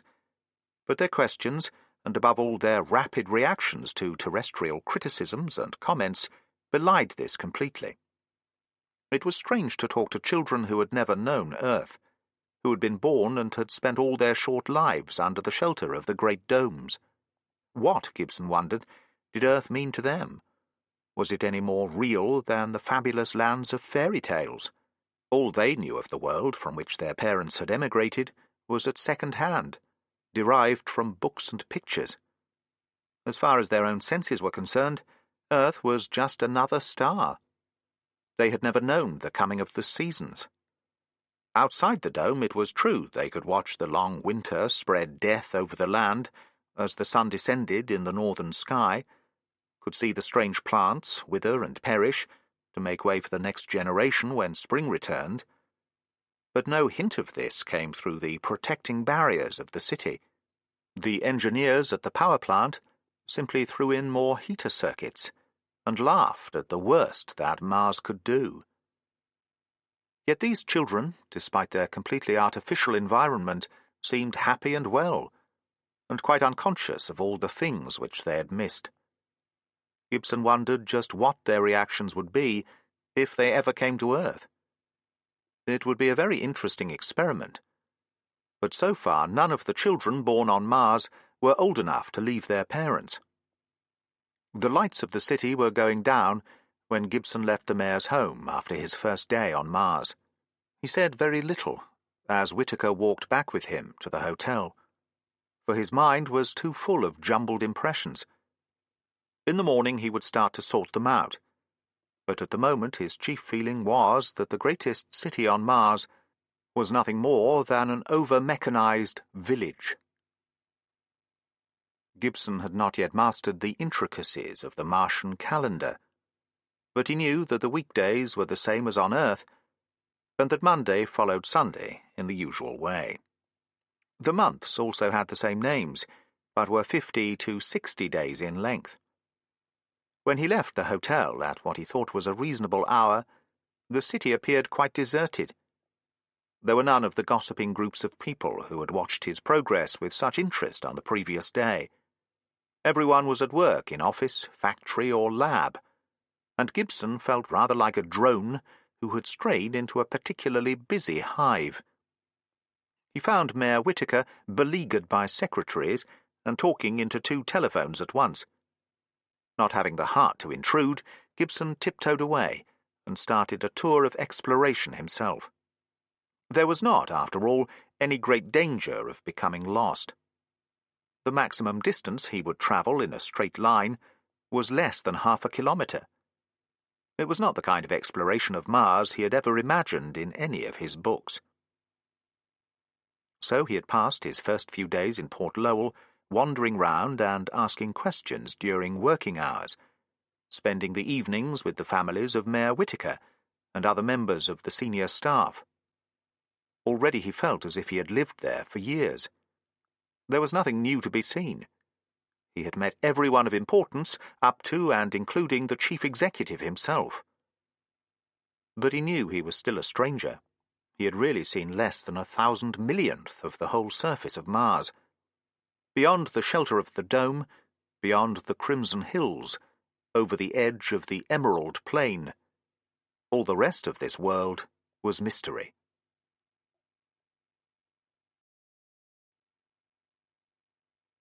Chapter 9. "Well, it's certainly nice to see you all again," said Gibson, carrying the drinks carefully across from the bar. "Now, I suppose you're going to paint Port Lowell red. I presume the first move will be to contact the local girlfriends." "That's never very easy," said Norden. "They will get married between trips, and you've got to be tactful. By the way, George, what's happened to Miss Margaret McKinnon?" "You mean Mrs. Henry Lewis," said George. "Such a fine baby boy, too." "Has she called it John?" asked Bradley, not particularly sotto voce. "Oh, well," sighed Norden, "I hope she's saved me some of the wedding cake. Here's to you, Martin." "And to the Aries," said Gibson, clinking glasses. "I hope you've put her together again. She looked in a pretty bad way the last time I saw her." Norden chuckled. "Oh, that. No, we'll leave all the plating off until we reload. The rain isn't likely to get in." "What do you think of Mars, Jimmy?" asked Gibson. "You're the only other new boy here beside myself." "I haven't seen much of it yet," Jimmy replied cautiously. "Everything seems rather small, though." Gibson spluttered violently and had to be patted on the back. "I remember you saying just the opposite when we were on Deimos. But I guess you've forgotten it. You were slightly drunk at the time." "I've never been drunk," said Jimmy indignantly. "Then I compliment you on a first-rate imitation. It deceived me completely. But I'm interested in what you say, because that's exactly how I felt after the first couple of days, as soon as I'd seen all there was to look at inside the dome. There's only one cure. You have to go outside and stretch your legs. I've had a couple of short walks around, but now I've managed to grab a sand flea from transport. I'm going to gallop up into the hills tomorrow. Like to come?" Jimmy's eyes glistened. "Thanks very much.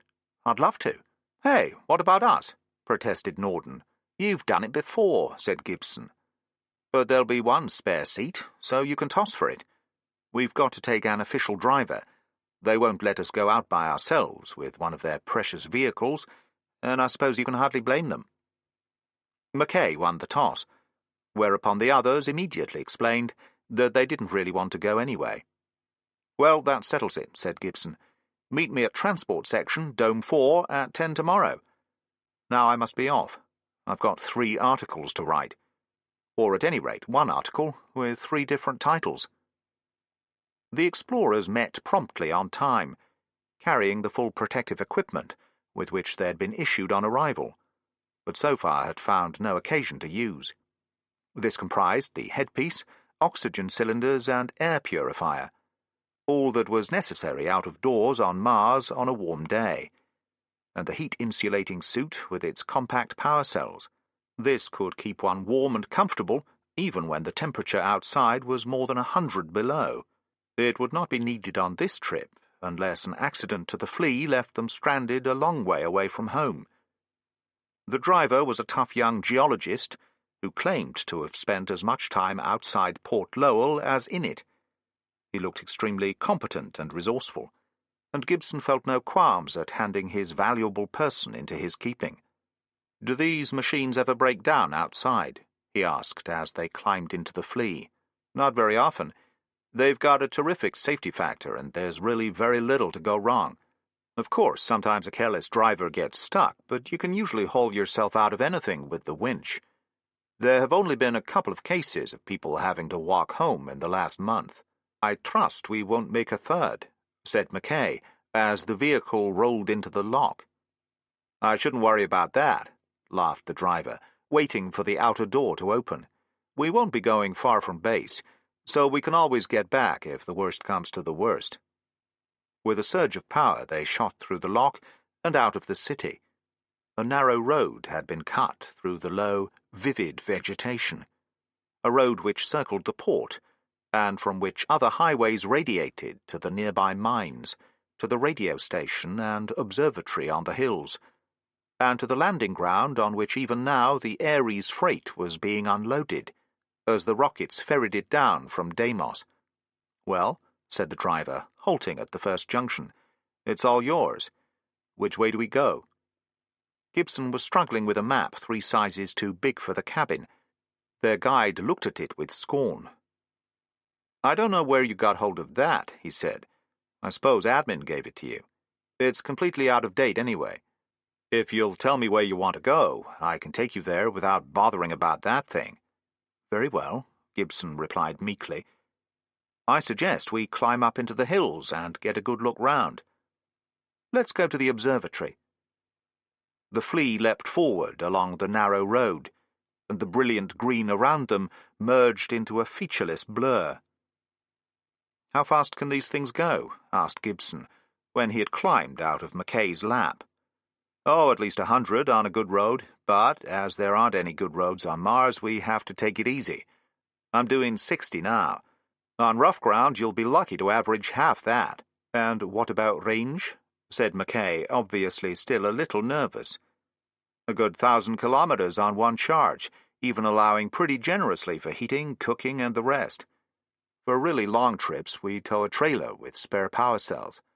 The record's about 5,000 kilometers. I've done 3 before now, prospecting in the Argier. When you're doing that sort of thing, you arrange to get supplies dropped from the air." Though they had now been travelling for no more than a couple of minutes, Port Lowell was already falling below the horizon. The steep curvature of Mars made it very difficult to judge distances, and the fact that the domes were now half concealed by the curve of the planet made one imagine that they were much larger objects at a far greater distance than they really were. Soon afterwards they began to reappear as the Flea started climbing towards higher ground.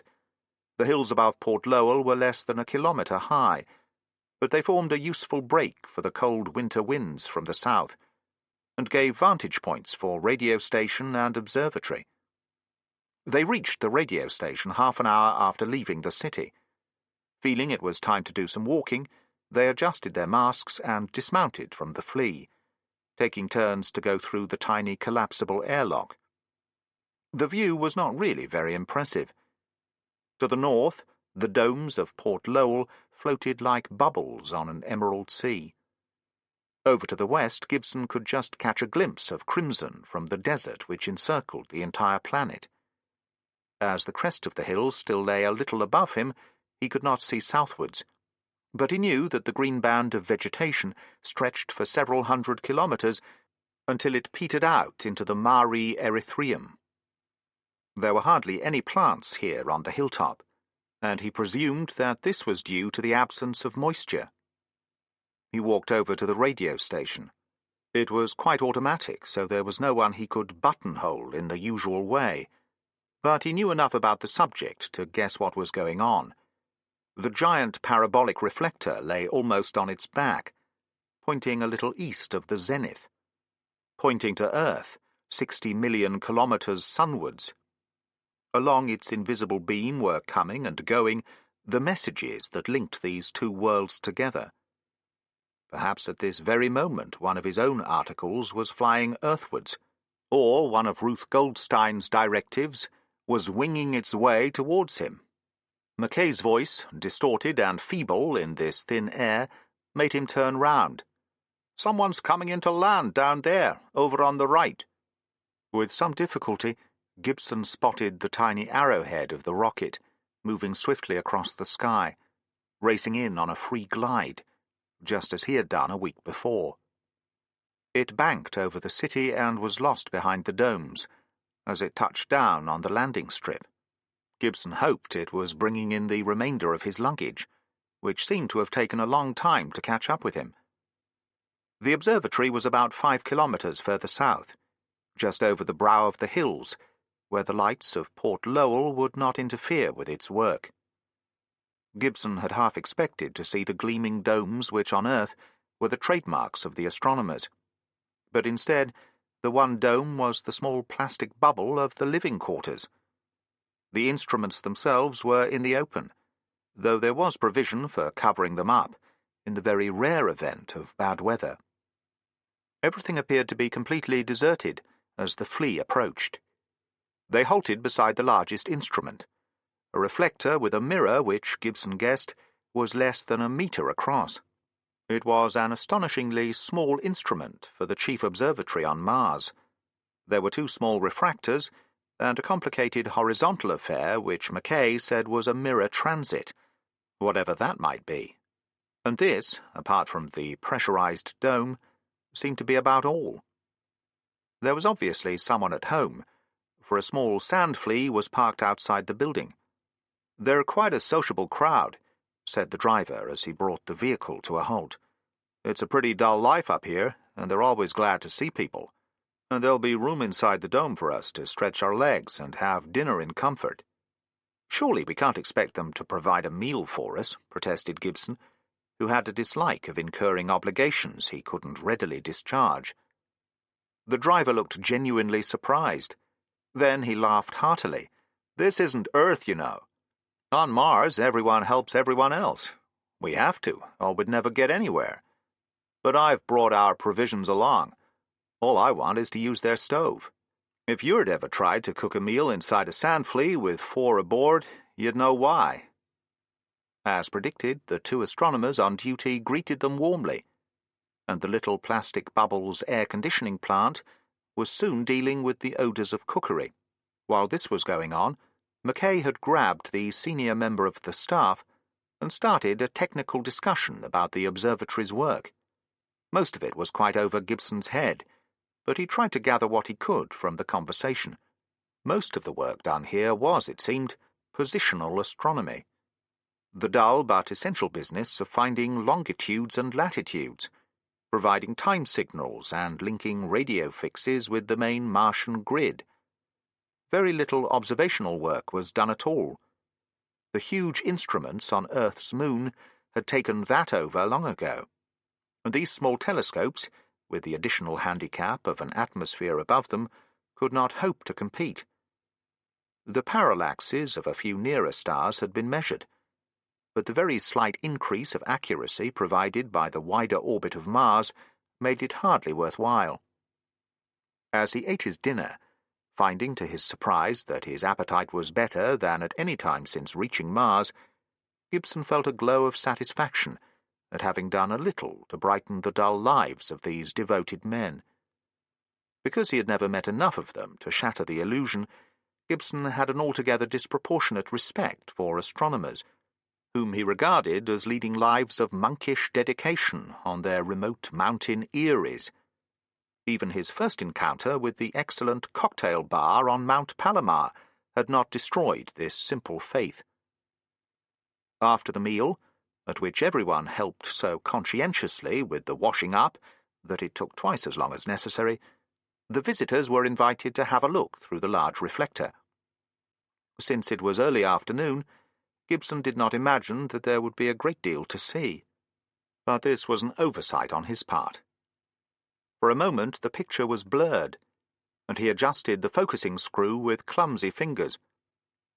It was not easy to observe with the special eyepiece needed when one was bearing a breathing mask, but after a while Gibson got the knack of it. Hanging in the field of view, against the almost black sky near the zenith, was a beautiful pearly crescent, like a 3-day-old moon. Some markings were just visible on the illuminated portion, but though Gibson strained his eyes to the utmost, he could not identify them. Too much of the planet was in darkness for him to see any of the major continents. Not far away floated an identically shaped but much smaller and fainter crescent, and Gibson could distinctly see some of the familiar craters along its edge. They formed a beautiful couple, the twin planets, Earth and Moon. But somehow they seemed too remote and ethereal to give him any feeling of homesickness or regret for all that he had left behind. One of the astronomers was speaking, his helmet held close to Gibson's. "When it's dark, you can see the lights of the cities down there on the night side. New York and London are easy. The prettiest sight, though, is the reflection of the sun off the sea. You get it near the edge of the disk when there's no cloud about, a sort of brilliant, shimmering star. It isn't visible now because it's mostly land on the crescent portion." Before leaving the observatory, they had a look at Deimos, which was rising in its leisurely fashion in the east. Under the highest power of the telescope, the rugged little moon seemed only a few kilometers away, and to his surprise Gibson could see the Aries quite clearly, as two gleaming dots close together. He also wanted to look at Phobos, but the inner moon had not yet risen. When there was nothing more to be seen, they bade farewell to the two astronomers, who waved back rather glumly as the flea drove off along the brow of the hill. The driver explained that he wanted to make a private detour to pick up some rock specimens, and as to Gibson one part of Mars was very much like another, he raised no objection. There was no real road over the hills, but ages ago all irregularities had been worn away, so that the ground was perfectly smooth. Here and there a few stubborn boulders still jutted above the surface, displaying a fantastic riot of colour and shape. But these obstacles were easily avoided. Once or twice they passed small trees, if one could call them that, of a type which Gibson had never seen before. They looked rather like pieces of coral, completely stiff and petrified. According to their driver, they were immensely old, for though they were certainly alive, no one had yet been able to measure their rate of growth. The smallest value which could be derived from their age was 50,000 years, and their method of reproduction was a complete mystery. Towards mid-afternoon they came to a low but beautifully coloured cliff, Rainbow Ridge, the geologist called it, which reminded Gibson irresistibly of the more flamboyant Arizona canyons, though on a much smaller scale. They got out of the sand flea, and, while the driver chipped off his samples, Gibson happily shot off half a reel of the new multichrome film he had brought with him for just such occasions. If it could bring out all those colours perfectly, it must be as good as the makers claimed. But unfortunately he'd have to wait until he got back to Earth before it could be developed. No one on Mars knew anything about it. "Well," said the driver, "I suppose it's time we started home, if we want to get back for tea. We can drive back the way we came, and keep to the high ground, or we can go round behind the hills. Any preferences?" "Why not drive down into the plain? That would be the most direct route," said Mackay, who was now getting a little bored. "And the slowest. You can't drive at any speed through those overgrown cabbages." I always hate retracing my steps, said Gibson. Let's go round the hills and see what we can find there. The driver grinned. Don't raise any false hopes. It's much the same on both sides. Here we go. The flea bounced forward, and Rainbow Ridge soon disappeared behind them. They were now winding their way through completely barren country, and even the petrified trees had vanished. Sometimes Gibson saw a patch of green which he thought was vegetation, but as they approached it invariably turned into another mineral outcrop. This region was fantastically beautiful, a geologist's paradise, and Gibson hoped that it would never be ravaged by mining operations. It was certainly one of the show places of Mars. They had been driving for half an hour when the hills sloped down into a long, winding valley which was unmistakably an ancient watercourse. Perhaps 50 million years ago, the driver told them, a great river had flowed this way to lose its waters in the Mare Erythraeum, one of the few Martian seas to be correctly, if somewhat belatedly, named. They stopped the flea and gazed down the empty riverbed with mingled feelings. Gibson tried to picture the scene as it must have appeared in those remote days, when the great reptiles ruled the earth, and man was still a dream of the distant future. The red cliffs would scarcely have changed in all that time, but between them the river would have made its unhurried way to the sea, flowing slowly under the weak gravity. It was a scene that might almost have belonged to Earth, and had it ever been witnessed by intelligent eyes? No one knew. Perhaps there had indeed been Martians in those days, but time had buried them completely. The ancient river had left a legacy, for there was still moisture along the lower reaches of the valley. A narrow band of vegetation had come thrusting up from Erythraeum, its brilliant green contrasting vividly with the crimson of the cliffs. The plants were those which Gibson had already met on the other side of the hills, but here and there were strangers. They were tall enough to be called trees, but they had no leaves, only thin, whip-like branches, which continually trembled, despite the stillness of the air. Gibson thought they were some of the most sinister things he had ever seen. Just the sort of ominous plant that would suddenly flick out its tentacles at an unsuspecting passer-by. In fact, as he was perfectly well aware, they were as harmless as everything else on Mars. They had zigzagged down into the valley and were climbing the other slope when the driver suddenly brought the flea to a halt. "Hello," he said. "This is odd. I didn't know there was any traffic in these parts." For a moment Gibson, who was not really as observant as he liked to think, was at a loss. Then he noticed a faint track running along the valley at right angles to their present path. "There have been some heavy vehicles here," said the driver. "I'm sure this track didn't exist the last time I came this way. Let's see, about a year ago? And there haven't been any expeditions into Erythraeum in that time." "Where does it lead?" asked Gibson. "Well, if you go up the valley and over the top, you'll be back in Port Lowell." "That was what I intended to do. The other direction only leads out into the Mare. We've got time. Let's go along it a little way." Willingly enough, the driver swung the flea around and headed down the valley. From time to time the track vanished as they went over smooth, open rock, but it always reappeared again. At last, however, they lost it completely. The driver stopped the flea. "I know what's happened," he said. "There's only one way it could have gone. Did you notice that pass about a kilometer back? 10 to 1 it leads up there. And where would that take anyone?" "That's the funny thing. It's a complete cul-de-sac. There's a nice little amphitheater about 2 kilometers across, but you can't get out of it anywhere, except the way you come in. I spent a couple of hours there once when we did the first survey of this region. It's quite a pretty little place, sheltered, and with some water in the spring." "A good hideout for smugglers," laughed Gibson. The driver grinned. That's an idea.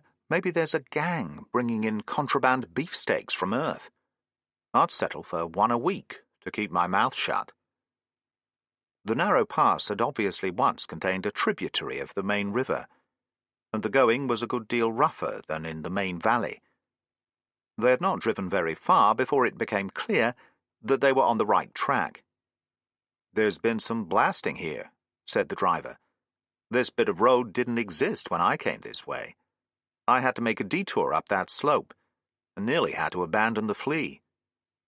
"What do you think's going on?" asked Gibson, now getting quite excited. "Oh, there are several research projects that are so specialized that one doesn't hear a lot about them. Some things can't be done near the city, you know. They may be building a magnetic observatory here. There's been some talk of that. The generators at Port Lowell would be pretty well shielded by the hills. But I don't think that's the explanation, for I'd have heard. Good Lord!" They had suddenly emerged from the pass, and before them lay an almost perfect oval of green, flanked by the low ochre hills. Once this might have been a lovely mountain lake.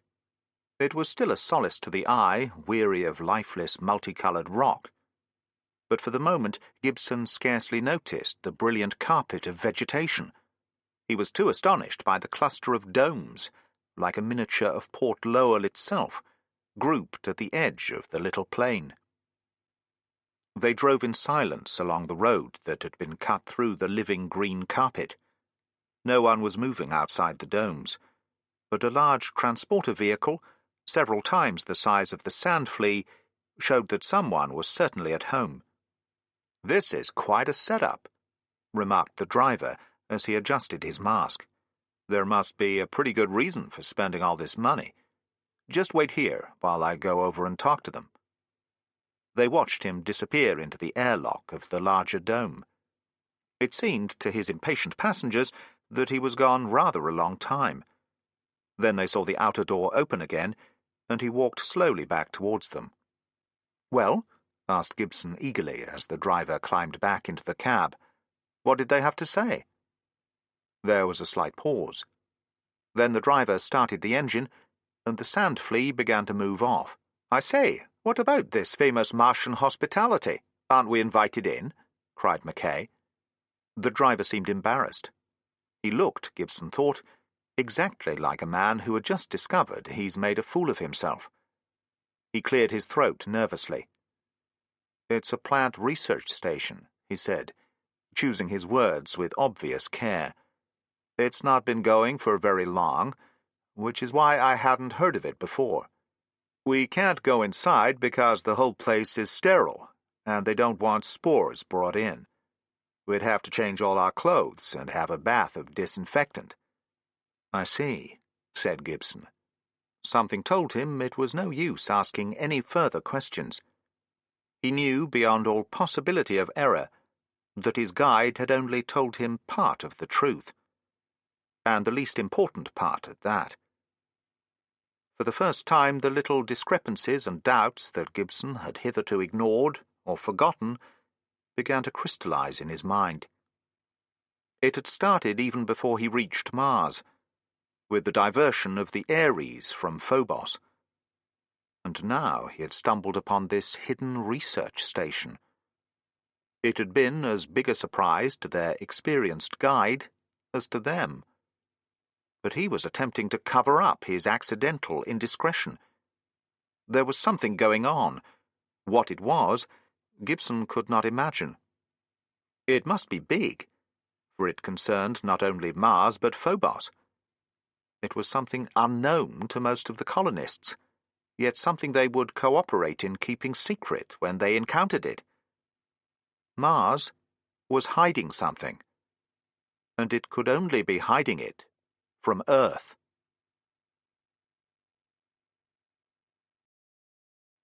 Chapter 10.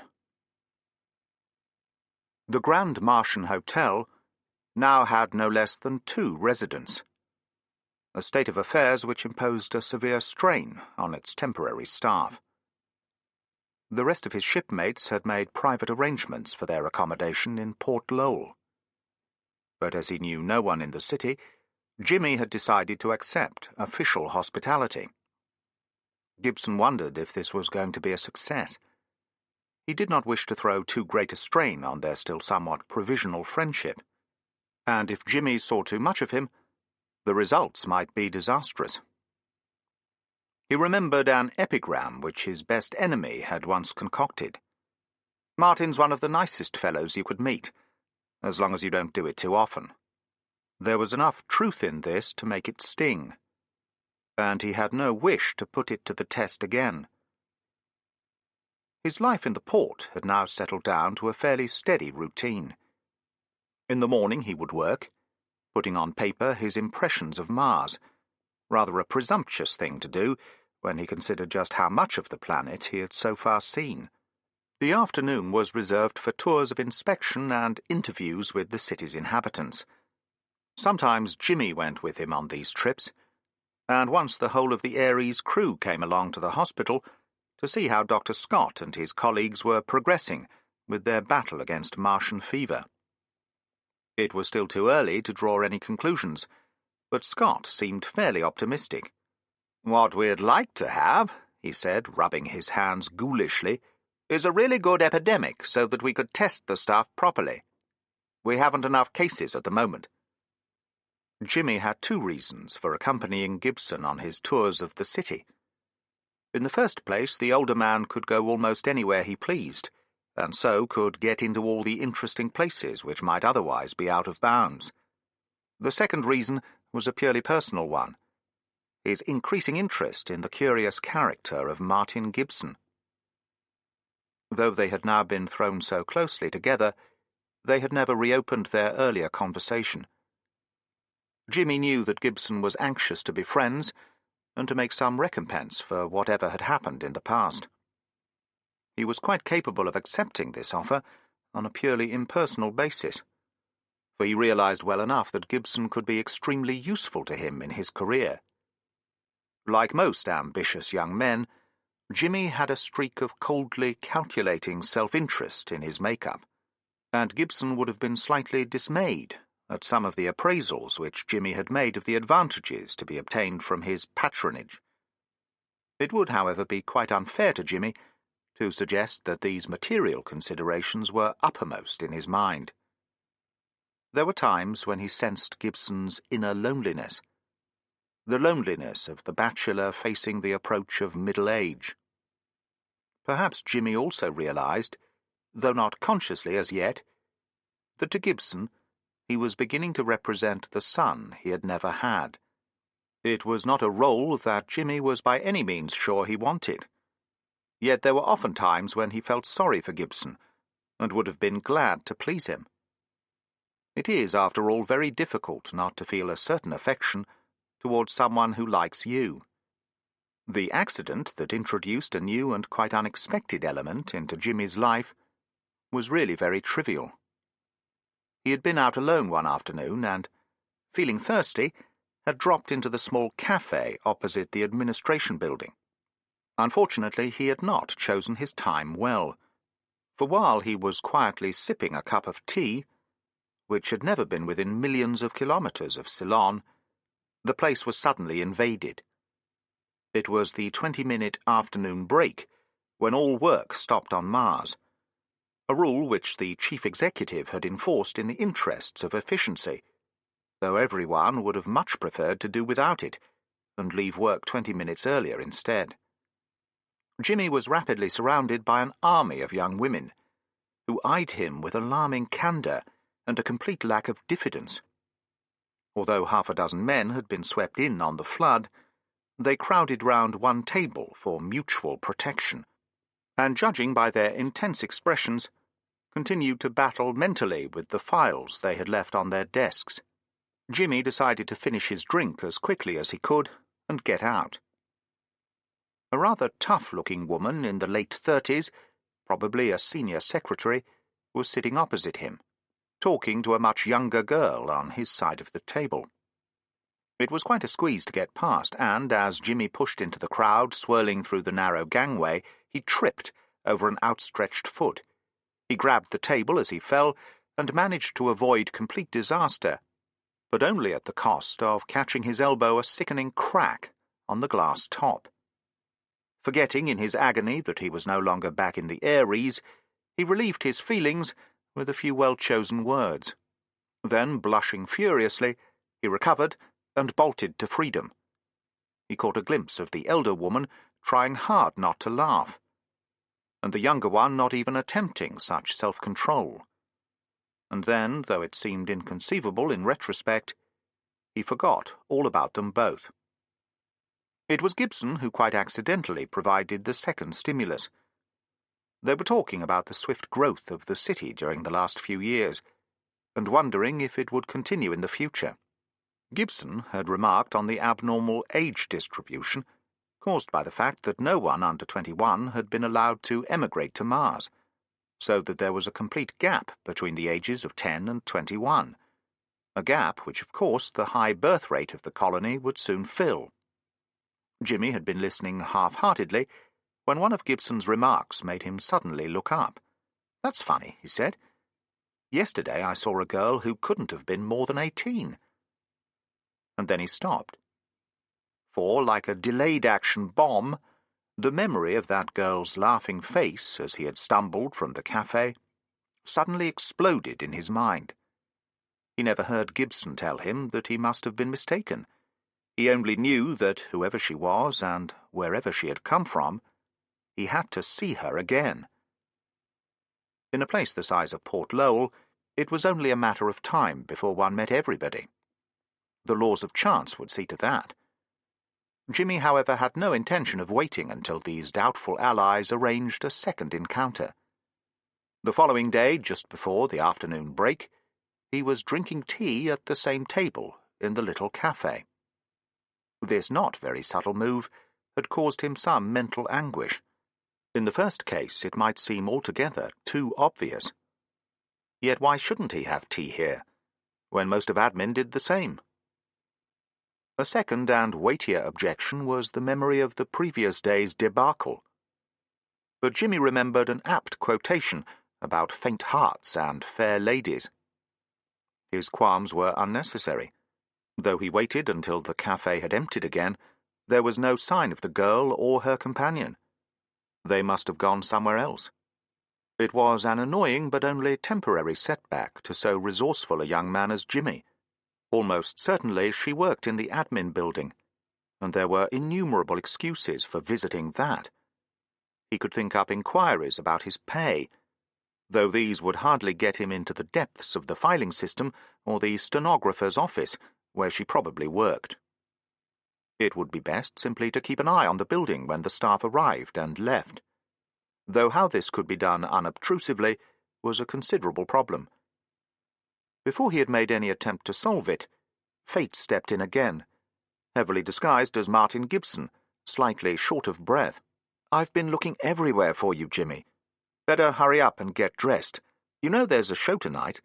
Well, we've all been invited to have dinner with the chief before going. That's in 2 hours. What does one wear for formal dinners on Mars?" asked Jimmy. "Black shorts and white tie, I think," said Gibson, a little doubtfully. "Or is it the other way round? Anyway, they'll tell us at the hotel. I hope they can find something that fits me." They did, but only just. Evening dress on Mars, where in the heat and air-conditioned cities all clothes was kept to a minimum, consisted simply of a white silk shirt, with 2 rows of pearl buttons, a black bow tie, and black satin shorts, with a belt of wide aluminium links on an elastic backing. It was smarter than might have been expected, but when fitted out, Gibson felt something midway between a Boy Scout and little Lord Fauntleroy. Norden and Hilton, on the other hand, carried it off quite well. Mackay and Scott were less successful, and Bradley obviously didn't give a damn. The chief's residence was the largest private house on Mars, though on Earth it would have been a very modest affair. They assembled in the lounge for a chat and sherry. Real sherry, before the meal. Mayor Whitaker, being Hadfield's second-in-command, had also been invited, and as he listened to them talking to Norden, Gibson understood for the first time with what respect and admiration the colonists regarded the men who provided their sole link with Earth. Hatfield was holding forth at some length about the Aries, waxing quite lyrical over her speed and payload, and the effects these would have on the economy of Mars. "Before we go in," said the chief when they had finished the sherry, "I'd like you to meet my daughter. She's just seeing to the arrangements. Excuse me a moment while I fetch her." He was gone only a few seconds. "This is Irene," he said in a voice that tried not to be proud, but failed completely. One by one he introduced her to his guests, coming to Jimmy last. Irene looked at him and smiled sweetly. "I think we've met before," she said. Jimmy's colour heightened, but he held his ground and smiled back. "So we have," he replied. It was really very foolish of him not to have guessed. If he had even started to think properly, he would have known who she must have been. On Mars, the only man who could break the rules was the one who enforced them. Jimmy remembered hearing that the chief had a daughter, but he had never connected the facts together. It all fell into place now. When Hatfield and his wife came to Mars, they had brought their only child with them as part of the contract. No one else had ever been allowed to do so. The meal was an excellent one, but it was largely wasted on Jimmy. He had not exactly lost his appetite. That would have been unthinkable. But he ate with a distracted air. As he was seated near the end of the table, he could see Irene only by dint of craning his neck in a most ungentlemanly fashion. He was very glad when the meal was over, and they adjourned for coffee. The other two members of the chief executive's household were waiting for the guests. Already occupying the best seats, a pair of beautiful Siamese cats regarded the visitors with fathomless eyes. They were introduced as Topaz and Turquoise, and Gibson, who loved cats, immediately started to try and make friends with them. "Are you fond of cats?" Irene asked Jimmy. "Rather," said Jimmy, who loathed them. "How long have they been here?" "Oh, about a year. Just fancy, they're the only animals on Mars. I wonder if they appreciate it." "I'm sure Mars does. Don't they get spoilt?" "They're too independent. I don't think they really care for anyone, not even Daddy, though he likes to pretend they do." With great subtlety, though to any spectator it would have been fairly obvious that Irene was always one jump ahead of him, Jimmy brought the conversation round to more personal matters. He discovered that she worked in the accounting section, but knew a good deal of everything that went on in administration, where she one day hoped to hold a responsible executive post. Jimmy guessed that her father's position had been, if anything, a slight handicap to her.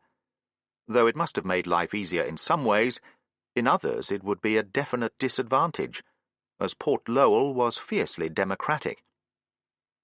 It was very hard to keep Irene on the subject of Mars. She was much more anxious to hear about Earth, the planet which she had left when a child, and so must have, in her mind, a dreamlike unreality. Jimmy did his best to answer her questions, quite content to talk about anything which held her interest. He spoke of Earth's great cities, its mountains and seas, its blue skies and scudding clouds, its rivers and rainbows, all the things which Mars had lost. And as he talked, he fell deeper and deeper beneath the spell of Irene's laughing eyes. That was the only word to describe them. She always seemed to be on the point of sharing some secret joke. Was she still laughing at him? Jimmy wasn't sure, and he didn't mind. What rubbish it was, he thought, to imagine that one became tongue-tied on these occasions. He had never been more fluent in his life. He was suddenly aware that a great silence had fallen. Everyone was looking at him and Irene. Said the chief executive. "If you two have quite finished, we'd better get a move on. The show starts in 10 minutes. Most of Port Lowell seemed to have squeezed into the little theatre by the time they arrived. Mayor Whitaker, who had hurried ahead to check the arrangements, met them at the door and shepherded them into their seats, a reserved block occupying most of the front row. Gibson, Hatfield, and Irene were in the centre, flanked by Norden and Hilton, much to Jimmy's chagrin. He had no alternative but to look at the show. Like all such amateur performances, it was good in parts. The musical items were excellent, and there was one mezzo-soprano who was up to the best professional standards of Earth. Gibson was not surprised when he saw against her name on the programme, "Late of the Royal Covent Garden Opera." A dramatic interlude then followed, the distressed heroine and old-time villain hamming it up for all they were worth. The audience loved it, cheering and booing the appropriate characters and shouting gratuitous advice. Next came one of the most astonishing ventriloquist acts that Gibson had ever seen.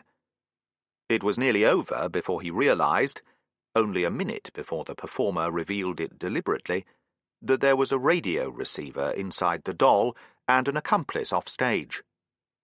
The next item appeared to be a skit on life in the city, and was so full of local allusions that Gibson understood only part of it.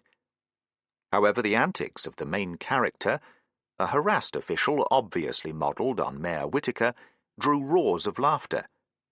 These increased still further when he began to be pestered by a fantastic person who was continually asking ridiculous questions, noting the answers in a little book, which he was always losing, and photographing everything in sight. It was several minutes before Gibson realized just what was going on. For a moment he turned a deep red. Then he realized that there was only one thing he could do. He would have to laugh louder than anyone else. The proceedings ended with community singing, a form of entertainment which Gibson did not normally go out of his way to seek. Rather the reverse, in fact. But he found it more enjoyable than he had expected, and as he joined in the last choruses, a sudden wave of emotion swept over him, causing his voice to peter out into nothingness. For a moment he sat, the only silent man in all that crowd, wondering what had happened to him. The faces around provided the answer. Here were men and women, united in a single task, driving towards a common goal, each knowing that their work was vital to the community. They had a sense of fulfillment, which very few could know on Earth, where all the frontiers had long ago been reached. It was a sense heightened and made more personal by the fact that Port Lowell was still so small that everyone knew everyone else. Of course, it was too good to last. As the colony grew, the spirit of these pioneering days would fade. Everything would become too big and too well organized. The development of the planet would be just another job of work.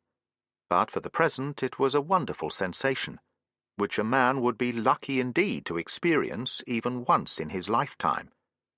Gibson knew it was felt by all those around him, yet he could not share it. He was an outsider.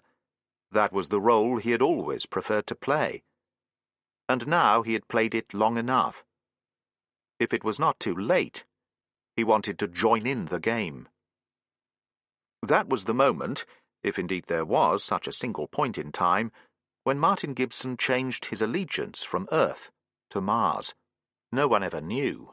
Even those beside him, if they noticed anything at all, were aware only that for a few seconds he had stopped singing, but had now joined in the chorus again with redoubled vigour. In twos and threes, laughing, talking, and singing, the audience slowly dissolved into the night. Gibson and his friends started back towards the hotel, having said goodbye to the chief and Mayor Whittaker. The two men who virtually ran Mars watched them disappear down the narrow streets. Then Hadfield turned to his daughter and remarked quietly, "Run along home now, dear. Mr. Whittaker and I are going for a little walk. I'll be back in half an hour."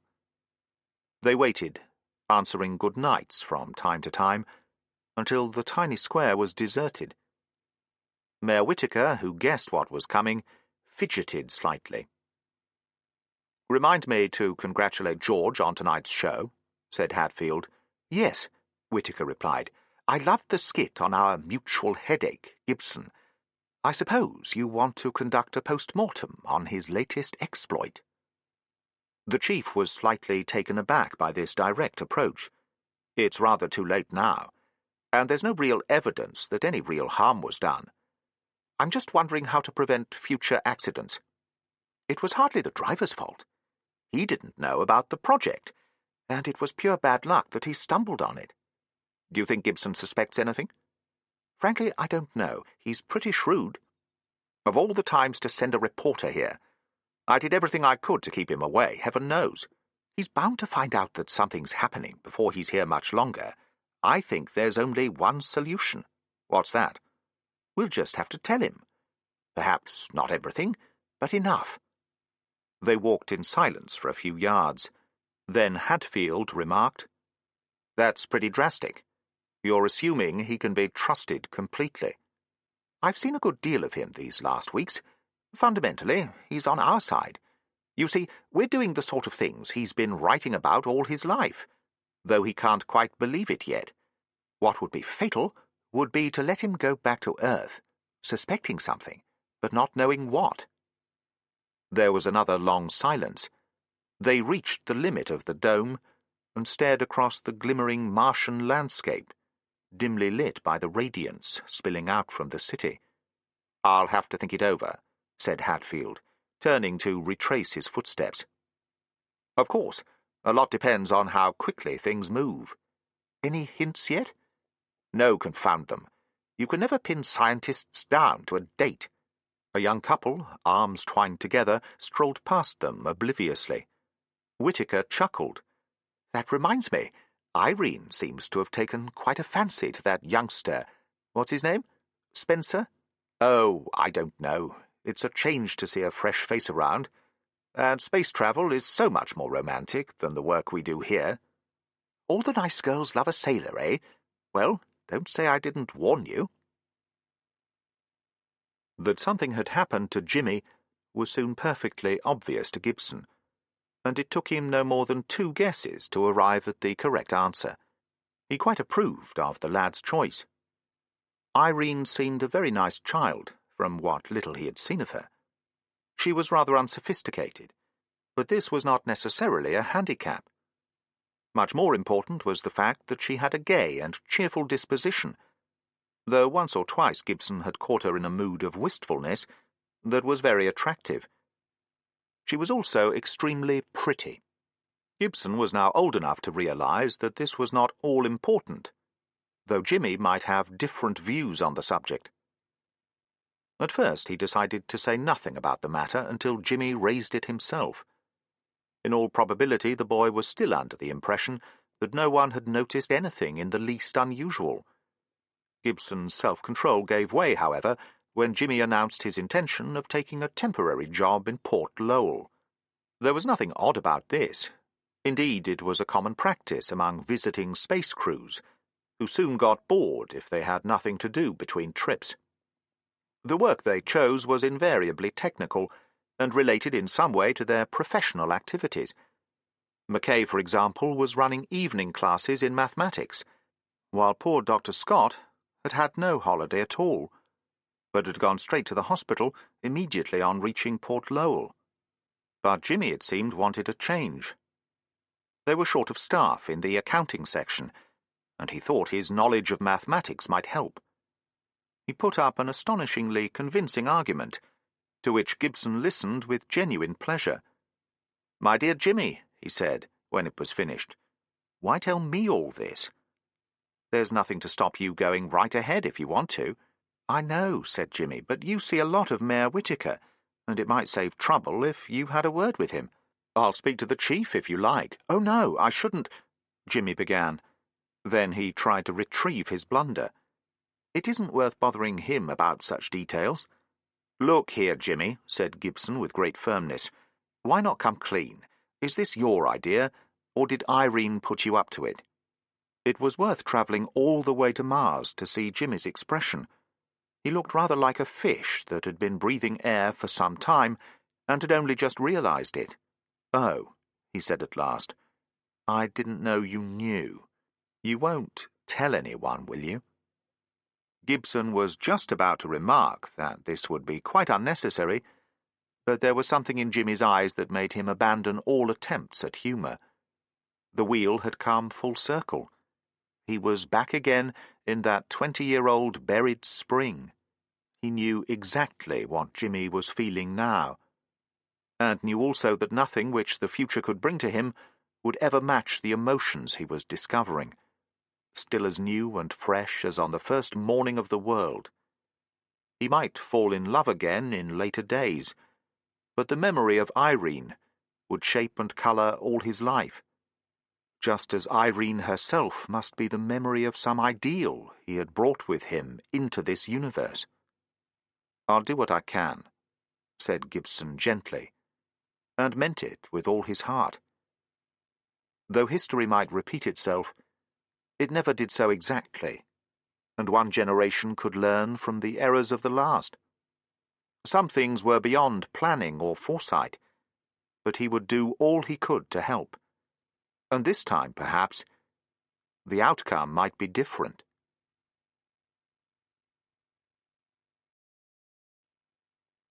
Chapter 11.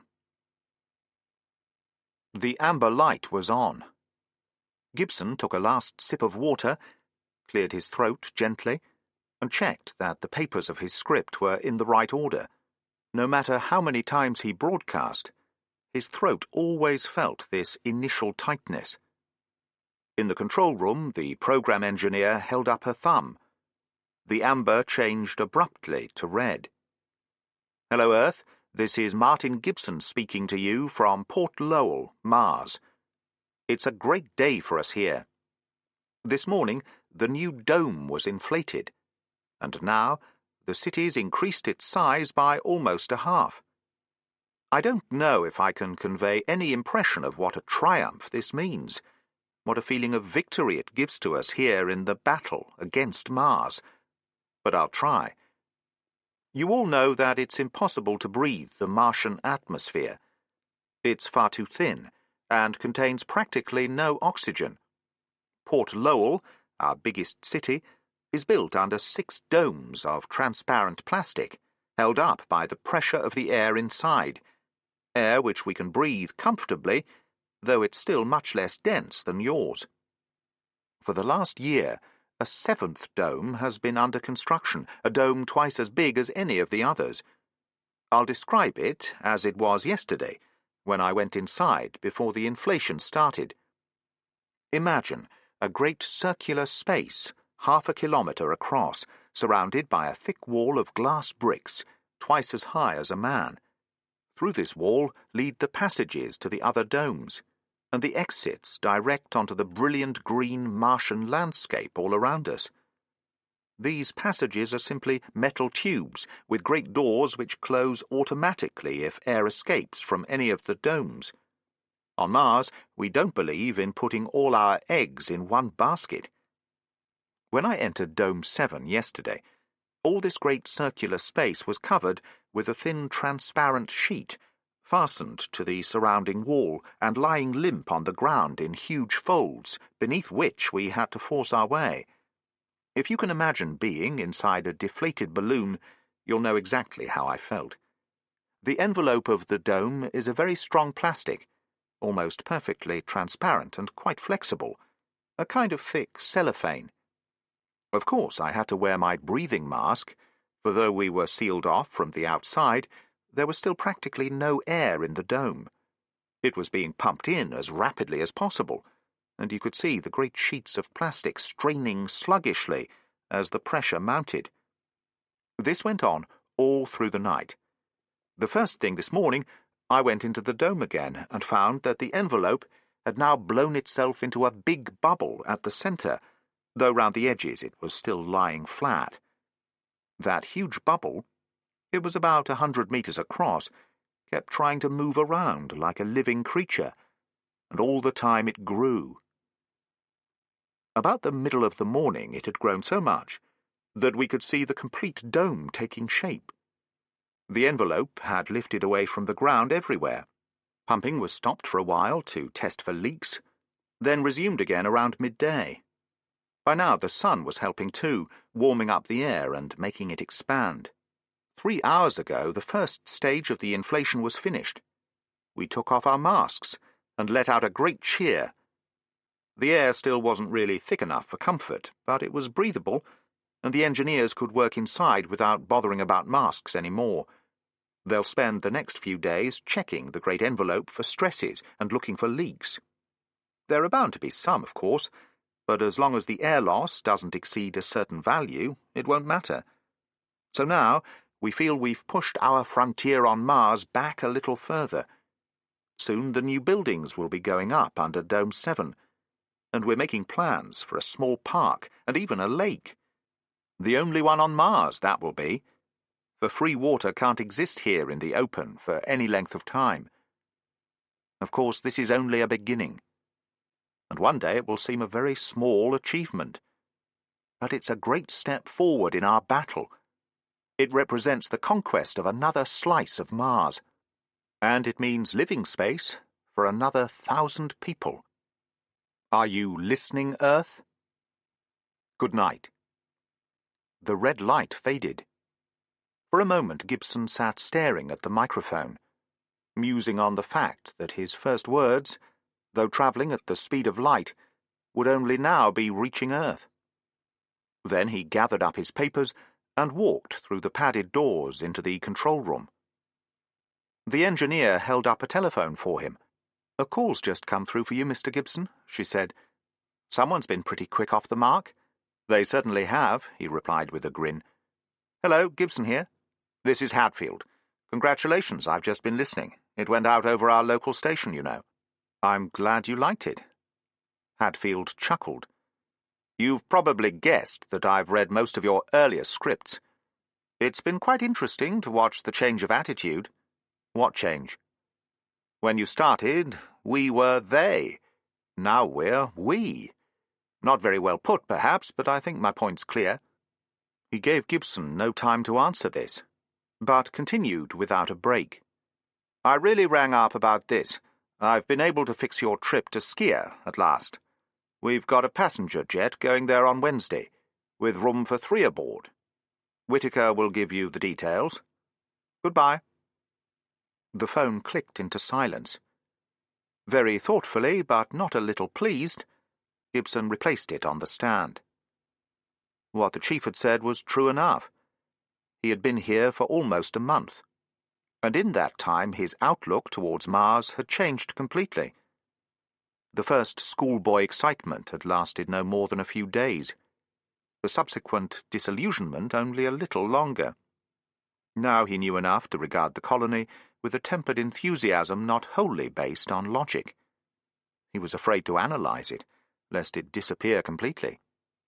Some part of it, he knew, came from his growing respect for the people around him, his admiration for the keen-eyed competence, the readiness to take well-calculated risks, which had enabled them not merely to survive on this heartbreakingly hostile world, but to lay the foundations of the first extraterrestrial culture.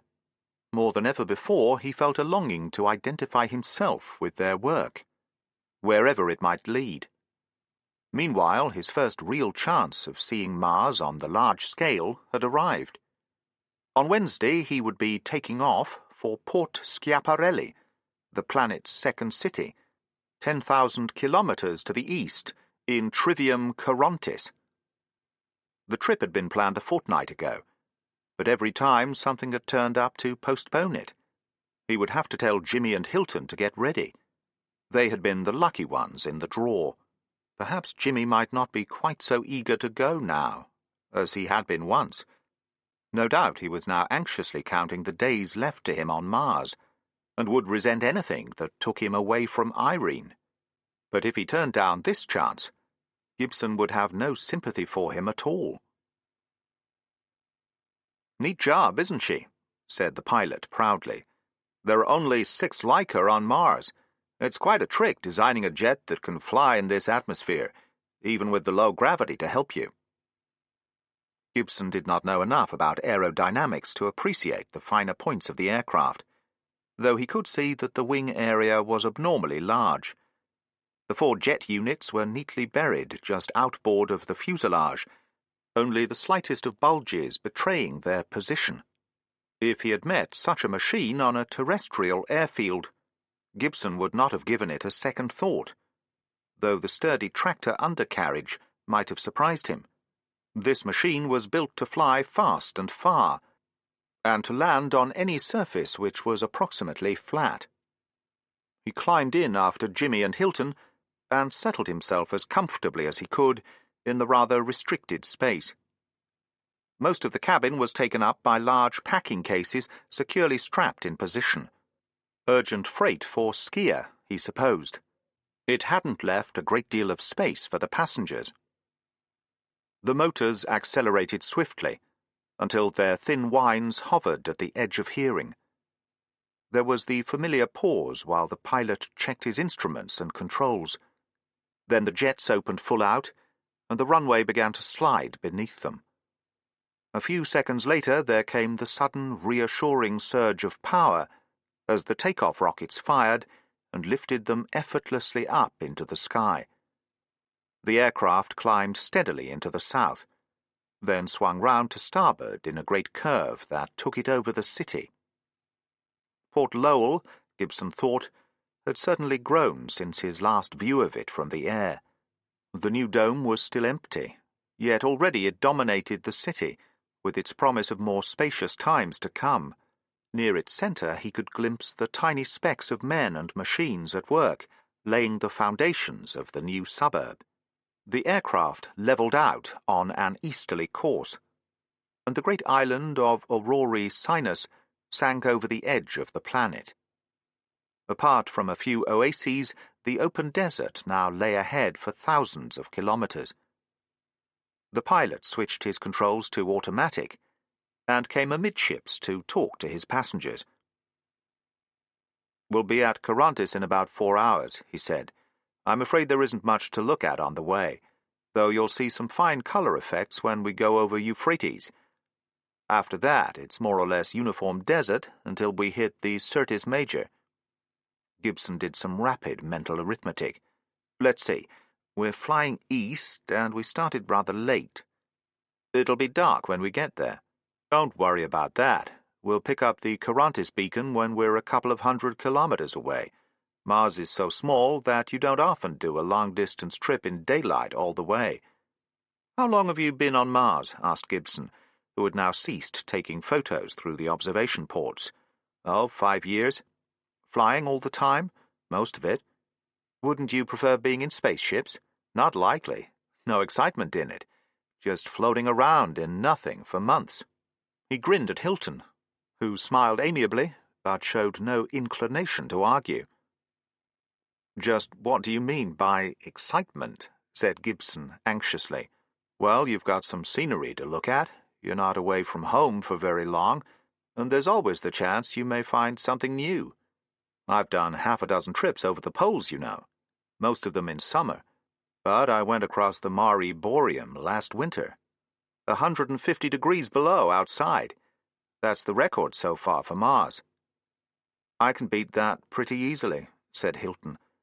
"At night it reaches 200 below on Titan."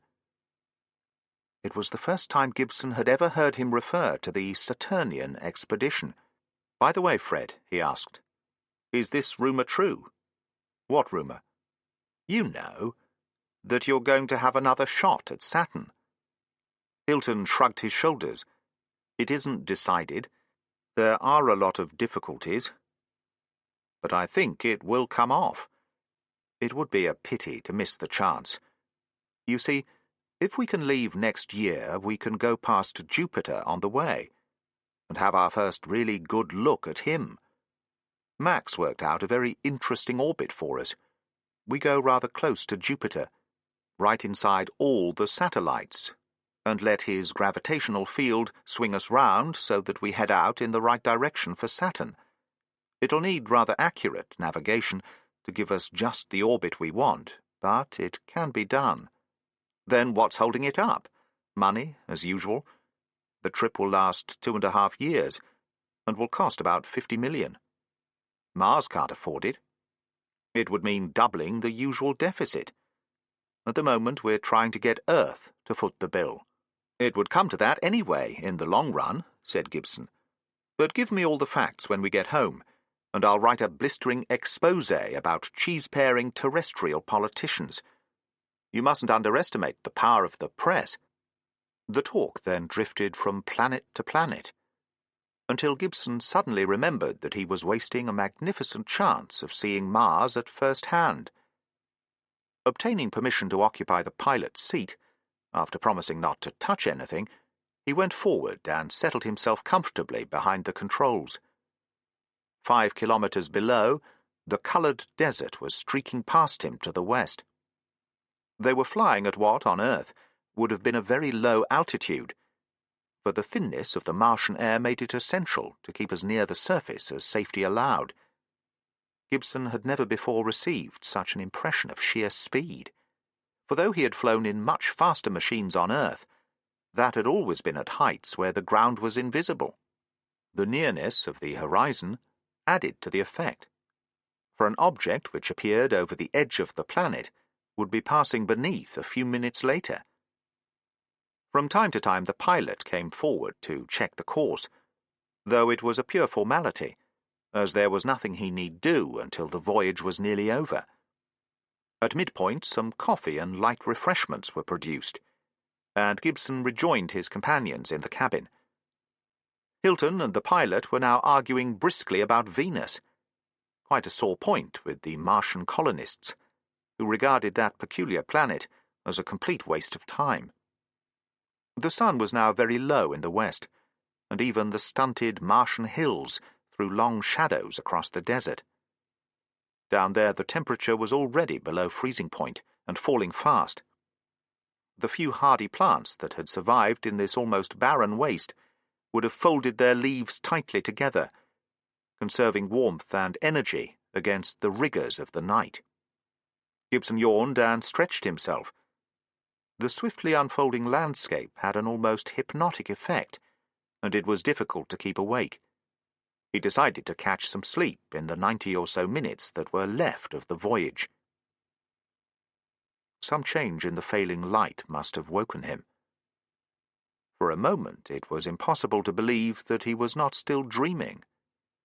He could only sit and stare, paralyzed with sheer astonishment. No longer was he looking out across a flat, almost featureless landscape, meeting the deep blue of the sky at the far horizon. Desert and horizon had both vanished. In their place towered a range of crimson mountains, reaching north and south as far as the eye could follow. The last rays of the setting sun caught their peaks, and bequeathed to them its dying glory. Already the foothills were lost in the night that was sweeping onwards to the west. For long seconds the splendour of the scene robbed it of all reality, and hence all menace. Then Gibson awoke from his trance, realizing in one dreadful instant that they were flying far too low to clear those Himalayan peaks. The sense of utter panic lasted only a moment, to be followed at once by a far deeper terror. Gibson had remembered now what the first shock had banished from his mind, the simple fact he should have thought of from the beginning. There were no mountains on Mars. Hatfield was dictating an urgent memorandum to the Interplanetary Development Board when the news came through. Port Schiaparelli had waited the regulation 15 minutes after the aircraft's expected time of arrival, and Port Lowell Control had stood by for another 10 before sending out the overdue signal. One precious aircraft from the tiny Martian fleet was already standing by to search the line of flight as soon as dawn came. The high speed and low altitude essential for flight would make such a search very difficult. But when Phobos rose, the telescopes up there could join in, with far greater prospects of success. The news reached Earth an hour later, at a time when there was nothing much else to occupy press or radio. Gibson would have been well satisfied by the resultant publicity. Everywhere people began reading his last articles with a morbid interest. Ruth Goldstein knew nothing about it until an editor she was dealing with arrived waving the evening paper. She immediately sold the second reprint rights of Gibson's latest series for half as much again as her victim had intended to pay, then retired to her private room and wept copiously for a full minute. Both these events would have pleased Gibson enormously. In a score of newspaper offices, the copy, culled from the morgue, began to be set up in type so that no time would be wasted, and in London a publisher, who had paid Gibson a rather large advance, began to feel very unhappy indeed. Gibson's shout was still echoing through the cabin when the pilot reached the controls. Then he was flung to the floor as the machine turned over in an almost vertical bank in a desperate attempt to swing round to the north. When Gibson could climb to his feet again, he caught a glimpse of a strangely blurred orange cliff sweeping down upon them from only kilometres away. Even in that moment of panic, he could see that there was something very curious about that swiftly approaching barrier, and suddenly the truth dawned upon him at last. This was no mountain range, but something that might be no less deadly. They were running into a wind-borne wall of sand, reaching from the desert almost to the edge of the stratosphere. The hurricane hit them a second later. Something slapped the machine violently from side to side, and through the insulation of the hull came an angry, whistling roar that was the most terrifying sound Gibson had ever heard in his life. Night had come instantly upon them, and they were flying helplessly through a howling darkness.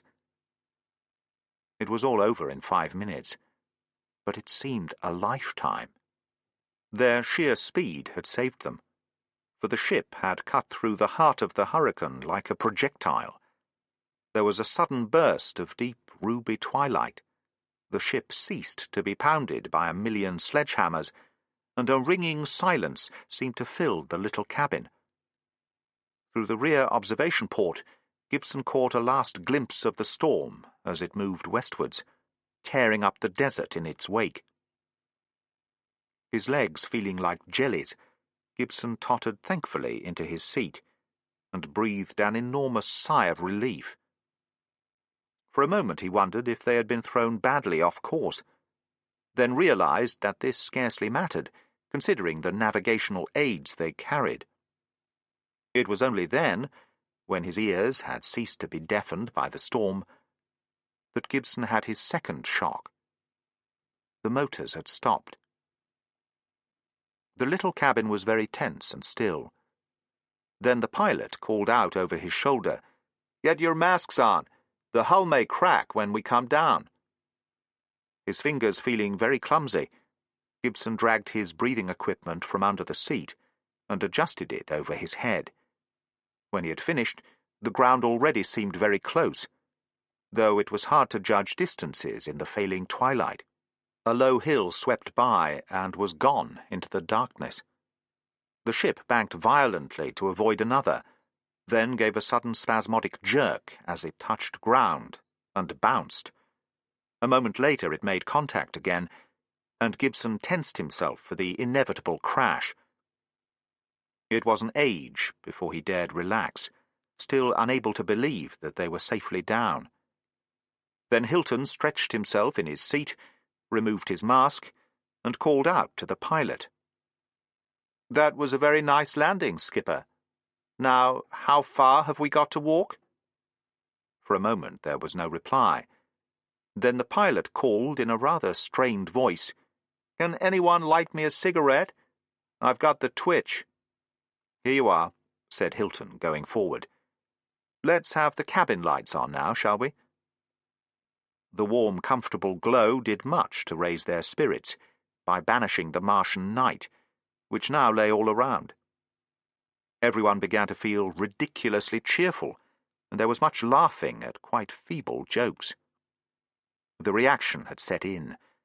They were so delighted at still being alive that the 1,000 kilometres separating them from the nearest base scarcely seemed to matter.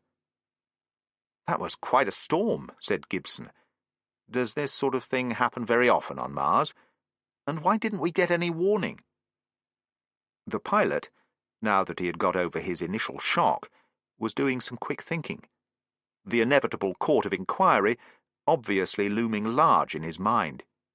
Even on autopilot, he should have gone forward more often. "I've never seen one like it before," he said, "though I've done at least 50 trips between Lowell and Skier. The trouble is that we don't know anything about Martian meteorology, even now. And there are only half a dozen Met stations on the planet. Not enough to give us an accurate picture. What about Phobos? Couldn't they have seen what was happening and warned us?" The pilot grabbed his almanac and ruffled rapidly through the pages. "Phobos hasn't risen yet," he said, after a brief calculation. "I guess the storm blew up suddenly out of Hades. Appropriate name, isn't it? And has probably collapsed again now. I don't suppose it went anywhere near Carontis, so they couldn't have warned us either. It was just one of those accidents that's nobody's fault." This thought seemed to cheer him considerably, but Gibson found it hard to be so philosophical. "Meanwhile," he retorted, "we're stuck in the middle of nowhere. How long will it take them to find us? Or is there any chance of repairing the ship? Not a hope of that. The jets are ruined. They were made to work on air, not sand, you know." "Well, can we radio Skier?" "Not now we're on the ground. But when Phobos rises in, let's see, an hour's time, we'll be able to call the observatory and they can relay us on. That's the way we've got to do all our long-distance stuff here, you know.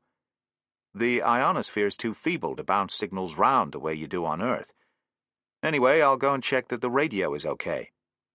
He went forward and started tinkering with the ship's transmitter, while Hilton busied himself checking the heaters and cabin air pressure, leaving the two remaining passengers looking at each other a little thoughtfully.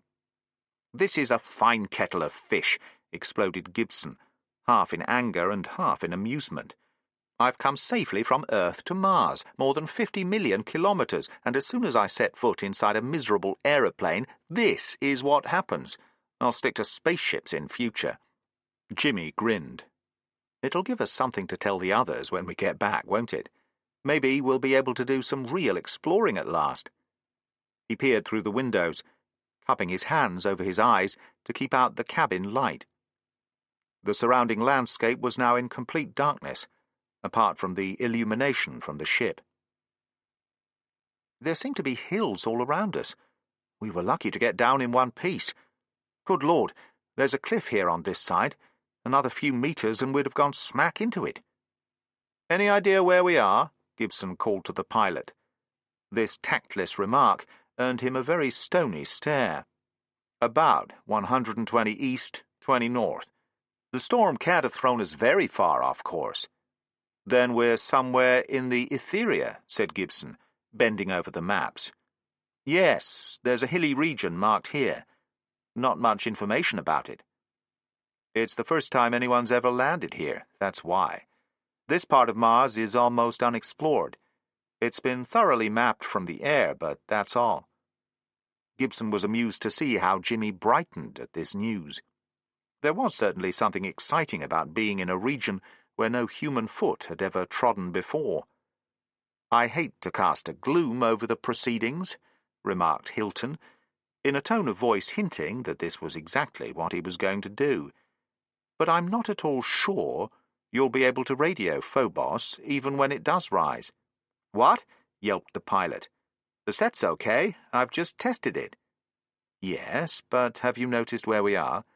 We can't even see Phobos. That cliff's due south of us, and blocks the view completely. That means that they won't be able to pick up our microwave signals.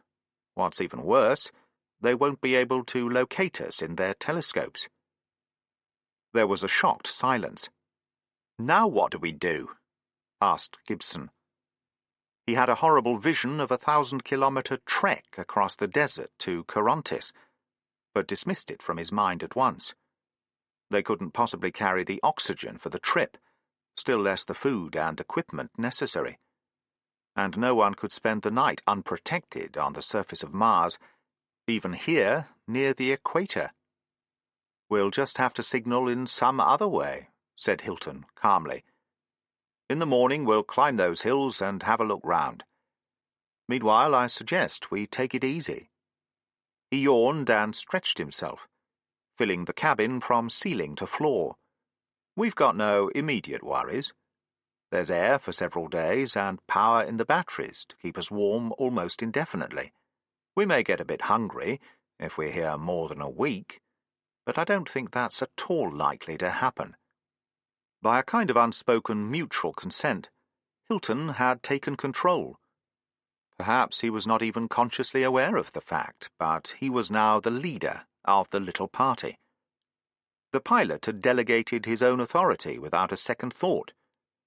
"Phobos rises in an hour, you said?" asked Hilton. "Yes." "When does it transit?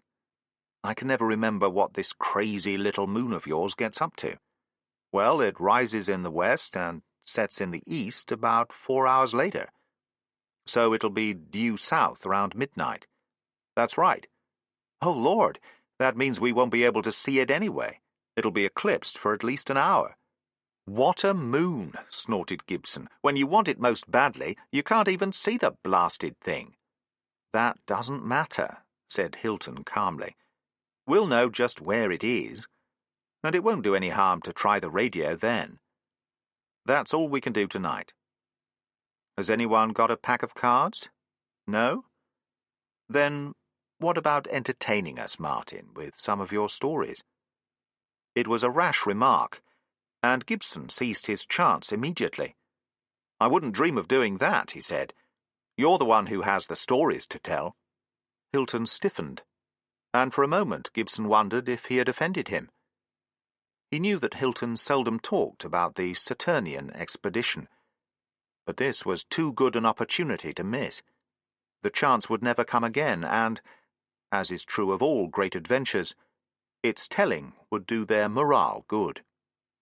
Perhaps Hilton realized this too, for presently he relaxed and smiled. "You've got me nicely cornered, haven't you, Martin?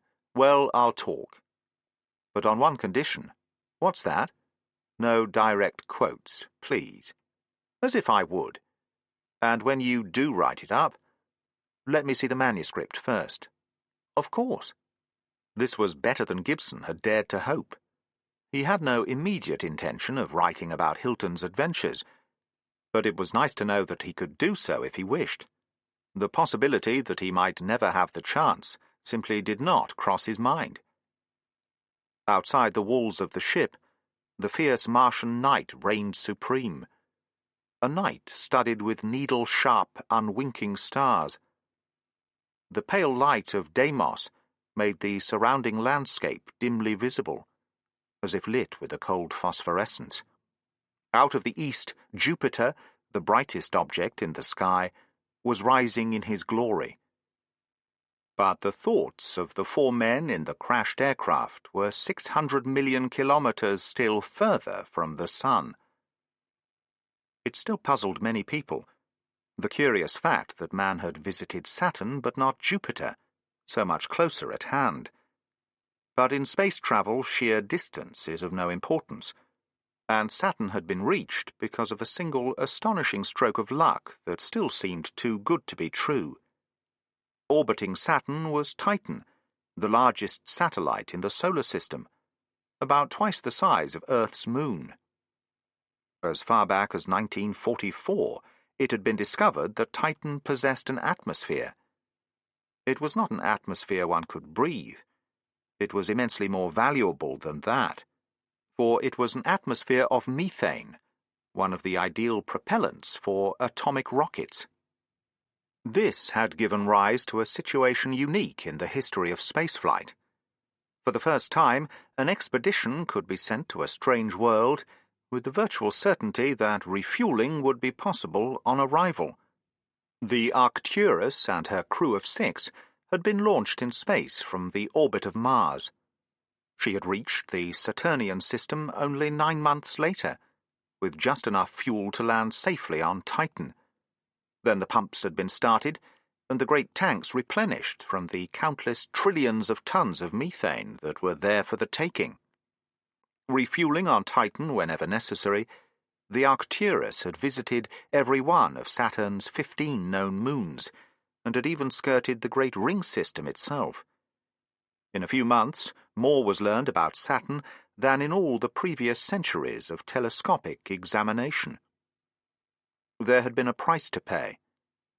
2 of the crew had died of radiation sickness after emergency repairs to one of the atomic motors. They had been buried on Dione, the 4th moon, and the leader of the expedition, Captain Envers, had been killed by an avalanche of frozen air on Titan. His body had never been found. Hilton had assumed command, and had brought the Arcturus safely back to Mars a year later, with only 2 men to help him. All these bare facts Gibson knew well enough. He could still remember listening to those radio messages that had come trickling back through space, relayed from world to world. But it was a different thing altogether to hear Hilton telling the story in his quiet, curiously impersonal manner, as if he had been a spectator rather than a participant. He spoke of Titan and its smaller brethren, the little moons which, circling Saturn, made the planet almost a scale model of the solar system. He described how at last they had landed on the innermost moon of all, Mimas, only half as far from Saturn as the moon is from the Earth. We came down in a wide valley, between a couple of mountains, where we were sure the ground would be pretty solid. We weren't going to make the mistake we did on Rhea. It was a good landing, and we climbed into our suits to go outside. It's funny how impatient you always are to do that, no matter how many times you've set down on a new world. Of course, Mimas hasn't much gravity, only 100th of Earth's. That was enough to keep us from jumping off into space. I liked it that way. You knew you'd always come down safely again, if you waited long enough. It was early in the morning when we landed. Mimas has a day a bit shorter than Earth's. It goes round Saturn in 22 hours, and as it keeps the same face towards the planet, its day and month are the same length, just as they are on the moon. We'd come down in the northern hemisphere, not far from the equator, and most of Saturn was above the horizon. It looked quite weird, a huge crescent horn sticking up into the sky, like some impossibly bent mountain thousands of miles high. Of course, you've all seen the films we made, especially the speeded-up colour one, showing a complete cycle of Saturn's phases. But I don't think they can give you much idea of what it was like to live with that enormous thing always there in the sky. It was so big, you see, that one couldn't take it in a single view. If you stood facing it and held your arms wide open, you could just imagine your fingertips touching the opposite ends of the rings. We couldn't see the rings themselves very well, because they were almost edge-on, but you could always tell they were there by the wide, dusky band of shadow they cast on the planet. None of us ever got tired of watching it. It's spinning so fast, you know. The pattern was always changing. The cloud formations, if that's what they were, used to whip round from one side of the disk to the other in a few hours, changing continually as they moved.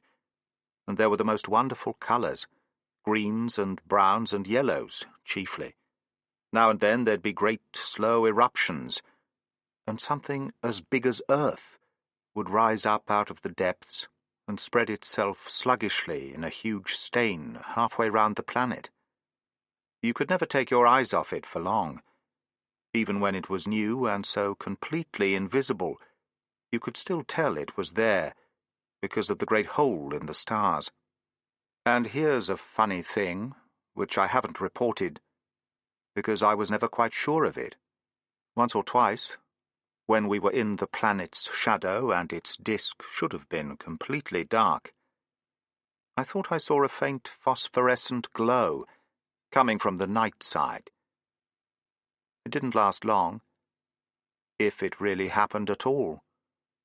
Perhaps it was some kind of chemical reaction going on down there, in that spinning cauldron. Are you surprised that I want to go to Saturn again? What I'd like to do is to get really close this time. And by that I mean within 1,000 kilometers.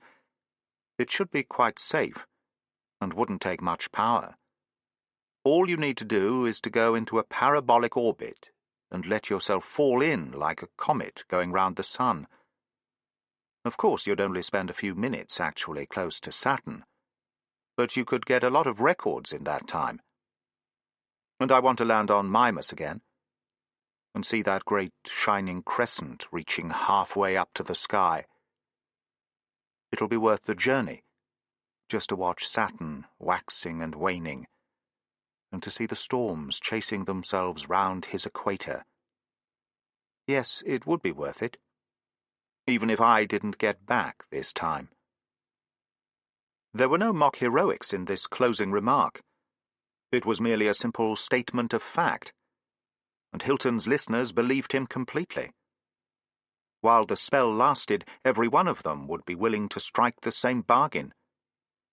Gibson ended the long silence by going to the cabin window and peering out into the night. "Can we have the lights off?" he called. Complete darkness fell as the pilot obeyed his request. The others joined him at the window. "Look," said Gibson, "up there. You can just see it if you crane your neck." The cliff, against which they were lying, was no longer a wall of absolute and unrelieved darkness. On its very topmost peaks, a new light was playing, spilling over the broken crags and filtering down into the valley. Phobos had leapt out of the west, and was climbing on its meteoric rise towards the south, racing backwards across the sky. Minute by minute, the light grew stronger, and presently the pilot began to send out his signals. He had barely begun when the pale moonlight was snuffed out so suddenly that Gibson gave a cry of astonishment. Phobos had gone hurtling into the shadow of Mars, and though it was still rising, it would cease to shine for almost an hour. There was no way of telling whether or not it would peep over the edge of the great cliff, and so be in the right position to receive their signals. They did not give up hope for almost 2 hours. Suddenly the light reappeared on the peaks, but shining now from the east. Phobos had emerged from its eclipse, and was now dropping down towards the horizon, which it would reach in little more than an hour. The pilot switched off his transmitter in disgust. "It's no good," he said. "We'll have to try something else." "I know," Gibson exclaimed excitedly. "Can't we carry the transmitter up the top of the hill?" "I'd thought of that, but it would be the devil's own job to get it out without proper tools. The whole thing, aerials and all, is built into the hull." "There's nothing more we can do tonight anyway," said Hilton. "I suggest we all get some sleep before dawn. Good night, everybody." It was excellent advice, but not easy to follow. Gibson's mind was still racing ahead, making plans for the morrow.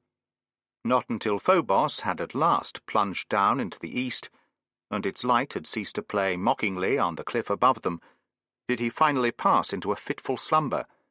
Even then he dreamed that he was trying to fix a belt drive from the motors to the tractor undercarriage so that they could taxi the last 1,000 kilometers to Port Schiaparelli.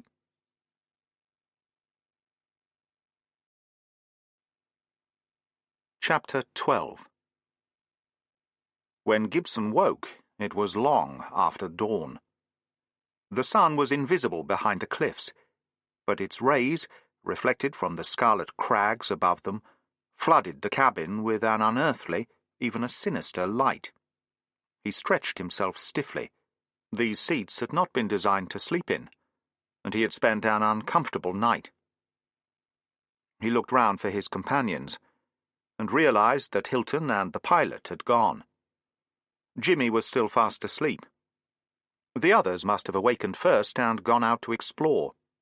Gibson felt a vague annoyance at being left behind, but knew that he would have been still more annoyed if they had interrupted his slumbers. There was a short message from Hilton pinned prominently on the wall. It said simply, "Went outside at 6:30. Will be gone about an hour. Will be hungry when we get back. Fred." The hint could hardly be ignored. Besides, Gibson felt hungry himself. He rummaged through the emergency food pack which the aircraft carried for such accidents, wondering as he did so just how long it would have to last them. His attempts to brew a hot drink in the tiny pressure boiler aroused Jimmy, who looked somewhat sheepish when he realized he was the last to wake. "Had a good sleep?" asked Gibson, as he searched round for cups. "Awful," said Jimmy, running his hands through his hair. "I feel I haven't slept for a week. Where are the others?" His question was promptly answered by the sounds of someone entering the airlock. A moment later Hilton appeared, followed by the pilot. They divested themselves of masks and heating equipment. It was still around freezing point outside, and advanced eagerly on the pieces of chocolate and compressed meat which Gibson had portioned out with impeccable fairness.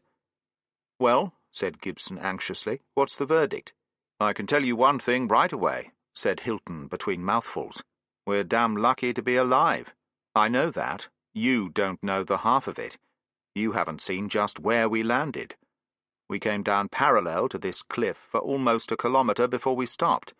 If we'd swerved a couple of degrees to starboard, bang. When we touched down, we did swing inwards a bit, but not enough to do any damage. We're in a long valley running east and west. It looks like a geological fault rather than an old riverbed, though that was my first guess. The cliff opposite us is a good 100 metres high and practically vertical. In fact, it's got a bit of overhang near the top. Maybe it can be climbed further along, but we didn't try. There's no need to anyway. If we want Phobos to see us, we've only got to walk a little way to the north, until the cliff doesn't block the view. In fact, I think that may be the answer. If we can push this ship out into the open, it'll mean we can use the radio, and will give the telescopes and air search a better chance of spotting us." "How much does this thing weigh?" said Gibson doubtfully. "About 30 tons with full load. There's a lot of stuff we can take out, of course." "No, there isn't," said the pilot. "That would mean letting down our pressure, and we can't afford to waste air." "Oh, Lord, I'd forgotten that. Still, the ground's fairly smooth, and the undercut's perfectly okay." Gibson made noises indicating extreme doubt. Even under a third of Earth's gravity, moving the aircraft was not going to be an easy proposition. For the next few minutes his attention was diverted to the coffee, which he had tried to pour out before it had cooled sufficiently. Releasing the pressure on the boiler immediately filled the room with steam, so that for a moment it looked as if everyone was going to inhale their liquid refreshment. Making hot drinks on Mars was always a nuisance, since water under normal pressure boiled at around 60 degrees centigrade, and cooks who forgot this elementary fact usually met with disaster. The dull but nourishing meal was finished in silence, as the castaways pondered their pet plans for rescue. They were not really worried. They knew that an intensive search would now be in progress, and it could only be a matter of time before they were located. But that time could be reduced to a few hours if they could get some kind of signal to Phobos. After breakfast they tried to move the ship. By dint of much pushing and pulling, they managed to shift it a good 5 meters. Then the caterpillar tracks sank into soft ground, and as far as their combined efforts were concerned, the machine might have been completely bogged. They retired, panting, into the cabin to discuss the next move. "Have we anything white which we could spread out over a large area?" asked Gibson. This excellent idea came to nothing when an intensive search of the cabin revealed 6 handkerchiefs and a few pieces of grimy rag. It was agreed that, even under the most favourable conditions, these would not be visible from Phobos. "There's only one thing for it," said Hilton. "We'll have to rip out the landing lights, run them out on a cable until they're clear of the cliff, and aim them at Phobos. I didn't want to do this if it could be avoided. It might make a mess of the wing, and it's a pity to break up a good aeroplane." By his glum expression it was obvious that the pilot agreed with these sentiments. Jimmy was suddenly struck with an idea. "Why not fix up a heliograph?" he asked. "If we flashed a mirror on Phobos, they ought to be able to see that." "Across 6,000 kilometres," said Gibson doubtfully. Why not? They've got telescopes that magnify more than 1,000 up there. Couldn't you see a mirror flashing in the sun if it was only 6 kilometres away? I'm sure there's something wrong with that calculation, though I don't know what, said Gibson. Things never work out as simply as that. But I agree with the general idea. Now, who's got a mirror? After a quarter-hour's search, Jimmy's scheme had to be abandoned. There simply was no such thing as a mirror on the ship. We could cut out a piece of the wing and polish that up, said Hilton thoughtfully. That would be almost as good. This magnesium alloy won't take much of a polish, said the pilot, still determined to defend his machine to the last. Gibson suddenly shot to his feet. Will someone kick me 3 times round the cabin? He announced to the assembly. With pleasure, grinned Hilton. But tell us why. Without answering, Gibson went to the rear of the ship and began rummaging among his luggage, keeping his back to the interested spectators. It took him only a moment to find what he wanted. Then he swung quickly round. Here's the answer, he said triumphantly. A flash of intolerable light suddenly filled the cabin, flooding every corner with a harsh brilliance and throwing distorted shadows on the wall. It was as if lightning had struck the ship, and for several minutes everyone was half-blinded, still carrying on their retinas a frozen picture of the cabin as seen in that moment of searing incandescence. I'm sorry, said Gibson contritely. I've never used it at full power before. That was intended for night work in the open. Phew, said Hilton, rubbing his eyes. I thought you'd let off an atomic bomb. Must you scare everyone to death when you photograph them? It's only like this for normal indoor use, said Gibson, demonstrating. Everyone flinched again, but this time the flash seemed scarcely noticeable. It's a special job I had made for me before I left Earth. I wanted to be quite sure I could do colour photography at night if I wanted to. So far, I haven't had a real chance of using it. Let's have a look at the thing, said Hilton. Gibson handed over the flash gun and explained its operation. It's built round a supercapacity condenser. There's enough for about 100 flashes on one charge, and it's practically full. 100 of the high-powered flashes.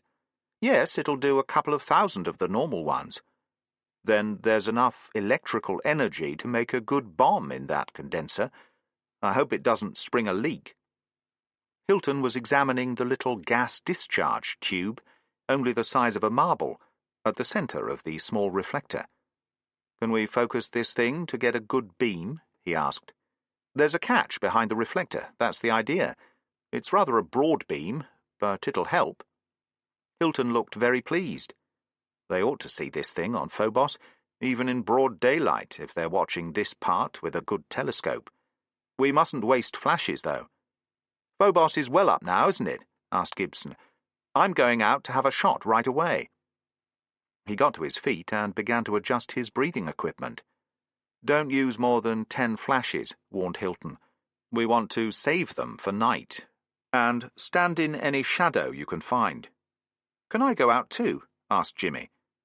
All right, said Hilton, but keep together, and don't go wandering off to explore. I'm going to stay here, and see if there's anything we can do with the landing lights. The fact that they now had a definite plan of action had raised their spirits considerably. Clutching his camera and the precious flash gun closely to his chest, Gibson bounded across the valley like a young gazelle. It was a curious fact that on Mars one quickly adjusted one's muscular efforts to the lower gravity, and so normally used strides no greater than on Earth. But the reserve of power was available when necessity or high spirits demanded it. They soon left the shadow of the cliff and had a clear view of the open sky. Phobos was already high in the west, a little half-moon which would rapidly narrow to a thin crescent as it raced towards the south. Gibson regarded it thoughtfully, wondering if at this very moment someone might be watching this part of Mars. It seemed highly probable, for the approximate position of their crash would be known. He felt an irrational impulse to dance around and wave his arms, even to shout, "Here we are! Can't you see us?" What would this region look like in the telescopes which were, he hoped, now sweeping the Etheria? They would show the mottled green of the vegetation through which he was trudging, and the great cliff would be clearly visible as a red band, casting a broad shadow over the valley when the sun was low. There would be scarcely any shadow now, for it was only a few hours from noon. The best thing to do, Gibson decided, was to get in the middle of the darkest area of vegetation he could find. About a kilometre from the crashed ship, the ground sloped down slightly, and here, in the lowest part of the valley, was a wide brownish belt, which seemed to be covered with tall weeds. Gibson headed for this, Jimmy following close behind.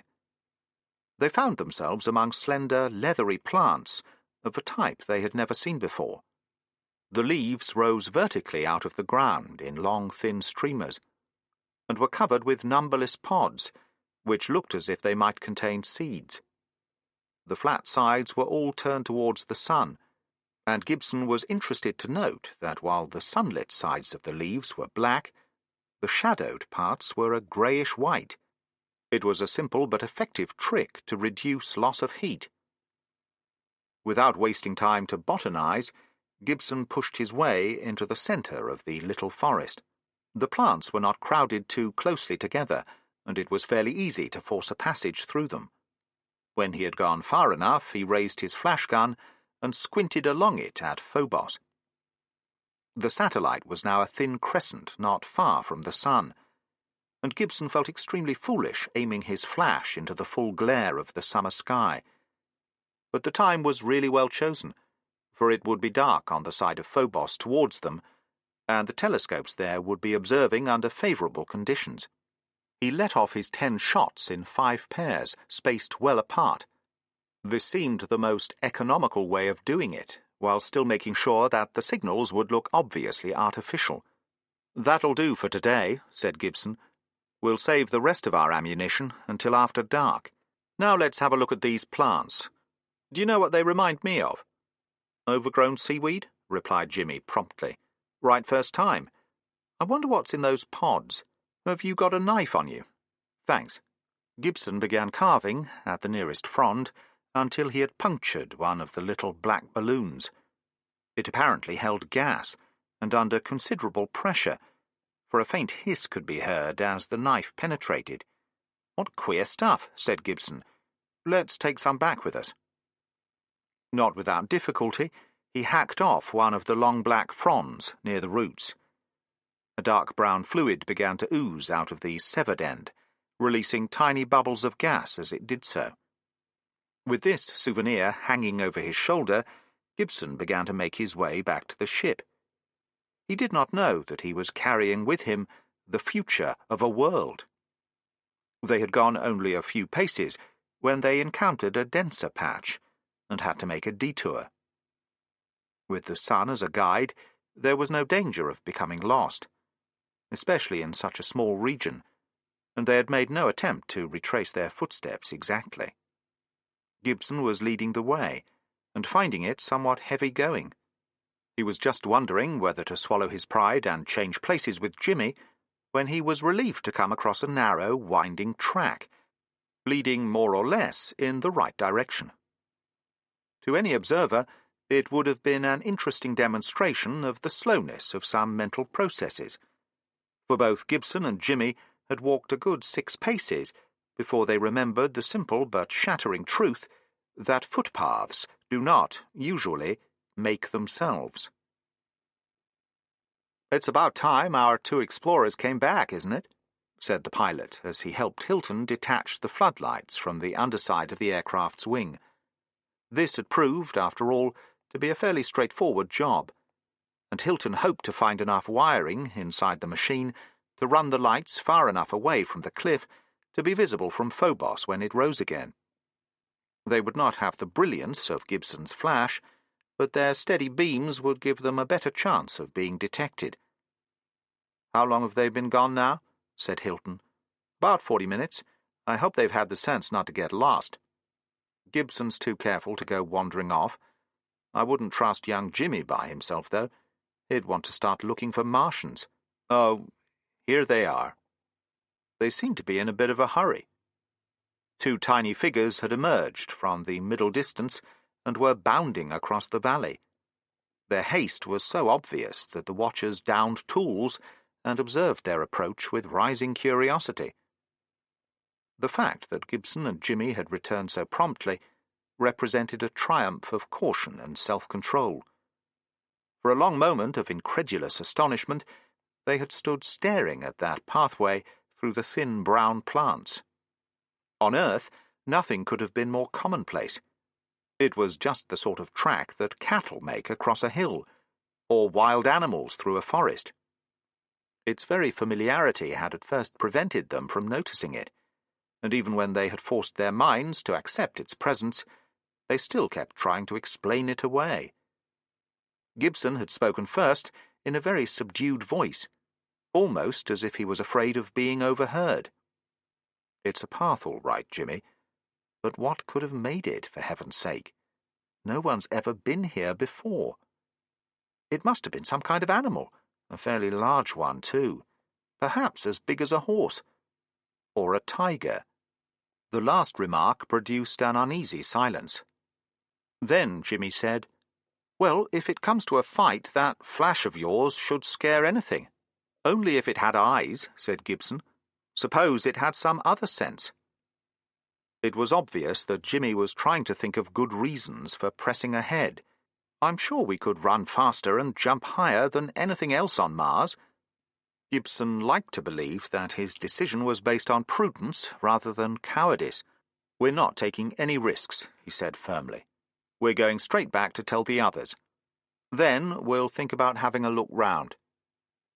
Jimmy had sense enough not to grumble, but he kept looking back wistfully as they returned to the ship. Whatever faults he might have, lack of courage was not among them. It took some time to convince the others that they were not attempting a rather poor practical joke. After all, everyone knew why there couldn't be animal life on Mars. It was a question of metabolism. Animals burned fuel so much faster than plants, and therefore could not exist in this thin, practically inert atmosphere. The biologists had been quick to point this out as soon as conditions on the surface of Mars had been accurately determined, and for the last 10 years the question of animal life on the planet had been regarded as settled, except by incurable romantics. "Even if you saw what you think," said Hilton, "there must be some natural explanation." "Come and see for yourself," retorted Gibson. "I tell you it was a well-worn track." "Oh, I'm coming," said Hilton. "So am I," said the pilot. "Wait a minute, we can't all go. At least one of us has got to stay behind." For a moment Gibson felt like volunteering. Then he realized that he would never forgive himself if he did. "I found the track," he said firmly. "Looks as if I've got a mutiny on my hands," remarked Hilton. "Anyone got some money? Odd man out of you three stays behind." "It's a wild goose chase anyway," said the pilot when he produced the only head. "I expect you'll be home in an hour. If you take any longer, I'll want you to bring back a genuine Martian princess a la Edgar Rice Burroughs." Hilton, despite his skepticism, was taking the matter more seriously. "There'll be 3 of us," he said, "so it should be all right, even if we do meet anything unfriendly. But just in case none of us come back, you've to sit right here and not go looking for us, understand?" "Very well, I'll sit tight."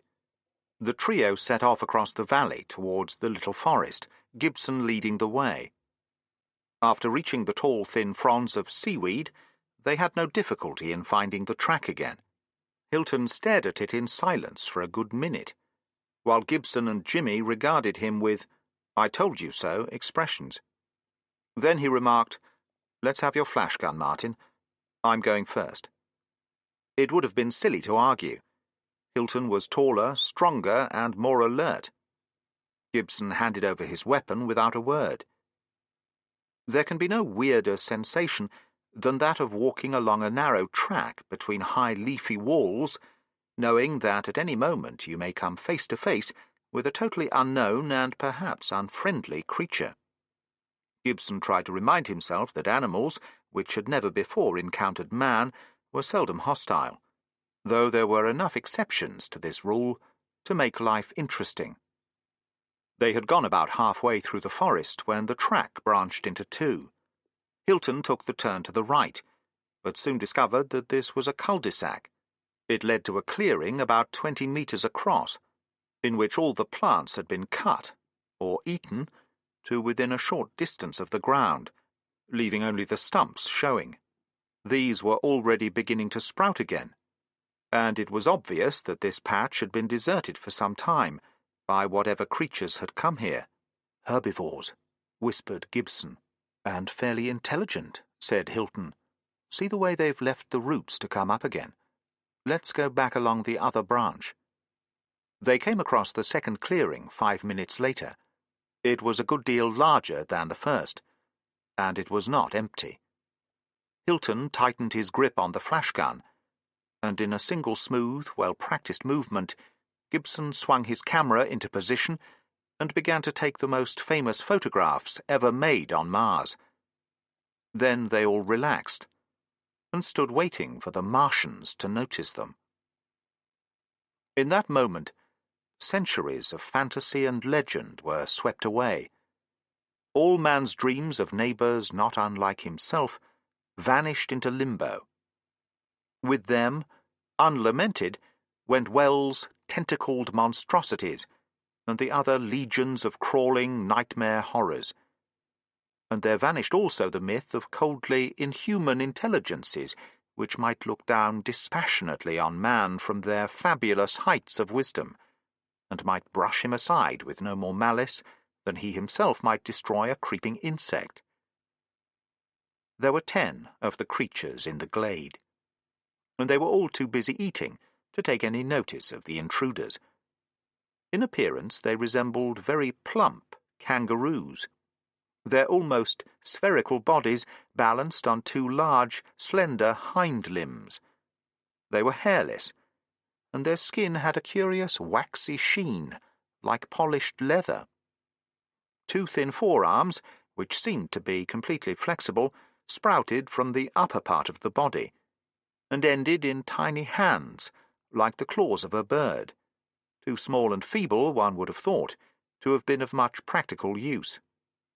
Their heads were set directly on the trunk, with no suspicion of a neck, and bore 2 large pale eyes with wide pupils. There were no nostrils, only a very odd triangular mouth, with 3 stubby bills, which were making short work of the foliage.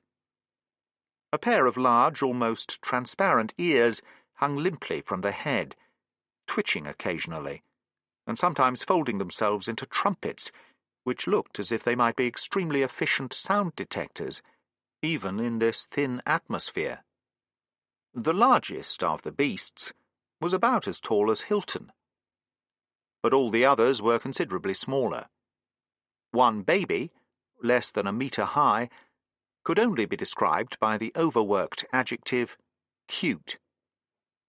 It was hopping excitedly about in an effort to reach the more succulent leaves, and from time to time emitted thin, piping cries which were irresistibly pathetic.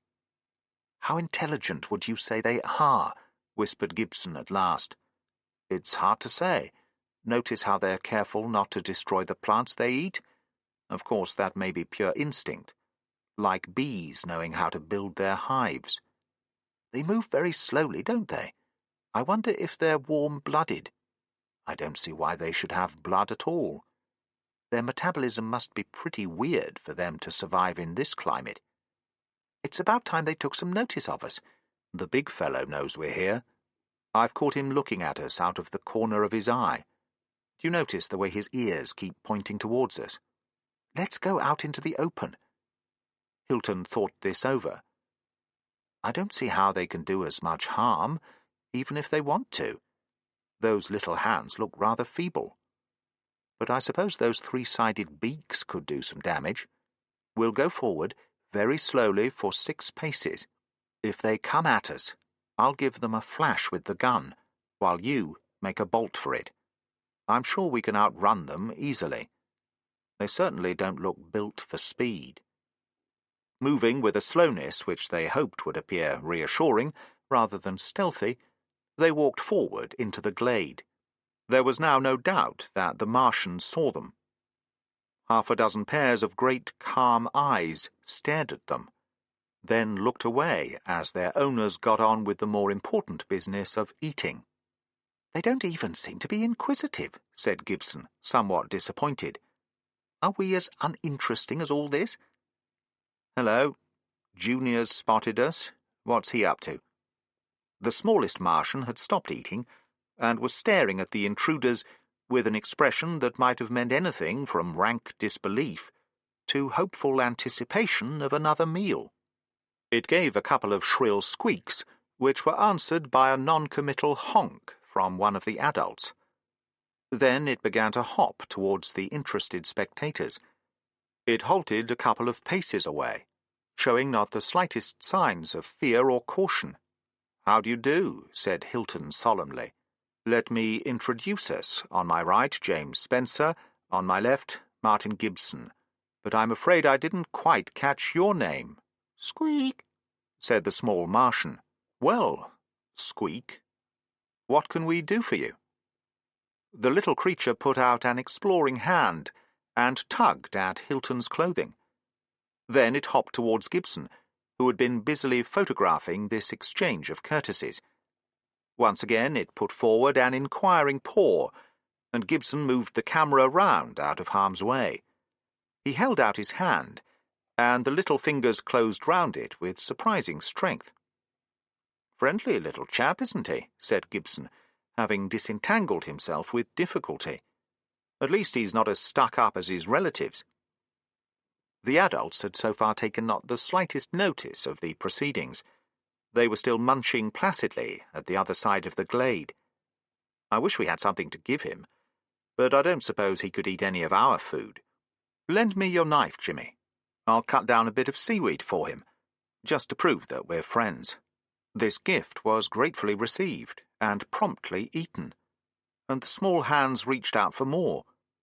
"You seem to have made a hit, Martin," said Hilton. "I'm afraid it's cupboard love," sighed Gibson. "Hey, leave my camera alone. You can't eat that." "I say," said Hilton suddenly, "there's something odd here. What colour would you say this little chap is?" "Why, brown in the front and— oh, a dirty grey at the back." "Well, just walk to the other side of him and offer another bit of food." Gibson obliged, Squeak rotating on his haunches so that he could grab the new morsel, and as he did so, an extraordinary thing happened. The brown covering on the front of his body slowly faded, and in less than a minute had become a dingy grey. At the same time, exactly the reverse happened on the creature's back, until the interchange was complete. "Good Lord," said Gibson, "it's just like a chameleon. What do you think the idea is? Protective coloration? No, it's cleverer than that. Look at those others over there. You see, they're always brown, or nearly black, on the side towards the sun. It's simply a scheme to catch as much heat as possible and avoid re-radiating it. The plants do just the same. I wonder who thought of it first. It wouldn't be any use on an animal that had to move quickly, but some of those big chaps haven't changed position in the last 5 minutes." Gibson promptly set to work photographing this peculiar phenomenon. Not a very difficult feat to do, as wherever he moved, Squeak always turned hopefully towards him and sat waiting patiently. When he had finished, Hilton remarked, "I hate to break up this touching scene, but we said we'd be back in an hour. We needn't all go. Be a good chap, Jimmy. Run back and say that we're all right." But Jimmy was staring at the sky, the first to realize that for the last 5 minutes an aircraft had been circling high over the valley. Their united cheer disturbed even the placidly browsing Martians, who looked round disapprovingly. It scared Squeak so much that he shot backwards in one tremendous hop, but soon got over his fright and came forward again. "See you later," called Gibson over his shoulder as they hurried out of the glade. The natives took not the slightest notice. They were halfway out of the little forest when Gibson suddenly became aware of the fact that he was being followed. He stopped and looked back. Making heavy weather, but still hopping along gamely behind him, was Squeak. "Shoo!" said Gibson, flapping his arms around like a distraught scarecrow. "Go back to Mother. I haven't got anything for you." It was not the slightest use, and his paws had merely enabled Squeak to catch up with him. The others were already out of sight, unaware that Gibson had dropped back. They therefore missed a very interesting cameo as Gibson tried, without hurting Squeak's feelings, to disengage himself from his newfound friend. He gave up the direct approach after 5 minutes and tried guile. Fortunately, he had failed to return Jimmy's knife, and after much panting and hacking, managed to collect a small pile of seaweed, which he laid in front of Squeak. This, he hoped, would keep him busy for quite a while. He had just finished this when Hilton and Jimmy came hurrying back to find what had happened to him. "Okay, I'm coming along now," he said. "I had to get rid of Squeak somehow. That'll stop him following." The pilot in the crashed aircraft had been getting anxious, for the hour was nearly up, and there was still no sign of his companions. By climbing onto the top of the fuselage, he could see halfway across the valley, and to the dark area of vegetation into which they had disappeared. He was examining this when the rescue aircraft came driving out of the east and began to circle the valley. When he was sure it had spotted him, he turned his attention to the ground again. He was just in time to see a group of figures emerging into the open plain, and a moment later he rubbed his eyes in rank disbelief. 3 people had gone into the forest, but 4 were coming out, and the 4th looked a very odd sort of person indeed.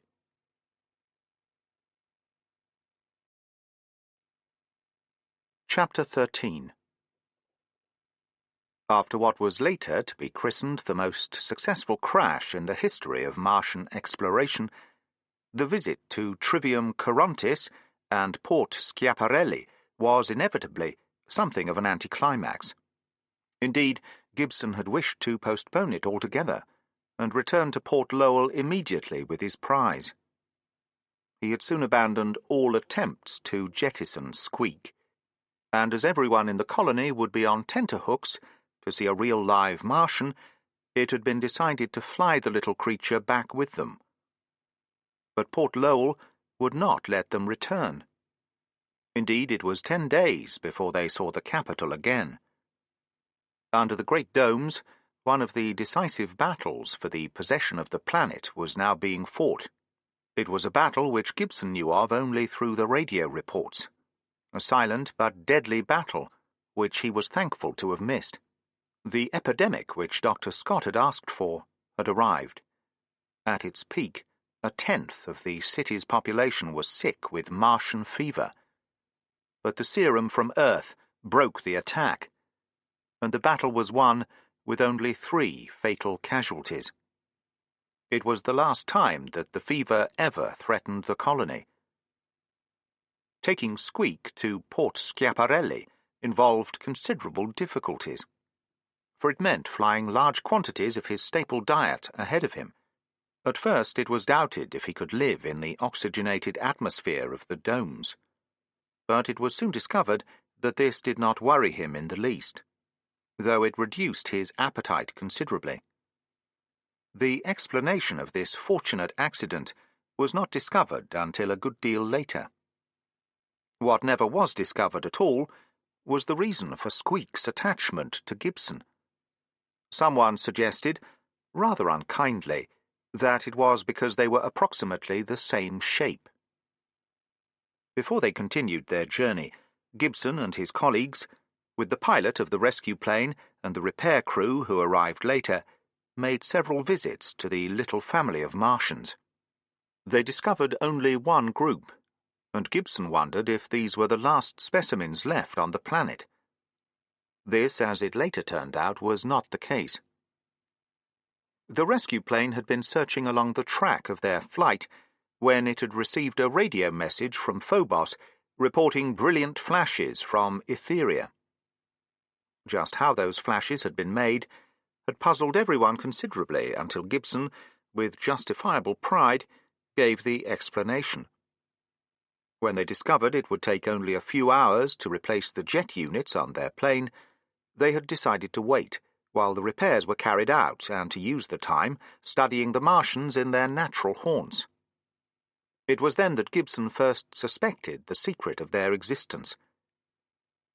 In the remote past, they had probably been oxygen breathers, and their life processes still depended on the element. They could not obtain it direct from the soil, where it lay in such countless trillions of tons, but the plants they ate could do so. Gibson quickly found that the numerous pods in the seaweed-like fronds contained oxygen under quite high pressure. By slowing down their metabolism, the Martians had managed to evolve a balance, almost a symbiosis with the plants, which provided them, literally, with food and air. It was a precarious balance which one would have thought might have been upset at any time by some natural catastrophe. But conditions on Mars had long ago reached stability, and the balance would be maintained for ages yet, unless man disturbed it. The repairs took a little longer than expected, and they did not reach Port Schiaparelli until 3 days after leaving Port Lowell. The second city of Mars held less than 1,000 people, living under 2 domes on a long, narrow plateau. This had been the site of the original landing on Mars, and so the position of the city was really an historical accident. Not until some years later, when the planet's resources began to be better known, was it decided to move the colony's centre of gravity to Lowell, and not expand Schiaparelli any further. The little city was in many respects an exact replica of its larger and more modern rival.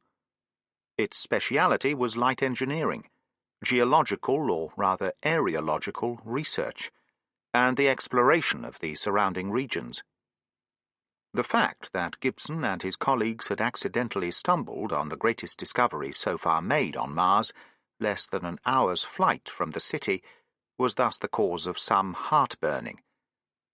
The visit must have had a demoralizing effect on all normal activity in Port Schiaparelli, for wherever Gibson went, everything stopped while crowds gathered around Squeak. A favourite occupation was to lure him into a field of uniform illumination and to watch him turn black all over, as he blissfully tried to extract the maximum advantage from this state of affairs. It was in Schiaparelli that someone hit on the deplorable scheme of projecting simple pictures onto Squeak, and photographing the result before it faded. One day Gibson was very annoyed to come across a photo of his pet bearing a crude but recognizable caricature of a well-known television star. On the whole, their stay in Port Schiaparelli was not a very happy one. After the first 3 days they had seen everything worth seeing, and the few trips they were able to make into the surrounding countryside did not provide much of interest.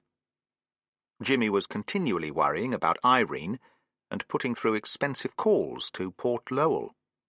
Gibson was impatient to get back to the big city, which, not so long ago, he had called an overgrown village.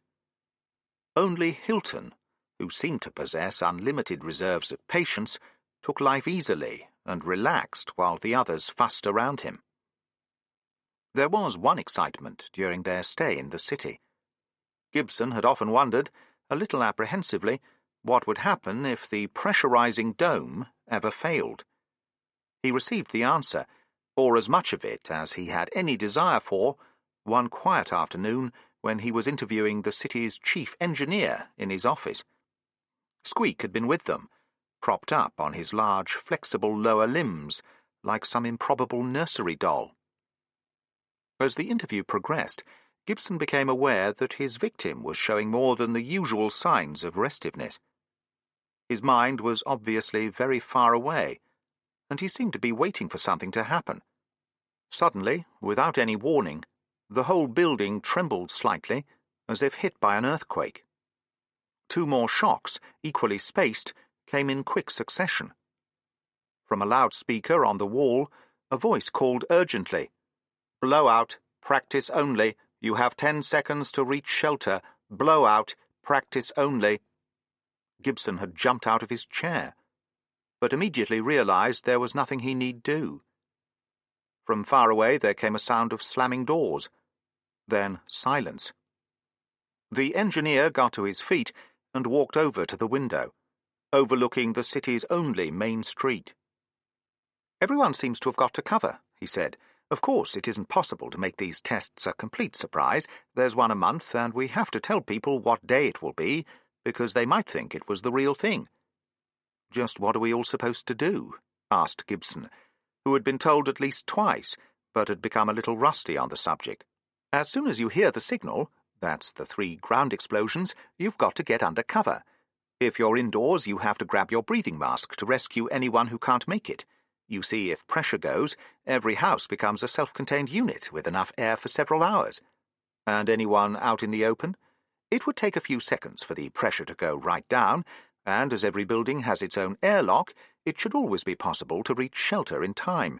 Even if you collapsed in the open, you'd probably be all right if you were rescued inside 2 minutes, unless you'd got a bad heart.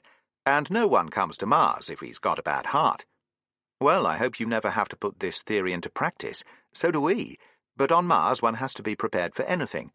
There goes the all clear." The speaker had burst into life again. "Exercise over. Will all those who failed to reach shelter in the regulation time please inform admin in the usual way. End of message." "Will they?" asked Gibson. "I should have thought they'd keep quiet." The engineer laughed. "That depends. They probably will, if it was their own fault.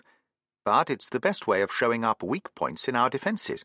Someone will come and say, 'Look here, I was cleaning one of the ore furnaces when the alarm went. It took me 2 minutes to get out of the blinking thing. What am I supposed to do if there's a real blowout?' Then we've got to think of an answer, if we can." Gibson looked enviously at Squeak, who seemed to be asleep, though an occasional twitch of the great translucent ears showed that he was taking some interest in the conversation. "It would be nice if we could be like him, and didn't have to bother about air pressure. Then we could really do something with Mars." "I wonder," said the engineer thoughtfully, "what have they done except survive?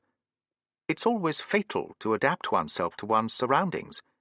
The thing to do is to alter your surroundings to suit you." The words were almost an echo of the remark that Hadfield had made at their first meeting. Gibson was to remember them often in the years to come. Their return to Port Lowell was almost a victory parade. The capital was in a mood of elation over the defeat of the epidemic, and it was now anxiously waiting to see Gibson and his prize. The scientists had prepared quite a reception for Squeak, the zoologists in particular being busily at work explaining away their early explanations for the absence of animal life on Mars. Gibson had handed his pet over to the experts only when they had solemnly assured him that no thought of dissection had ever for a moment entered their minds. Then, full of ideas, he had hurried to see the chief. Hadfield had greeted him warmly. There was, Gibson was interested to note, a distinct change in the chief's attitude towards him. At first it had been, well, not unfriendly, but at least somewhat reserved. He had not attempted to conceal the fact that he considered Gibson's presence on Mars something of a nuisance, another burden to add to those he already carried. This attitude had slowly changed until it was now obvious that the chief executive no longer regarded him as an unmitigated calamity. "You've added some interesting citizens to my little empire," Hadfield said with a smile. "I've just had a look at your engaging pet. He's already bitten the chief medical officer." "I hope they're treating him properly," said Gibson anxiously. "Who? The CMO?" "No, Squeak, of course. What I'm wondering is whether there are any other forms of animal life we haven't discovered yet. Perhaps more intelligent. In other words, are these the only genuine Martians? Yes. It'll be years before we know for certain, but I rather expect they are. The conditions which make it possible for them to survive don't occur in many places on the planet. That's the one thing I wanted to talk to you about. Gibson reached into his pocket and brought out a frond of the brown seaweed. He punctured one of the fronds, and there was the faint hiss of escaping gas. If this stuff is cultivated properly, it may solve the oxygen problem in the cities and do away with all our present complicated machinery. With enough sand for it to feed on, it would give you all the oxygen you need. Go on, said Hatfield non-committally. Of course, you'd have to do some selective breeding to get the variety that gave most oxygen, continued Gibson, warming to his subject. Naturally, replied Hatfield. Gibson looked at his listener with a sudden suspicion, aware that there was something odd about his attitude.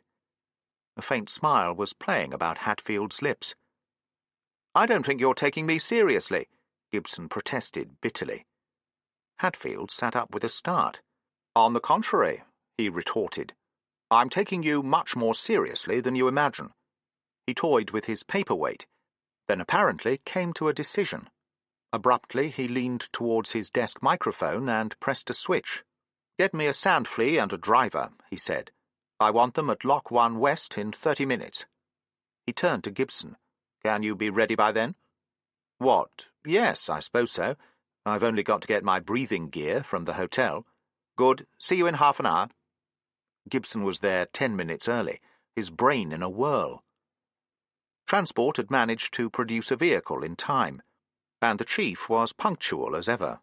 He gave the driver instructions which Gibson was unable to catch, and the flea jerked out of the dome on the road circling the city. I'm doing something rather rash, Gibson, said Hatfield, as the brilliant green landscape flowed past them. Will you give me your word that you'll say nothing of this until I authorize you? Why, certainly, said Gibson, startled. I'm trusting you, because I believe you're on our side, and haven't been as big a nuisance as I expected. Thank you, said Gibson dryly, and because of what you've just taught us about our own planet. I think we owe you something in return. The flea had swung round to the south, following the track that led up into the hills, and, quite suddenly, Gibson realized where they were going. Were you very upset when you heard that we'd crashed? Asked Jimmy anxiously. Of course I was, said Irene, terribly upset. I couldn't sleep for worrying about you. Now it's all over, though. Don't you think it was worth it? I suppose so. But somehow it keeps reminding me that in a month you'll be gone again. Oh, Jimmy, what shall we do then? Deep despair settled upon the two lovers. All Jimmy's present satisfaction vanished into gloom. There was no escaping from this inevitable fact. The Ares would be leaving Deimos in less than 4 weeks, and it might be years before he could return to Mars. It was a prospect too terrible for words. I can't possibly stay on Mars, even if they'd let me, said Jimmy. I can't earn a living until I'm qualified, and I've still got 2 years postgraduate work and a trip to Venus to do. There's only one thing for it. Irene's eyes brightened. Then she relapsed into gloom. Oh, we've been through that before. I'm sure Daddy wouldn't agree. Well, it won't do any harm to try. I'll get Martin to tackle him. Mr. Gibson, do you think he would? I know he will, if I ask him, and he'll make it sound convincing. I don't see why he should bother. Oh, he likes me, said Jimmy with easy self-assurance. I'm sure he'll agree with us. It's not right that you should stick here on Mars and never see anything of Earth. Paris, New York, London. Why, you haven't lived until you visited them.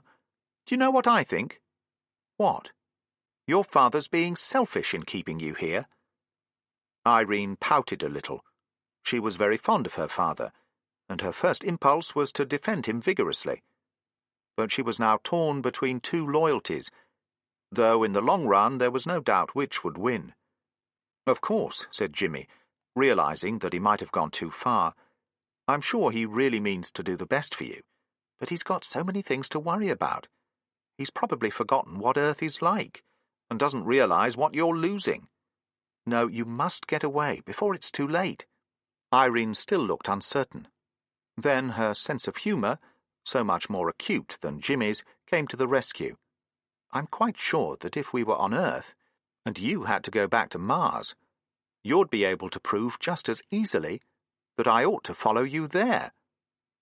Jimmy looked a little hurt, then realized that Irene wasn't really laughing at him. "All right," he said, "that's settled. I'll talk to Martin as soon as I see him, and ask him to tackle your dad. So let's forget all about it until then, shall we?" They did. Very nearly.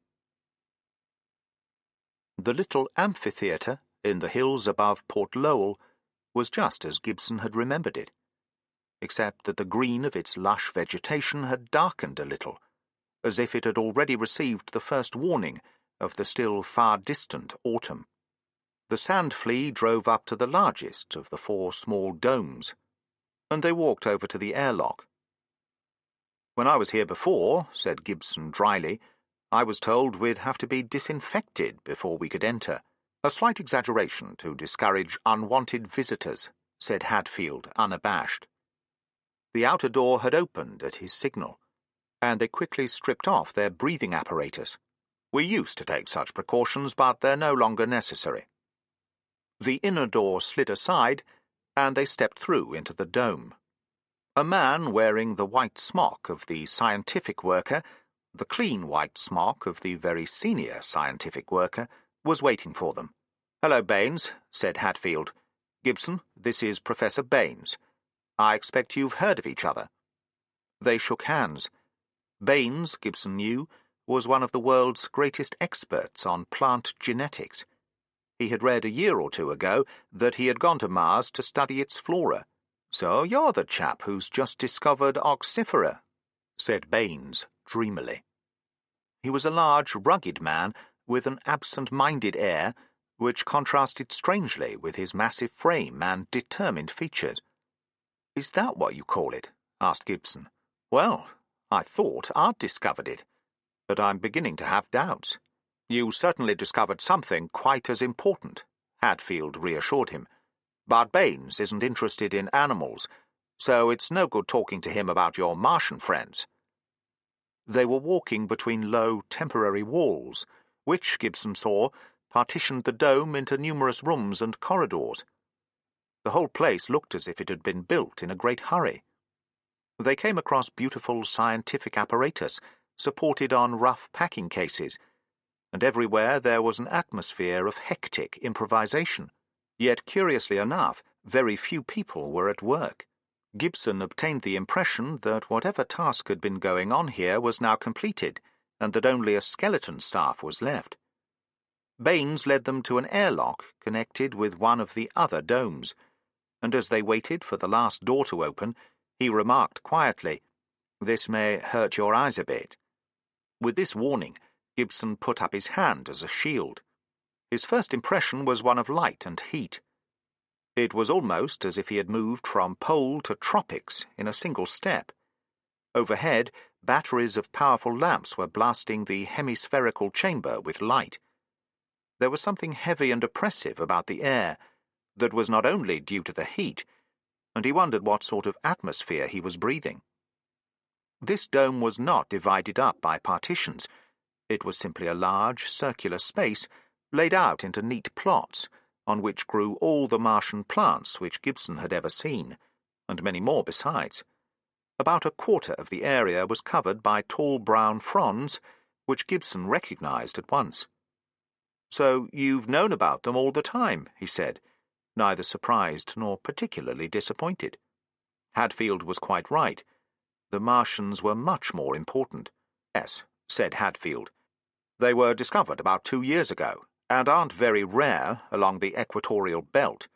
They only grow where there's plenty of sunlight, and your little crop was the farthest north they've ever been found. It takes a great deal of energy to split the oxygen out of the sand," explained Baines. "We've been helping them here with these lights and trying some experiments of our own. Come and look at the result." Gibson walked over to the plot, keeping carefully to the narrow path. These plants weren't, after all, exactly the same as those he had discovered, though they had obviously descended from the same stock.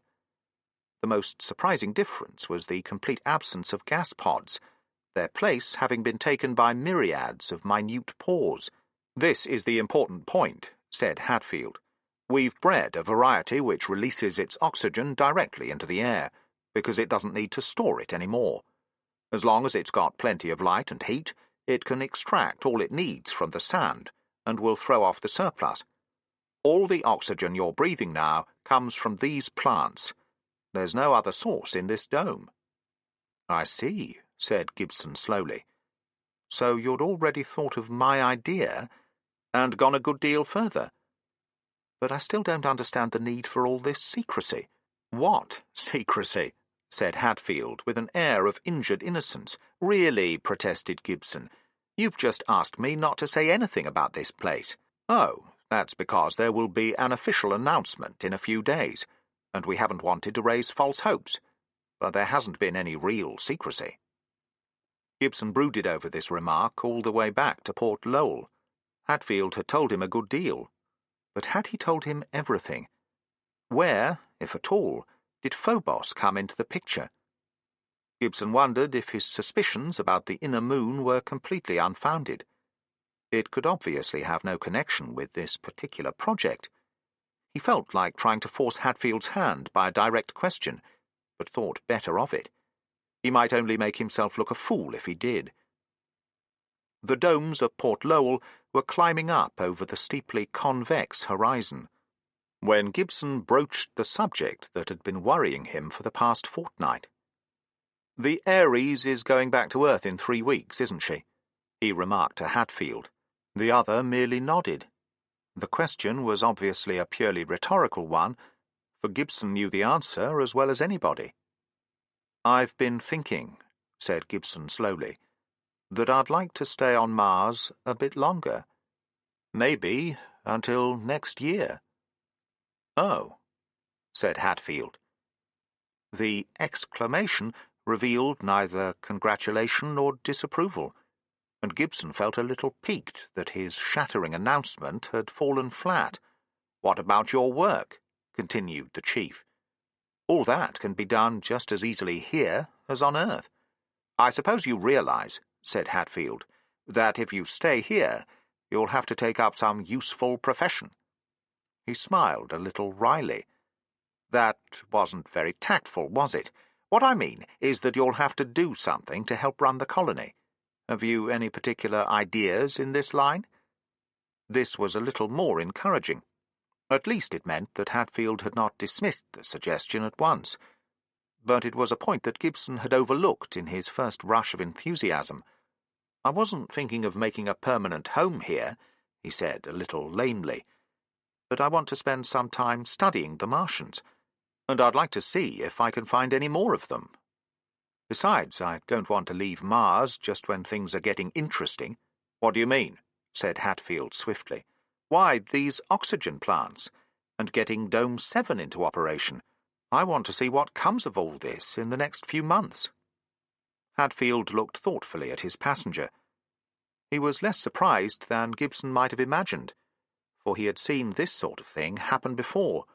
He had even wondered if it was going to happen to Gibson, and was by no means displeased at the turn of events.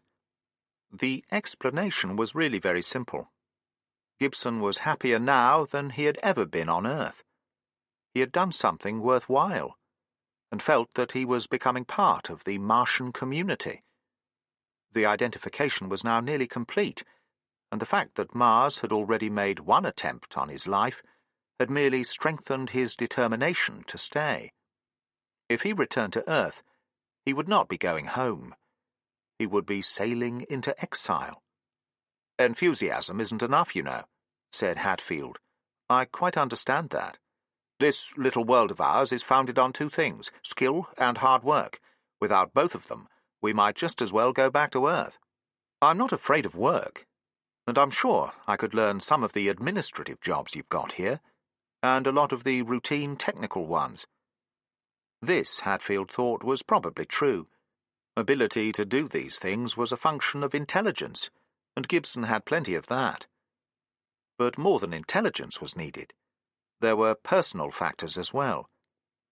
It would be best not to raise Gibson's hopes until he had made further inquiries, and discussed the matter with Whittaker. "I'll tell you what to do," said Hatfield.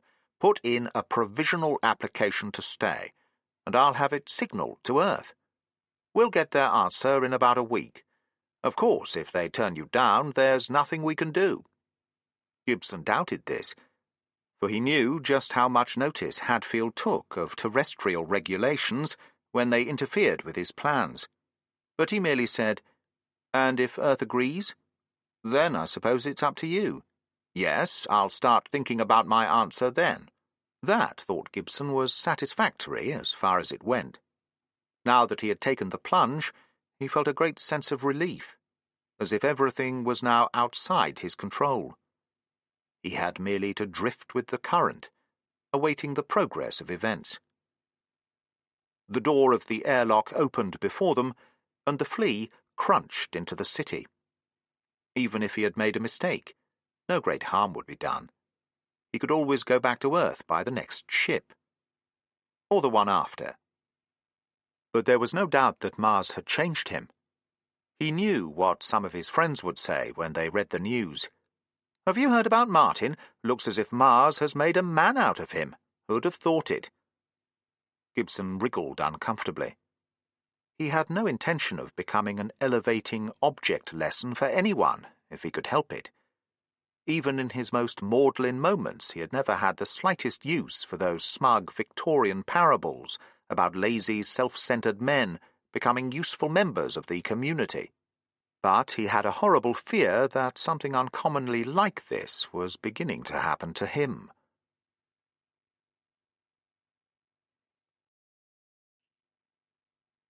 Chapter 14.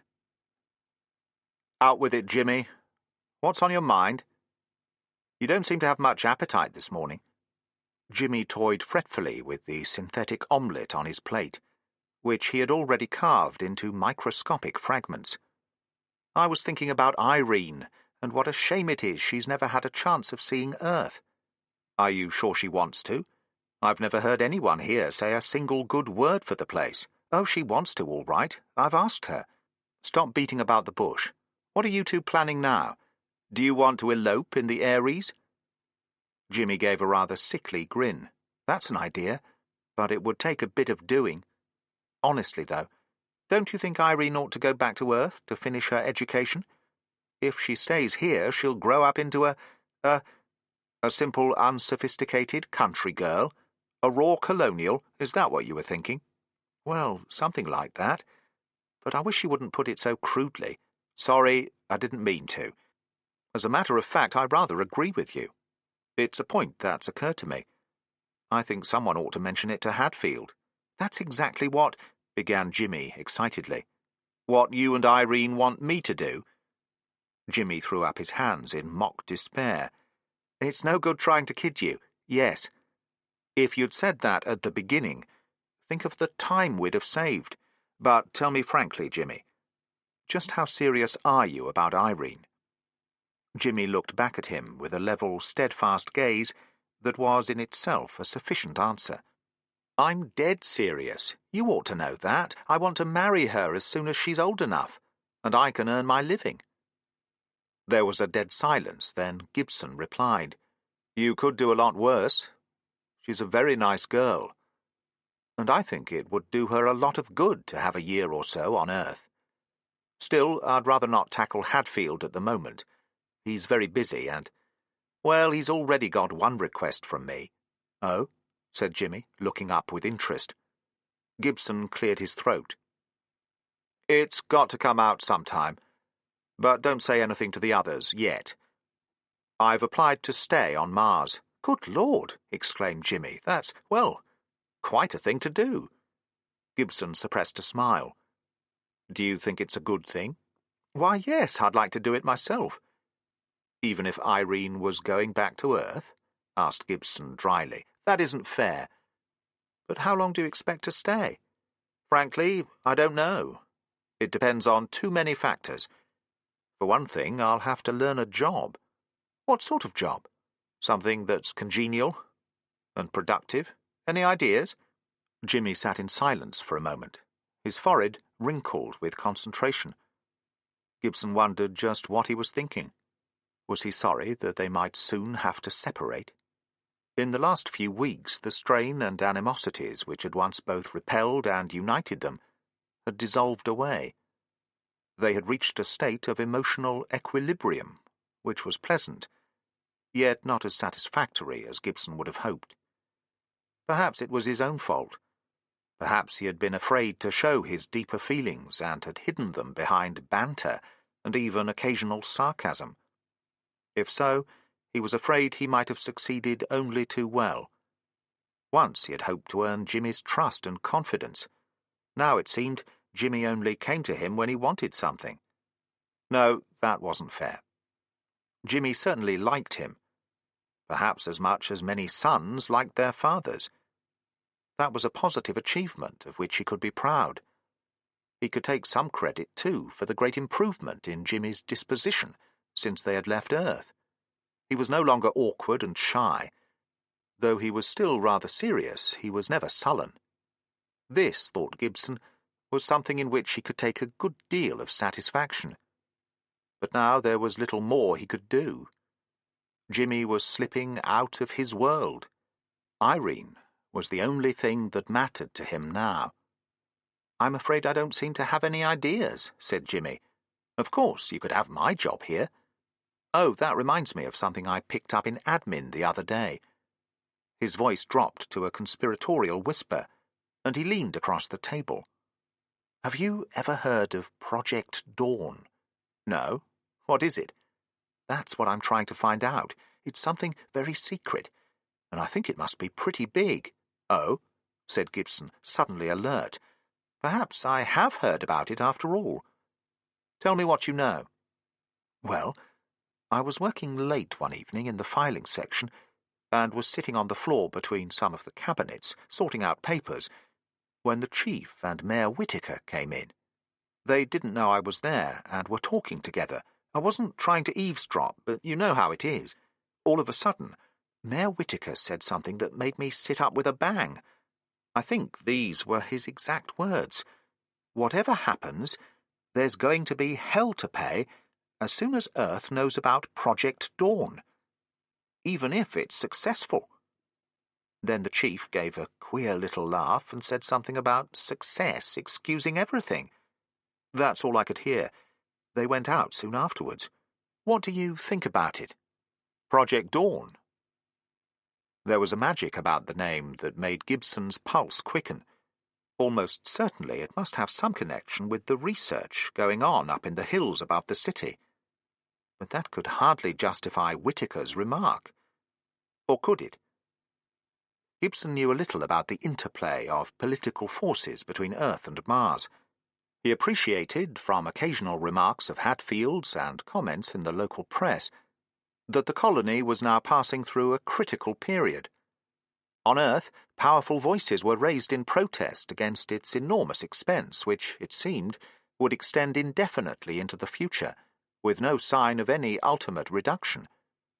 More than once Hatfield had spoken bitterly of schemes which he had been compelled to abandon on grounds of economy, and of other projects for which permission could not be obtained at all. "I'll see what I can find out from my, various sources of information," said Gibson. "Have you mentioned it to anyone else?" "No. I shouldn't, if I were you. After all, it may not be anything important. I'll let you know what I find out. You won't forget to ask about Irene, as soon as I get the chance. But it may take some time. I'll have to catch Hatfield in the right mood." As a private detective agency, Gibson was not a success.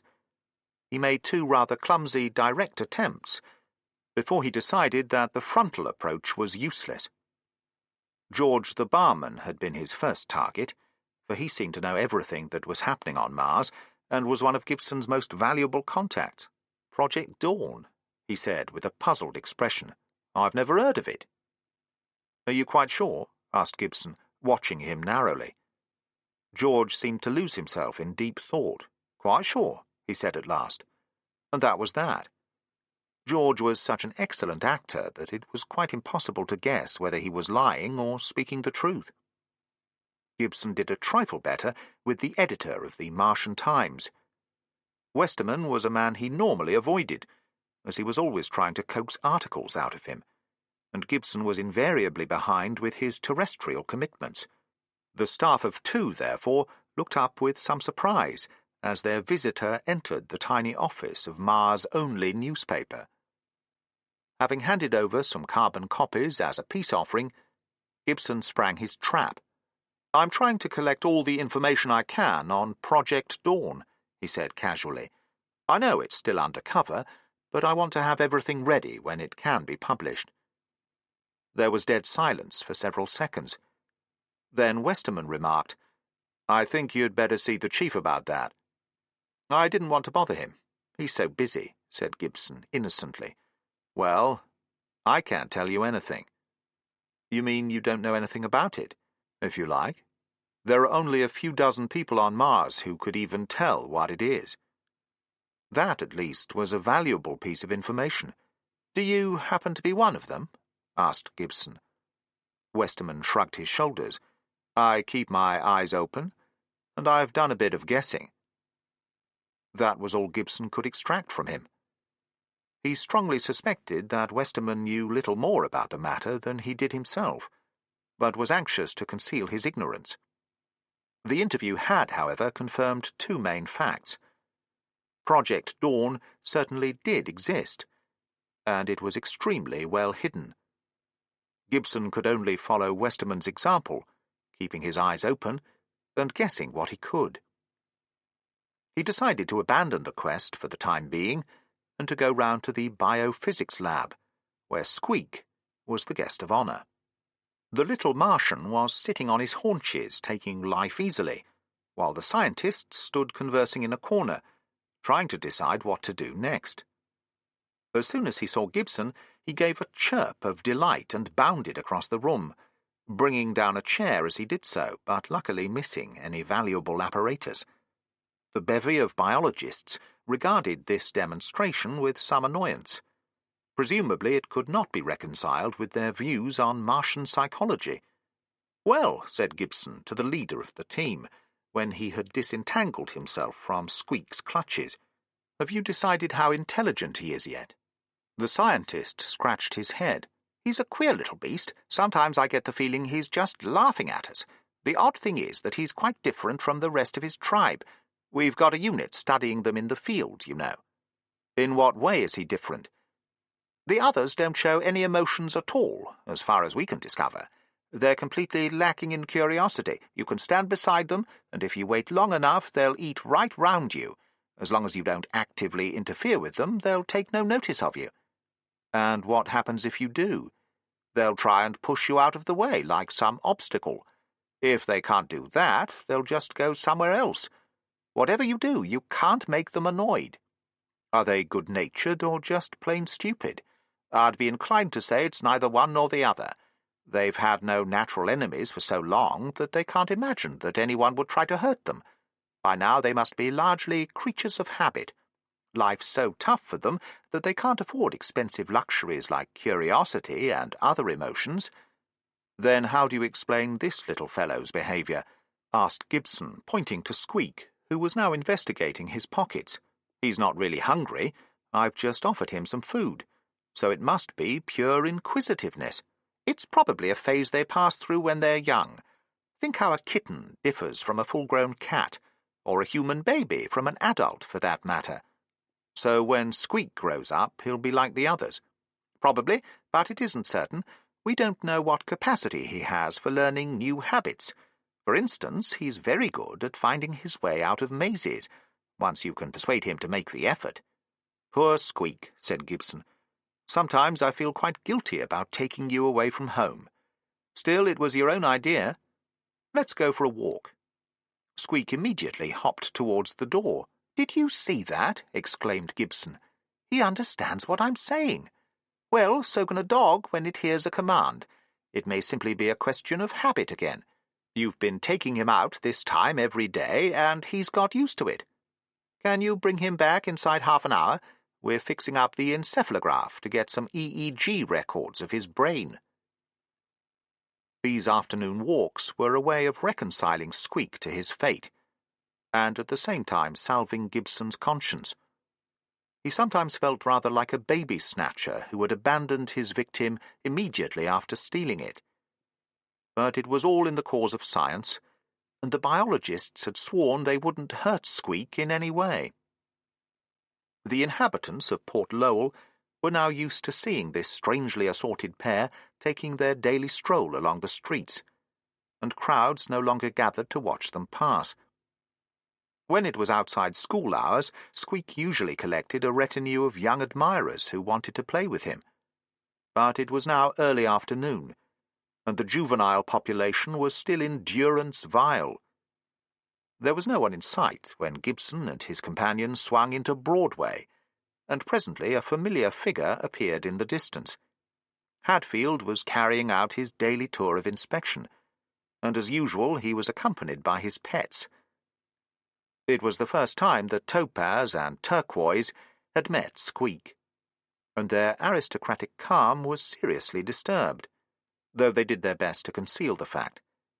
They tugged on their leads, and tried to shelter unobtrusively behind Hadfield, while Squeak took not the slightest notice of them at all. "Quite a menagerie," laughed Hadfield. "I don't think Topaz and Turquoise appreciate having a rival. They've had the place to themselves so long that they think they own it." "Any news from Earth yet?" asked Gibson anxiously. "Oh, about your application. Good heavens, I only sent it off 2 days ago. You know just how quickly things move down there. It will be at least a week before we get an answer." The Earth was always down, the outer planets up, so Gibson had discovered. The terms gave him a curious mental picture of a great slope leading down to the sun, with the planets lying on it at various heights. "I don't really see what it's got to do with Earth," Gibson continued. "After all, it's not as if there's any question of allocating shipping space. I'm here already. In fact, it'll save trouble if I don't go back." "You surely don't imagine that such common-sense arguments carry much weight with the policy-makers back on Earth?" retorted Hadfield. "Oh dear, no. Everything has to go through the proper channels." Gibson was fairly sure that Hadfield did not usually talk about his superiors in this light-hearted fashion, and he felt that peculiar glow of satisfaction that comes when one is permitted to share a deliberate indiscretion. It was another sign that the C.E. trusted him, and considered that he was on his side. Dare he mention the 2 other matters that were occupying his mind? Project Dawn and Irene. As far as Irene was concerned, he had made his promise, and would have to keep it sooner or later. But first he really ought to have a talk with Irene herself. Yes, that was a perfectly good excuse for putting it off. He put it off for so long that the matter was taken right out of his hands. Irene herself made the plunge, no doubt egged on by Jimmy, from whom Gibson had a full report the next day. It was easy to tell from Jimmy's face what the result had been. Irene's suggestion must have been a considerable shock to Hadfield, who no doubt believed that he had given his daughter everything she needed, and thus shared a delusion common among parents. Yet he had taken it calmly, and there had been no scenes. Hadfield was too intelligent a man to adopt the attitude of the deeply wounded father. He had merely given lucid and compelling reasons why Irene couldn't possibly go to Earth until she was 21, when he planned to return for a long holiday during which they would see the world together. And that was only 3 years away. 3 years, lamented Jimmy. It might just as well be 3 lifetimes. Gibson deeply sympathized, but tried to look on the bright side of things. It's not so long, really. You'll be fully qualified then, and earning a lot more money than most young men at that age. And it's surprising how quickly the time goes. This Job's comforting produced no alleviation of Jimmy's gloom. Gibson felt like adding the comment that it was just as well that ages on Mars were still reckoned by Earth time, and not according to the Martian year of 687 days. However, he thought better of it, and remarked instead, "What does Hadfield think about all this, anyway? Has he discussed you with Irene?" "I don't think he knows anything about it." "You can bet your life he does. You know, I really think it would be a good idea to go and have it out with him. I've thought of that, once or twice, said Jimmy, but I guess I'm scared. You'll have to get over that sometime if he's going to be your father-in-law, retorted Gibson. Besides, what harm could it do? He might stop Irene seeing me in the time we've still got. Hadfield isn't that sort of man, and if he was, he'd have done it long ago. Jimmy thought this over and was unable to refute it. To some extent, Gibson could understand his feelings, for he remembered his own nervousness at his first meeting with Hadfield. In this, he had had much less excuse than Jimmy, for experience had long ago taught him that few great men remain great when one gets up close to them. But to Jimmy, Hadfield was still the aloof and unapproachable master of Mars. "If I do go and see him," said Jimmy at last, "what do you think I ought to say?" "What's wrong with the plain, unvarnished truth? It's been known to work wonders on such occasions." Jimmy shot him a slightly hurt look. He was never quite sure whether Gibson was laughing with him or at him.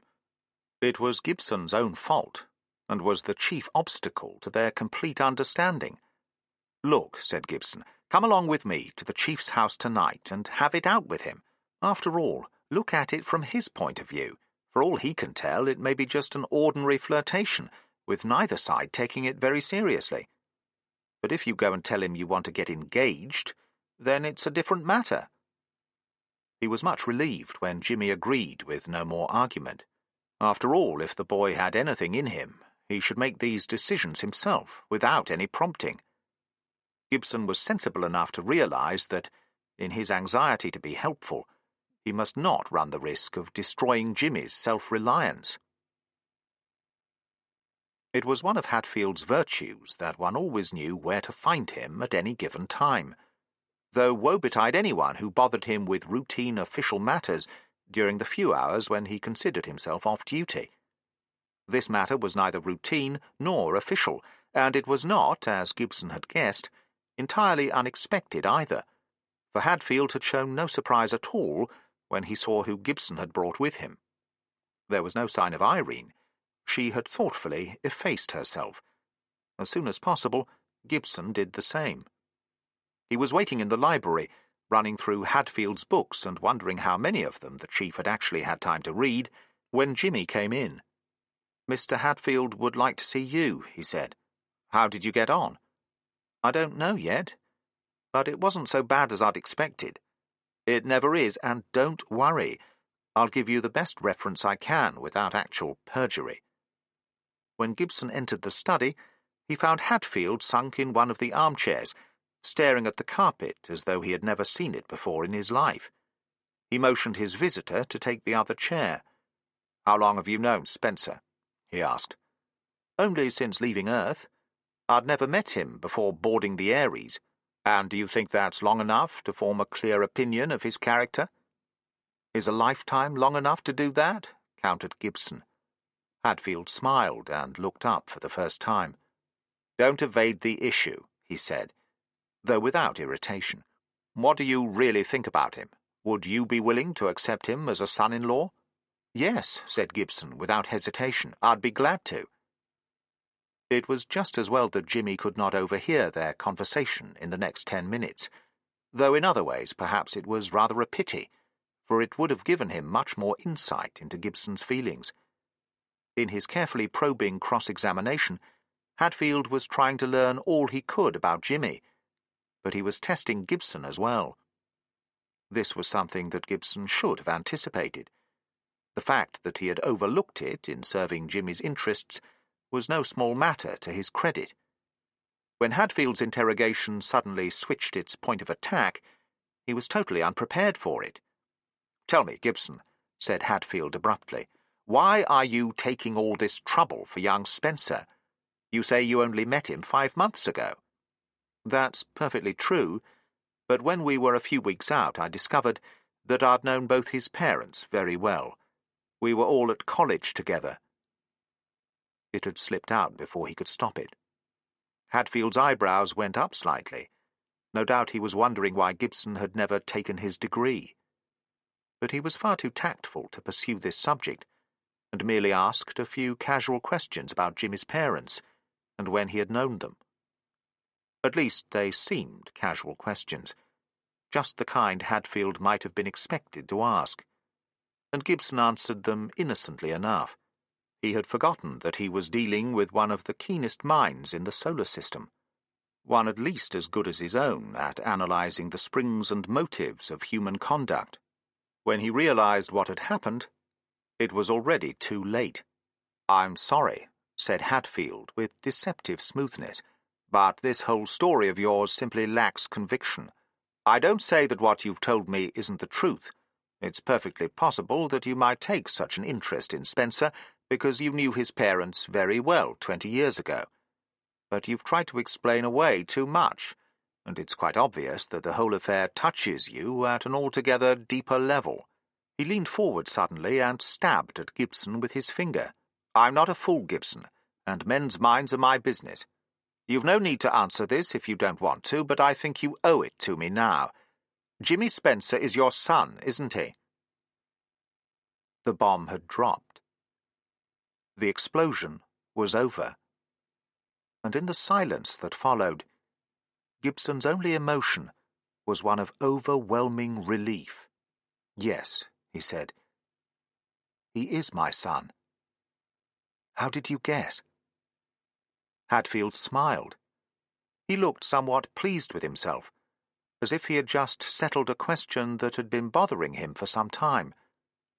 It's extraordinary how blind men can be to the effects of their own actions, and how easily they assume that no one else has any powers of observation. There's a slight but distinct likeness between you and Spencer. When I first met you together, I wondered if you were related, and was quite surprised when I heard you weren't. It's very curious," interjected Gibson, "that we were together in the Aries for 3 months, and no one noticed it there. Is it so curious? Spencer's crewmates thought they knew his background, and it never occurred to them to associate it with you. That probably blinded them to the resemblance, which I, who hadn't any preconceived ideas, spotted at once. But I'd have dismissed it as pure coincidence if you hadn't told me your story. That provided the missing clues. Tell me, does Spencer know this?" "I'm sure he doesn't even suspect it." "Why are you so sure? And why haven't you told him?" The cross-examination was ruthless, but Gibson did not resent it. No one had a better right than Hadfield to ask these questions, and Gibson needed someone in whom to confide, just as Jimmy had needed him back in the Aries when this uncovering of the past had first begun.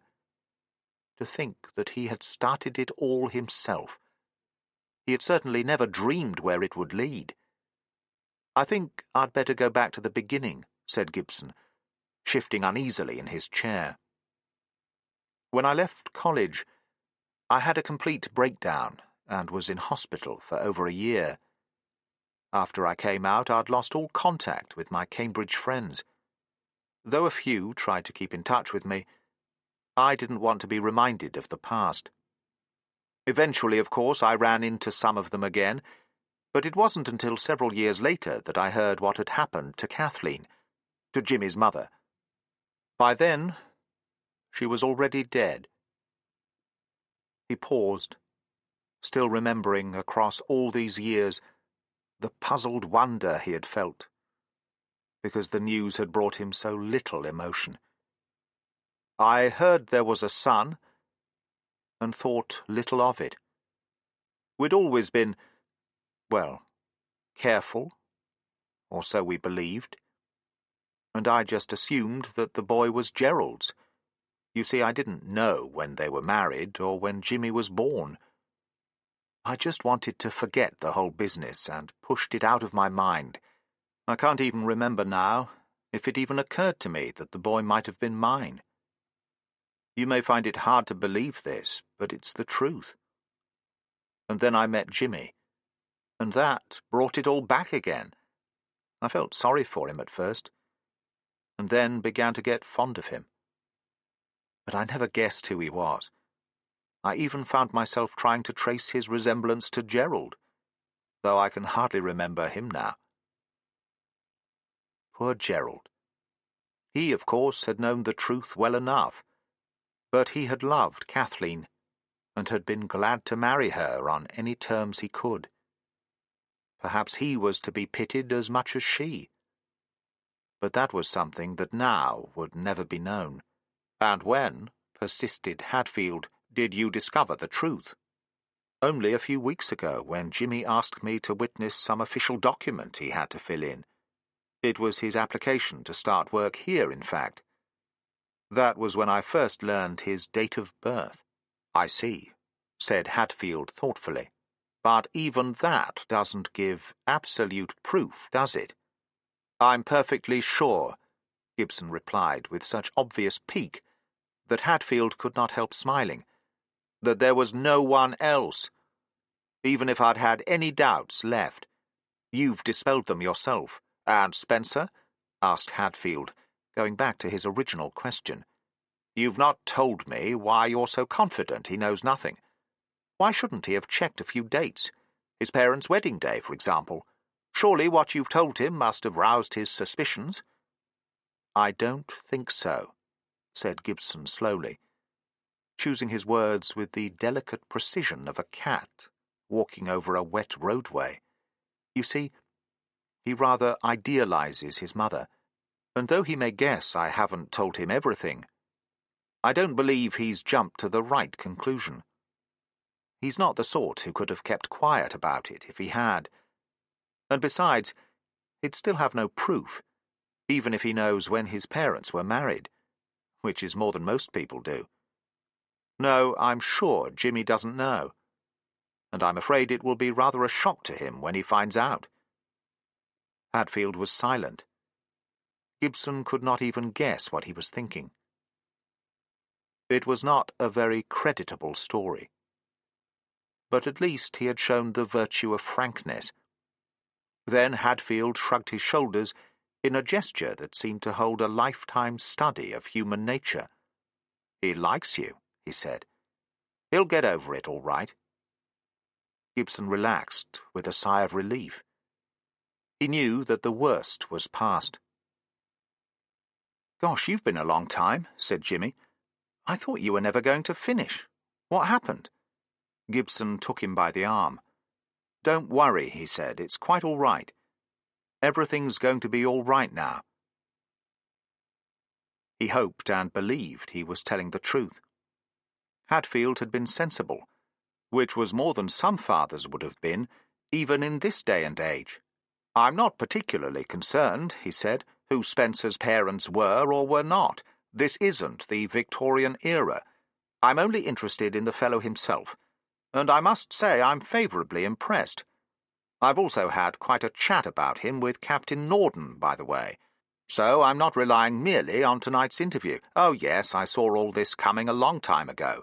There was even a certain inevitability about it, since there are very few youngsters of Spencer's age on Mars."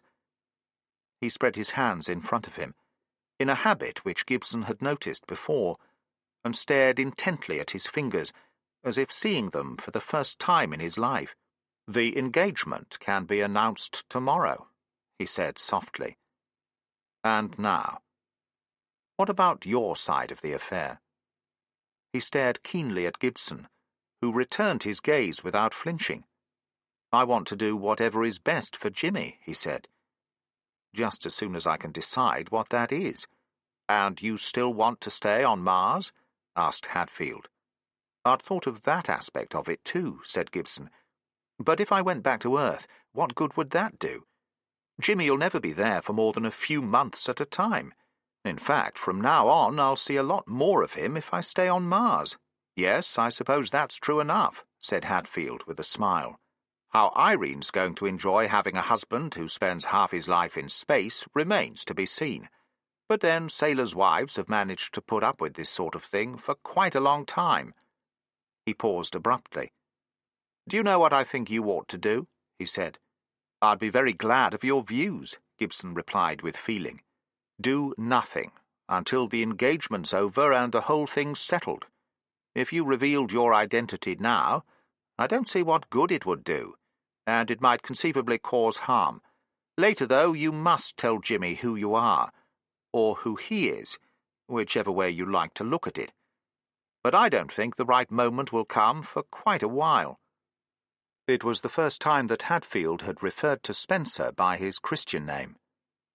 He was probably not even conscious of it. But to Gibson it was a clear and unmistakable sign that he was already thinking of Jimmy as his son-in-law.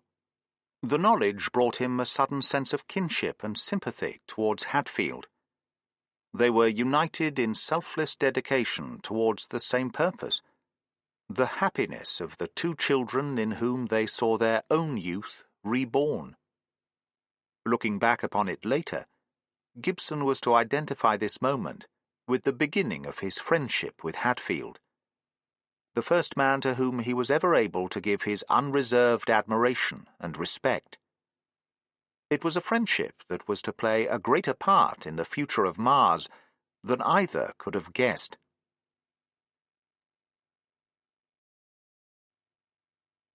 Chapter 15.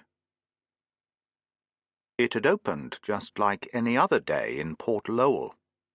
Jimmy and Gibson had breakfasted quietly together, very quietly, for they were both deeply engrossed with their personal problems. Jimmy was still in what could best be described as an ecstatic condition, though he had occasional fits of depression at the thought of leaving Irene, while Gibson was wondering if Earth had yet made any move regarding his application. Sometimes he was sure the whole thing was a great mistake, and even hoped that the papers had been lost. But he knew he'd have to go through with it, and decided to stir things up at admin. He could tell that something was wrong the moment he entered the office. Mrs. Smith, Hadfield's secretary, met him as she always did when he came to see the chief. Usually she showed him in at once. Sometimes she explained that Hadfield was extremely busy, or putting a call through to Earth, and could he come back later? This time she simply said, "I'm sorry, Mr. Hadfield isn't here. He won't be back until tomorrow." "Won't be back?" queried Gibson. "Has he gone to skier?" "Oh, no," said Mrs. Smith, wavering slightly, but obviously on the defensive. "I'm afraid I can't say. But he'll be back in 24 hours. Gibson decided to puzzle over this later. He presumed that Mrs. Smith knew all about his affairs, so she could probably answer his question. "Do you know if there's been any reply yet to my application?" he asked. Mrs. Smith looked even unhappier. "I think there has," she said. "But it was a personal signal to Mr. Hadfield, and I can't discuss it. I expect he'll want to see you about it as soon as he gets back." This was most exasperating. It was bad enough not to have a reply, but it was even worse to have one you weren't allowed to see. Gibson felt his patience evaporating. "Surely there's no reason why you shouldn't tell me about it," he exclaimed, "especially if I'll know tomorrow anyway." "I'm really awfully sorry, Mr. Gibson, but I know Mr. Hadfield will be most annoyed if I say anything now." "Oh, very well," said Gibson, and went off in a huff. He decided to relieve his feelings by tackling Mayor Whittaker, always assuming that he was still in the city. He was, and he did not look particularly happy to see Gibson, who settled himself firmly down in the visitor's chair in a way that obviously meant business. "Look here, Whittaker," he began, "I'm a patient man, and I think you'll agree I don't often make unreasonable requests." As the other showed no signs of making the right reply, Gibson continued hastily, "There's something very peculiar going on round here, and I'm anxious to get to the bottom of it." Whittaker sighed. He had been expecting this to happen sooner or later. A pity Gibson couldn't have waited until tomorrow. It wouldn't have mattered then. "What's made you suddenly jump to this conclusion?" he asked. "Oh, lots of things, and it isn't at all sudden. I've just tried to see Hadfield, and Mrs. Smith told me he's not in the city, and then closed up like a clam when I tried to ask a few innocent questions." "I can just imagine her doing that," grinned Whittaker cheerfully. "If you try the same thing, I'll start throwing the furniture around. At least, if you can't tell me what's going on, for God's sake tell me why you can't tell me. It's Project Dawn, isn't it?" That made Whittaker sit up with a start. "How did you know?" he asked. "Never mind, I can be stubborn too." "I'm not trying to be stubborn," said Whittaker plaintively. "Don't think we like secrecy for the sake of it. It's a confounded nuisance. But suppose you start telling me what you know. Very well, if it'll soften you up. Project Dawn is something to do with that plant genetics place up in the hills, where you've been cultivating, what do you call it, oxifera. As there seems no point in keeping that quiet, I can only assume it's part of a much bigger plan. I suspect Phobos is mixed up with it, though I can't imagine how. You've managed to keep it so secret that the few people on Mars who know anything about it just won't talk. But you haven't been trying to conceal it from Mars so much as from Earth. Now what have you got to say? Whittaker appeared to be not in the least abashed. I must compliment you on your, perspicacity, he said. You may also be interested to know that, a couple of weeks ago, I suggested to the chief that we ought to take you fully into our confidence, but he couldn't make up his mind, and since then, things have happened rather more rapidly than anyone expected. He doodled absent-mindedly on his writing pad, then came to a decision. I won't jump the gun, he said, and I can't tell you what's happening now, but here's a little story that may amuse you. Any resemblance to, real persons and places is quite coincidental. I understand, grinned Gibson. Go on. Let's suppose that in the first rush of interplanetary enthusiasm, World A has set up a colony on World B.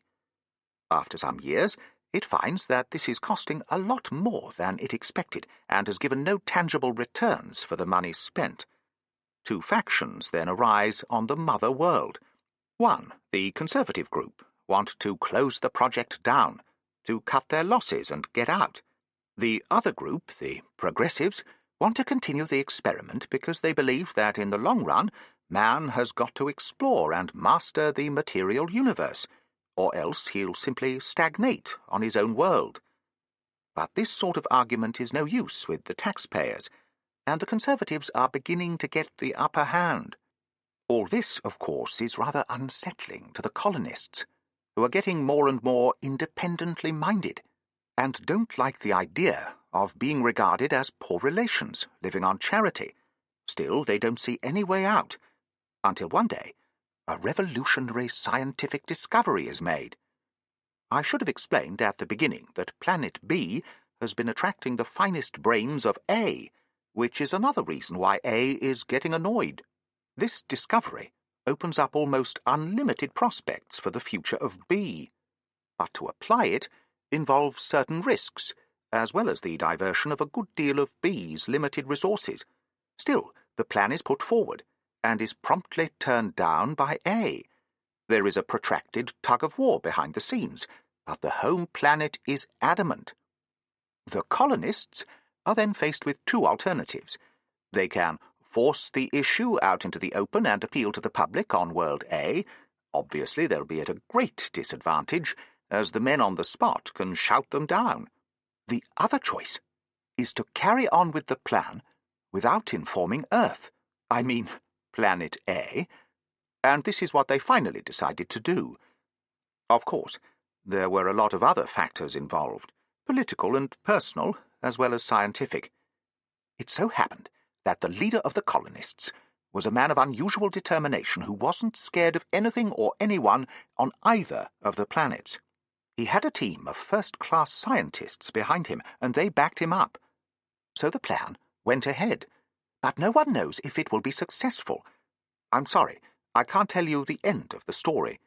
You know how these serials always break off at the most exciting place. I think you've told me just about everything, said Gibson. Everything, that is, except one minor detail. I still don't know what Project Dawn is. He rose to go. Tomorrow I'm coming back to hear the final installment of your gripping serial. There won't be any need to do that, Whittaker replied. He glanced unconsciously at the clock. You'll know long before then. As he left the administration building, Gibson was intercepted by Jimmy. I'm supposed to be at work, he said breathlessly, but I had to catch you. Something important's going on. I know, replied Gibson, rather impatiently. Project Dawn's coming to the boil, and Hadfield's left town. Oh, replied Jimmy, a little taken aback. I didn't think you'd have heard. But you won't know this, anyway. Irene's very upset. She told me her father said goodbye last night as if he mightn't see her again. Gibson whistled. That put things in a different light. Project Dawn was not only big, it might be dangerous. This was a possibility he had not considered.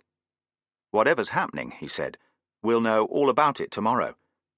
Whitaker's just told me that. But I think I can guess where Hadfield is right now." "Where?" "He's up on Phobos. For some reason, that's the key to Project Dawn. And that's where you'll find the chief right now." Gibson would have made a large bet on the accuracy of this guess. It was just as well that there was no one to take it, for he was quite wrong. Hadfield was now almost as far away from Phobos as he was from Mars. At the moment he was sitting in some discomfort in a small spaceship, which was packed with scientists and their hastily dismantled equipment. He was playing chess, and playing it very badly, against one of the greatest physicists in the solar system. His opponent was playing equally badly, and it would soon have become quite obvious to any observer that they were simply trying to pass the time. Like everyone on Mars, they were waiting. But they were the only ones who knew exactly what they were waiting for. The long day, one of the longest that Gibson had ever known, slowly ebbed away. It was a day of wild rumours and speculation. Everyone in Port Lowell had some theory which they were anxious to air. But as those who knew the truth said nothing, and those who knew nothing said too much, when night came, the city was in a state of extreme confusion. Gibson wondered if it was worthwhile staying up late, but around midnight he decided to go to bed. He was fast asleep when, invisibly, soundlessly, hidden from him by the thickness of the planet, Project Dawn came to its climax. Only the men in the watching spaceship saw it happen, and changed suddenly from grave scientists to shouting, laughing schoolboys as they turned to race for home. In the very small hours of the morning, Gibson was wakened by a thunderous banging on his door. It was Jimmy, shouting to him to get up and come outside. He dressed hastily, but when he reached the door, Jimmy had already gone out into the street. He caught up at the doorway. From all sides people were beginning to appear, rubbing their eyes sleepily, and wondering what had happened. There was a rising buzz of voices and distant shouts. Port Lowell sounded like a beehive that had been suddenly disturbed. It was a full minute before Gibson understood what had awakened the city. Dawn was just breaking. The eastern sky was aglow with the first light of the rising sun. The eastern sky. My God! That dawn was breaking in the west. No one could have been less superstitious than Gibson, but for a moment the upper levels of his mind were submerged by a wave of irrational terror. It lasted only a moment, then reason reasserted itself. Brighter and brighter grew the light spilling over the horizon. Now the first rays were touching the hills above the city. They were moving swiftly, far, far too swiftly for the sun, and suddenly a blazing golden meteor leapt up out of the desert, climbing almost vertically towards the zenith. Its very speed betrayed its identity. This was Phobos, or what had been Phobos a few hours before. Now it was a yellow disk of fire, and Gibson could feel the heat of its burning upon his face. The city around him was now utterly silent, watching the miracle, and slowly waking to a dim awareness of all that it might mean to Mars. So this was Project Dawn. It had been well named. The pieces of the jigsaw puzzle were falling into place, but the main pattern was still not clear. To have turned Phobos into a second sun was an incredible feat of, presumably, nuclear engineering. Yet Gibson did not see how it could solve the colony's problems. He was still worrying over this when the seldom-used public address system of Port Lowell burst into life, and Whitaker's voice came drifting softly down the streets. "Hello, everybody," he said. "I guess you're all awake by now, and have seen what's happened. The chief executive's on his way back from space, and would like to speak to you. Here he is." There was a click. Then someone said, sotto voce, "You're on to Port Lowell, sir." A moment later, Hadfield's voice came out of the speakers. He sounded tired but triumphant, like a man who had fought a great battle and won through to victory. "Hello, Mars," he said. "Hadfield speaking. I'm still in space on the way home. I'll be landing in about an hour. I hope you like your new sun. According to our calculations, it will take nearly 1,000 years to burn itself out. We triggered Phobos off when it was well below your horizon, just in case the initial radiation peak was too high. The reaction's now stabilized at exactly the level we expected, though it may increase by a few % during the next week. It's mainly a meson resonance reaction. Very efficient, but not very violent, and there's no chance of a fully fledged atomic explosion with the material composing Phobos. Your new luminary will give you about 1/10 of the sun's heat, which will bring up the temperature of much of Mars to nearly the same value as Earth's. But that isn't the reason why we blew up Phobos. At least, it isn't the main reason. Mars wants oxygen more badly than heat. And all the oxygen needed to give it an atmosphere almost as good as Earth's is lying beneath your feet, locked up in the sand. 2 years ago, we discovered a plant that can break the sand down and release the oxygen. It's a tropical plant. It can exist only on the equator, and doesn't really flourish even there. If there was enough sunlight available, it could spread over Mars, with some assistance from us. And in 50 years, there'd be an atmosphere here that men could breathe. That's the goal we're aiming at. When we've reached it, we can go where we please on Mars and forget about our domed cities and breathing masks. It's a dream that many of you will live to see realized, and it'll mean that we've given a new world to mankind. Even now, there are some benefits we'll derive right away. It will be very much warmer, at least when Phobos and the sun are shining together, and the winters will be much milder. Even though Phobos isn't visible above latitude 70 degrees, the new convection winds will warm the polar regions too, and will prevent our precious moisture from being locked up in the ice caps for half of every year. There'll be some disadvantages. The seasons and nights are going to get complicated now, but they'll be far outweighed by the benefits. And every day, as you see the beacon we have now lit climbing across the sky, it will remind you of the new world we're bringing to birth. We're making history, remember, for this is the first time that man has tried his hand at changing the face of a planet. If we succeed here, others will do the same elsewhere. In the ages to come, whole civilizations on worlds of which we've never heard will owe their existence to what we've done tonight. That's all I've got to say now. Perhaps you may regret the sacrifice we've had to make to bring life to this world again. But remember this. Though Mars has lost a moon, it's gained a sun. And who can doubt which is the more valuable? And now, good night to you all.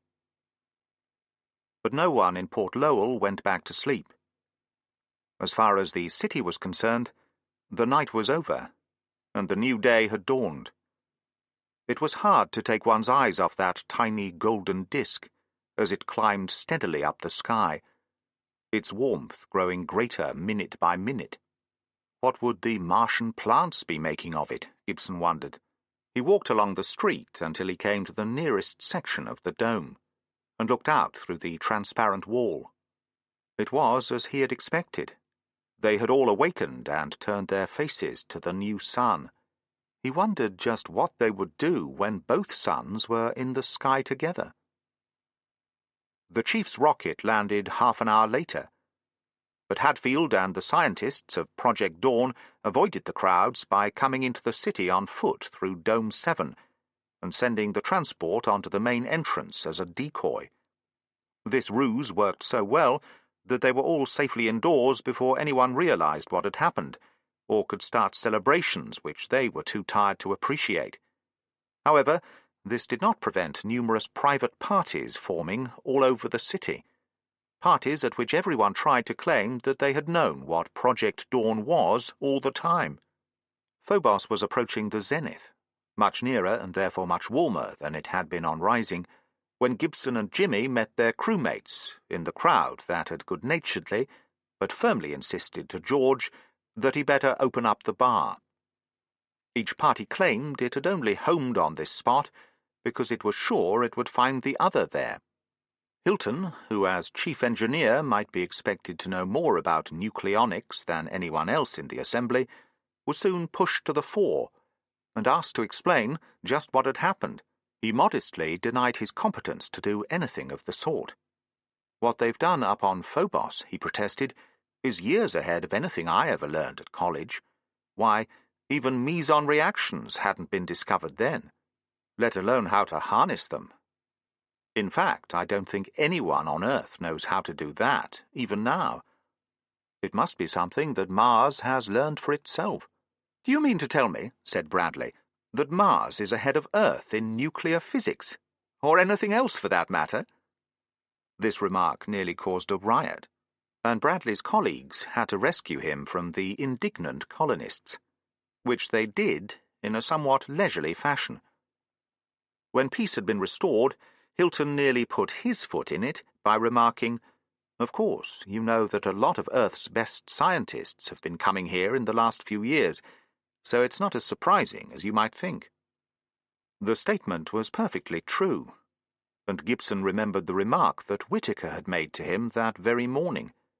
Mars had been a lure to many others besides himself, and now he could understand why.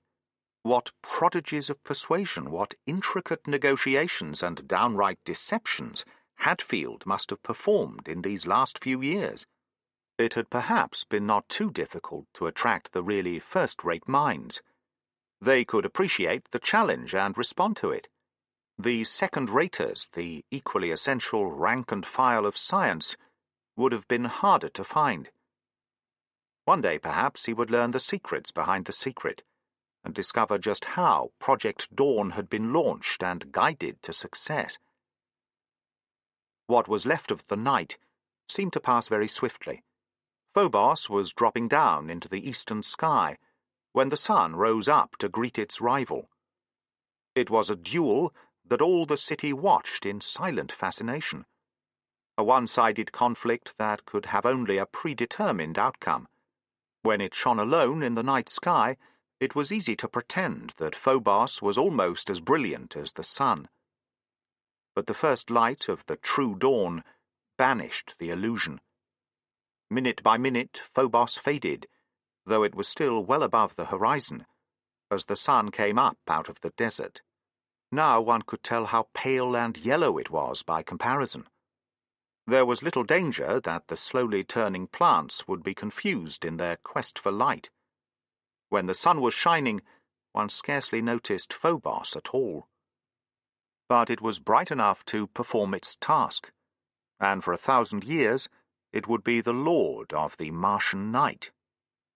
And thereafter, when its fires were extinguished by the exhaustion of whatever elements it was burning now, would Phobos become again an ordinary moon, shining only by the sun's reflected glory? Gibson knew that it would not matter. Even in a century, it would have done its work, and Mars would have an atmosphere which it would not lose again for geological ages. When at last Phobos guttered and died, the science of that distant day would have some other answer. Perhaps an answer as inconceivable to this age as the detonation of a world would have been only a century ago. For a little while, as the first day of the new age grew to maturity, Gibson watched his double shadow lying upon the ground. Both shadows pointed to the west, but though one scarcely moved, the fainter lengthened even as he watched, becoming more and more difficult to see, until at last it was snuffed out. as Phobos dropped down below the edge of Mars. Its sudden disappearance reminded Gibson abruptly of something that he, and most of Port Lowell, had forgotten in the last few hours' excitement. By now, the news would have reached Earth. Perhaps, though he wasn't sure of this, Mars must now be spectacularly brighter in terrestrial skies. In a very short time, Earth would be asking some extremely pointed questions.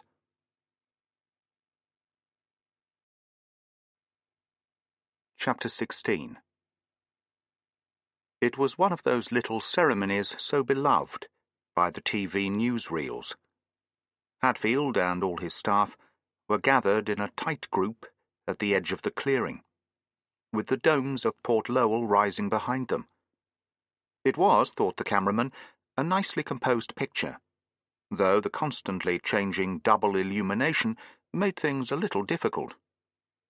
He got the cue from the control room and started to pan from left to right to give the viewers a bit of movement before the real business began. Not that there was really much to see. The landscape was so flat, and they'd miss all its interest in this monochrome transmission. One couldn't afford the bandwidth for colour on a live transmission all the way to Earth. Even on black and white it was none too easy. He had just finished exploring the scene when he got the order to swing back to Hatfield, who was now making a little speech. That was going out on the other sound channel, and he couldn't hear it, though in the control room it would be mated to the picture he was sending. Anyway, he knew just what the chief would be saying. He'd heard it all before. Mayor Whitaker handed over the shovel on which he had been gracefully leaning for the last 5 minutes, and Hatfield began to tip in the sand until he had covered the roots of the tall, drab Martian plant standing there, held upright in its wooden frame. The airweed, as it was now universally called, was not a very impressive object. It scarcely looked strong enough to stand upright, even under this low gravity. It certainly didn't look as if it could control the future of a planet. Hatfield had finished his token gardening. Someone else could complete the job and fill in the hole. The planting team was already hovering in the background, waiting for the bigwigs to clear out of the way so they could get on with their work. There was a lot of handshaking and backslapping. Hatfield was hidden by the crowd that had gathered round him. The only person who wasn't taking the slightest notice of all this was Gibson's pet Martian, who was rocking on his haunches like one of those weighted dolls that always come the same way up, however you put them down. The cameraman swung towards him and zoomed to a close-up. It would be the first time anyone on Earth would have seen a real Martian, at least in a live program like this. Hello? What was he up to? Something had caught his interest. The twitching of those huge, membranous ears gave him away.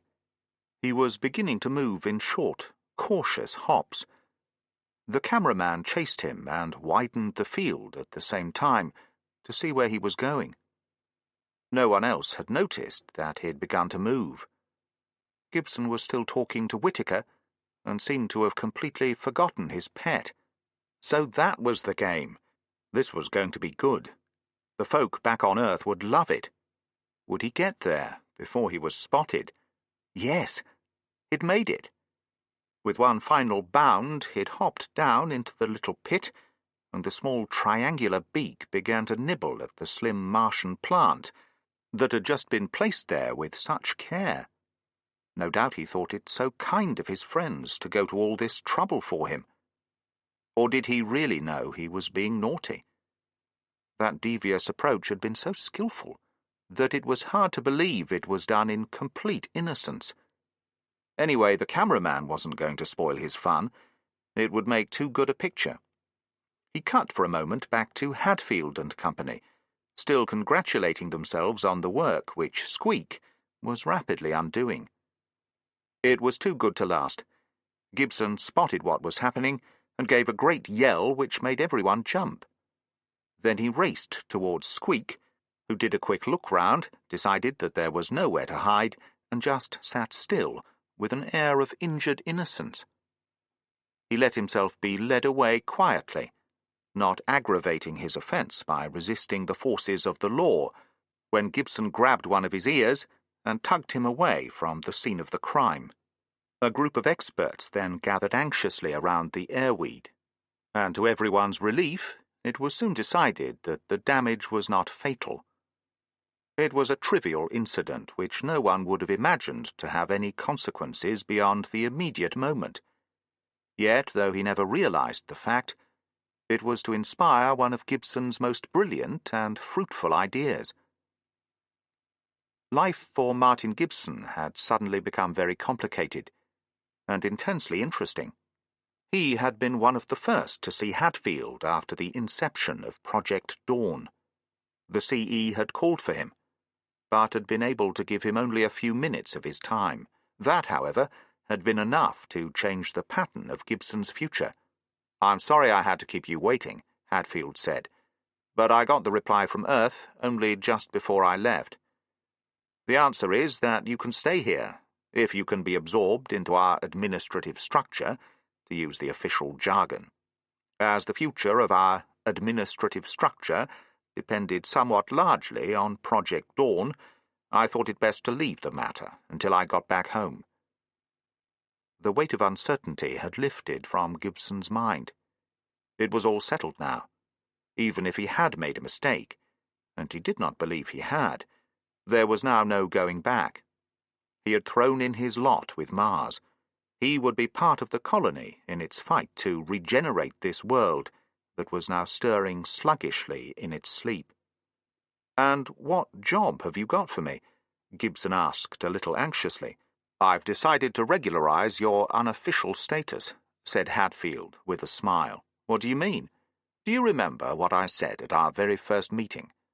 I asked you to help us by giving Earth not the mere facts of the situation, but also some idea of our goals and, I suppose you could call it, the spirit we've built up here on Mars. You've done well, despite the fact that you didn't know about the project on which we'd set our greatest hopes. I'm sorry I had to keep Dawn from you, but it would have made your job much harder if you'd known our secret, and weren't able to say anything. Don't you agree?" Gibson had not thought of it in that light, but it certainly made sense. "I've been very interested," Hadfield continued, "to see what result your broadcasts and articles have had. You may not know that we've got a delicate method of testing this." "How?" asked Gibson in surprise. "Can't you guess? Every week about 10,000 people scattered all over Earth decide they want to come here, and something like 3% pass the preliminary tests. Since your articles started appearing regularly, that figure's gone up to 15,000 a week, and it's still rising." "Oh," said Gibson, very thoughtfully. He gave an abrupt little laugh. "I also seem to remember," he added, "that you didn't want me to come here in the first place." "We all make mistakes, but I've learned to profit by mine," smiled Hadfield. "To sum it all up, what I'd like you to do is to lead a small section which, frankly, will be our propaganda department. Of course, we'll think of a nicer name for it. Your job will be to sell Mars. The opportunities are far greater now that we've really got something to put in our shop window. If we can get enough people clamoring to come here, then Earth will be forced to provide the shipping space. And the quicker that's done, the sooner we can promise Earth we'll be standing on our own feet. What do you say?" Gibson felt a fleeting disappointment. Looked at from one point of view, this wasn't much of a change. But the CE was right. He could be of greater use to Mars in this way than in any other. "I can do it," he said. "Give me a week to sort out my terrestrial affairs and clear up my outstanding commitments." A week was somewhat optimistic, he thought, but that should break the back of the job. He wondered what Ruth was going to say. She'd probably think he was mad, and she'd probably be right. "The news that you're going to stay here," said Hadfield with satisfaction, "will cause a lot of interest and will be quite a boost to our campaign. You've no objection to us announcing it right away? I don't think so. Good. Whitaker would like to have a word with you now, about the detailed arrangements. You realize, of course, that your salary will be that of a Class II administrative officer of your age? Naturally, I've looked into that, said Gibson. He did not add, because it was unnecessary, that this was largely of theoretical interest. His salary on Mars, though less than a tenth of his total income, would be quite adequate for a comfortable standard of living on a planet where there were very few luxuries. He was not sure just how he could use his terrestrial credits, but no doubt they could be employed to squeeze something through the shipping bottleneck. After a long session with Whitaker, who nearly succeeded in destroying his enthusiasm with laments about lack of staff and accommodation, Gibson spent the rest of the day writing dozens of radiograms. The longest was to Ruth, and was chiefly, but by no means wholly, concerned with business affairs. Ruth had often commented on the startling variety of things she did for her 10%, and Gibson wondered what she was going to say to this request, that she keep an eye on one James Spencer, and generally look after him when he was in New York, which, since he was completing his studies at MIT, might be fairly often. It would have made matters much simpler if he could have told her the facts. She would probably guess them anyway. But that would be unfair to Jimmy. Gibson had made up his mind that he would be the first to know. There were times when the strain of not telling him was so great that he felt almost glad they would soon be parting. Yet Hadfield, as usual, had been right. He had waited a generation. He must wait a little longer yet. To reveal himself now might leave Jimmy confused and hurt, might even cause the breakdown of his engagement to Irene. The time to tell him would be when they had been married and, Gibson hoped, were still insulated from any shocks which the outside world might administer. It was ironic that, having found his son so late, he must now lose him again. Perhaps that was part of the punishment for the selfishness and lack of courage, to put it no more strongly, he had shown 20 years ago. But the past must bury itself. He must think of the future now. Jimmy would return to Mars as soon as he could. There was no doubt of that. And even if he had missed the pride and satisfaction of parenthood, there might be compensations later in watching his grandchildren come into the world he was helping to remake. For the first time in his life, Gibson had a future to which he could look forward with interest and excitement, a future which would not be merely a repetition of the past.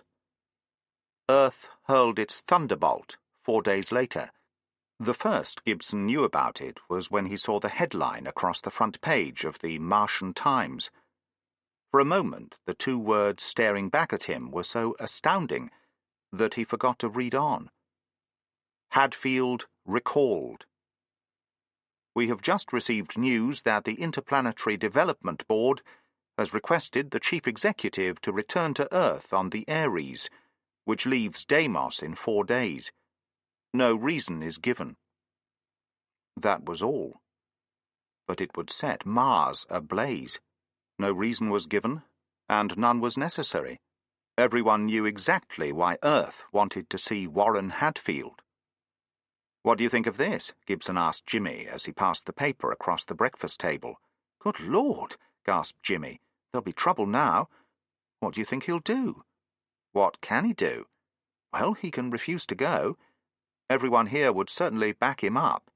That would only make matters worse. He'll go all right. Hadfield isn't the sort of man to run away from a fight." Jimmy's eyes suddenly brightened. "That means that Irene will be going too." "Trust you to think of that," laughed Gibson. "I suppose you hope it will be an ill wind blowing the pair of you some good, but don't count on it. Hadfield might leave Irene behind." He thought this very unlikely. When the chief returned, he would need all the moral support he could get. Despite the amount of work he had awaiting him, Gibson paid one brief call to admin, where he found everyone in a state of mingled indignation and suspense. Indignation because of Earth's cavalier treatment of the chief. Suspense because no one yet knew what action he was going to take. Hadfield had arrived early that morning, and so far had not seen anyone except Whitaker and his private secretary. Those who had caught a glimpse of him stated that for a man who was, technically, about to be recalled in disgrace, he looked remarkably cheerful. Gibson was thinking over this news as he made a detour towards the biology lab. He had missed seeing his little Martian friend for 2 days, and felt rather guilty about it. As he walked slowly along Regent Street, he wondered what sort of defence Hadfield would be able to put up. Now he understood that remark that Jimmy had overheard. Would success excuse everything? Success was still a long way off. As Hadfield had said, to bring Project Dawn to its conclusion would take half a century, even assuming the maximum assistance from Earth. It was essential to secure that support, and Hadfield would do his utmost not to antagonize the home planet.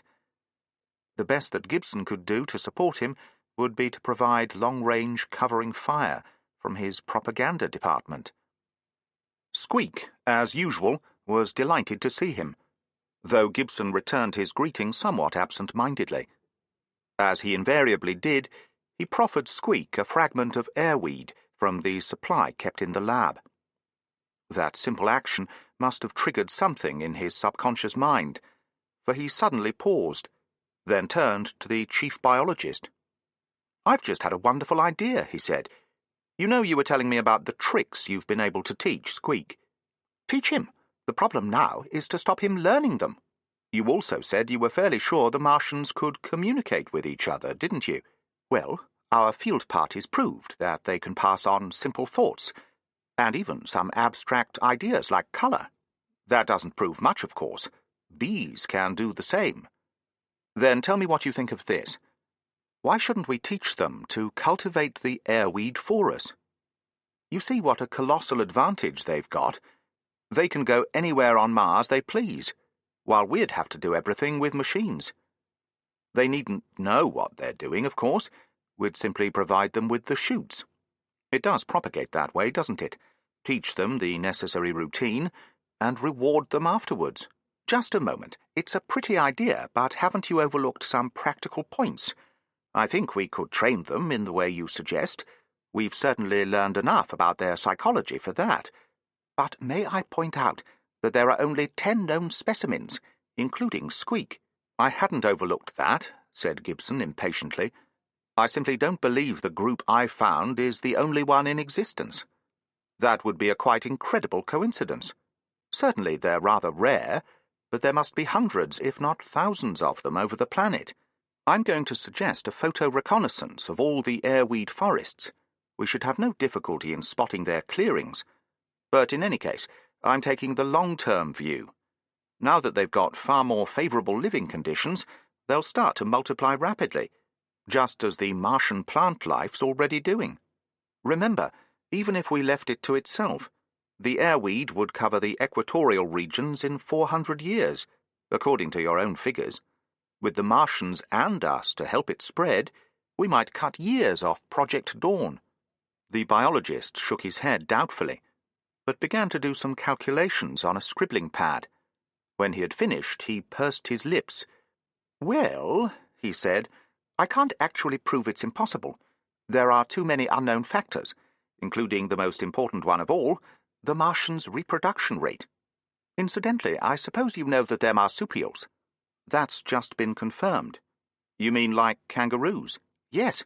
Junior lives under cover until he's a big enough boy to go out into the cold, hard world. We think several of the females are carrying babies, so they may reproduce yearly, and since Squeak was the only infant we found, that means they must have a terrifically high death rate, which isn't surprising in this climate." "Just the conditions we want," exclaimed Gibson. "Now there'll be nothing to stop them multiplying, provided we see they get all the food they need." "Do you want to breed Martians or cultivate airweed?" challenged the biologist. "Both," grinned Gibson. "They go together like fish and chips, or ham and eggs." "Don't," pleaded the other. with such a depth of feeling that Gibson apologized at once for his lack of tact. He had forgotten that no one on Mars had tasted such things for years. The more Gibson thought about his new idea, the more it appealed to him. Despite the pressure of his personal affairs, he found time to write a memorandum to Hadfield on the subject, and hoped that the CE would be able to discuss it with him before returning to Earth. There was something inspiring in the thought of regenerating not only a world, but also a race which might be older than man. Gibson wondered how the changed climatic conditions of 100 years hence would affect the Martians. If it became too warm for them, they could easily migrate north or south, if necessary into the subpolar regions where Phobos was never visible. As for the oxygenated atmosphere, they had been used to that in the past, and might adapt themselves to it again. There was considerable evidence that Squeak now obtained much of his oxygen from the air in Port Lowell, and seemed to be thriving on it. There was still no answer to the great question which the discovery of the Martians had raised. Were they the degenerate survivors of a race which had achieved civilization long ago, and let it slip from its grasp when conditions became too severe? This was the romantic view, for which there was no evidence at all. The scientists were unanimous in believing that there had never been any advanced culture on Mars. But they had been proved wrong once, and might be so again. In any case, it would be an extremely interesting experiment to see how far up the evolutionary ladder the Martians would climb, now that their world was blossoming again. For it was their world, not man's. However he might shape it for his own purposes, it would be his duty always to safeguard the interests of its rightful owners.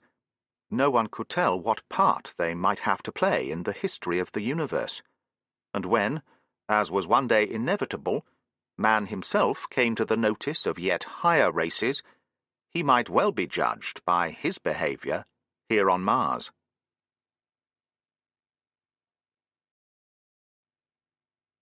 Chapter 17. "I'm sorry you're not coming back with us, Martin," said Norden as they approached Lock 1 West. "But I'm sure you're doing the right thing, and we all respect you for it." "Thanks," said Gibson sincerely. "I'd like to have made the return trip with you all. Still, there'll be plenty of chances later. Whatever happens, I'm not going to be on Mars all my life." He chuckled. "I guess you never thought you'd be swapping passengers in this way." "I certainly didn't. It's going to be a bit embarrassing in some respects. I'll feel like the captain of the ship who had to carry Napoleon to Elba. How's the chief taking it?" "I've not spoken to him since the recall came through, though I'll be seeing him tomorrow before he goes up to Deimos. But Whittaker says he seems confident enough, and doesn't appear to be worrying in the slightest." "What do you think's going to happen?" "On the official level, he's bound to be reprimanded for misappropriation of funds, equipment, personnel. Oh, enough things to land him in jail for the rest of his life. But as half the executives and all the scientists on Mars are involved, what can Earth do about it? It's really a very amusing situation. The CE's a public hero on 2 worlds, and the Interplanetary Development Board will have to handle him with kid gloves. I think the verdict will be, you shouldn't have done it, but we're rather glad you did. And then they'll let him come back to Mars? They're bound to. No one else can do his job. Someone will have to, one day. True enough, but it would be madness to waste Hadfield when he's still got years of work in him, and heaven help anyone who was sent here to replace him. It certainly is a peculiar position. I think a lot's been going on that we don't know about. Why did Earth turn down Project Dawn when it was first suggested? I've been wondering about that, and intend to get to the bottom of it someday. Meanwhile, my theory is this. I think a lot of people on Earth don't want Mars to become too powerful, still less completely independent. Not for any sinister reason, mark you, but simply because they don't like the idea. It's too wounding to their pride. They want the Earth to remain the center of the universe. "You know," said Norden, "it's funny how you talk about Earth, as if it were some combination of miser and bully, preventing all progress here. After all, it's hardly fair." What you're actually grumbling at are the administrators in the Interplanetary Development Board and all its allied organizations, and they're really trying to do their best. Don't forget that everything you've got here is due to the enterprise and initiative of Earth. I'm afraid you colonists," he gave a wry grin as he spoke, "take a very self-centered view of things. I can see both sides of the question. When I'm here, I get your point of view and can sympathize with it, but in 3 months' time I'll be on the other side, and will probably think you're a lot of grumbling, ungrateful nuisances here on Mars." Gibson laughed, not altogether comfortably. There was a good deal of truth in what Norden had said. The sheer difficulty and expense of interplanetary travel, and the time it took to get from world to world, made inevitable some lack of understanding, even intolerance between Earth and Mars.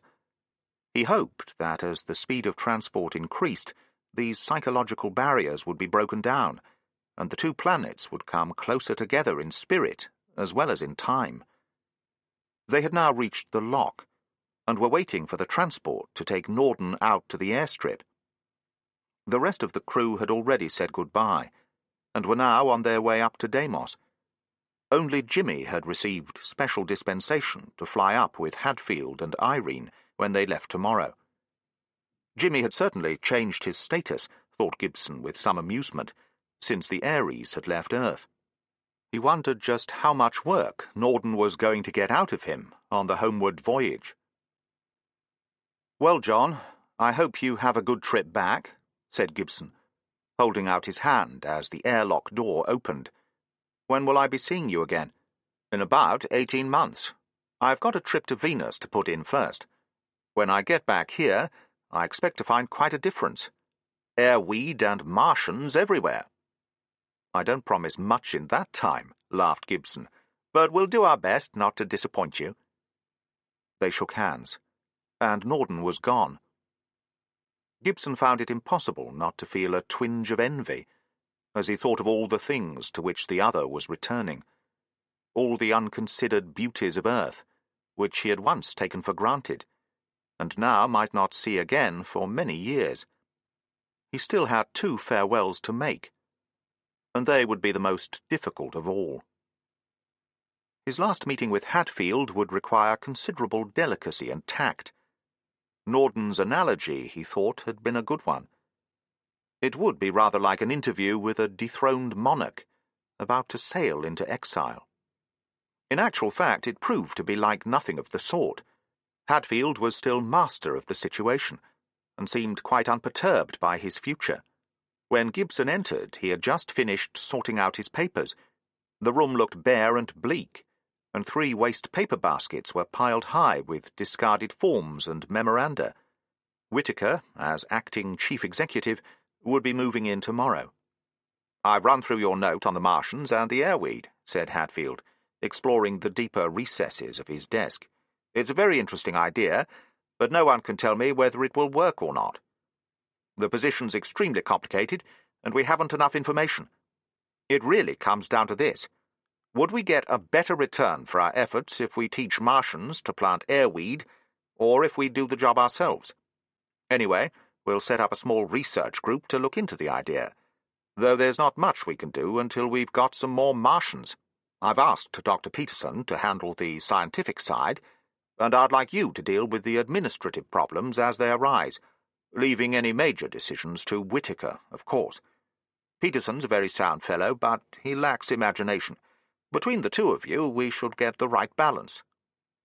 "I'll be very glad to do all I can," said Gibson, quite pleased with the prospect, though wondering a little nervously how he would cope with his increasing responsibilities. However, the fact that the chief had given him the job was encouraging. It meant that Hadfield, at any rate, was sure that he could handle it. As they discussed administrative details, it became clear to Gibson that Hadfield did not expect to be away from Mars for more than a year. He even seemed to be looking forward to his trip to Earth, regarding it almost in the light of an overdue holiday. Gibson hoped that this optimism would be justified by the outcome. Towards the end of their interview, the conversation turned inevitably to Irene and Jimmy.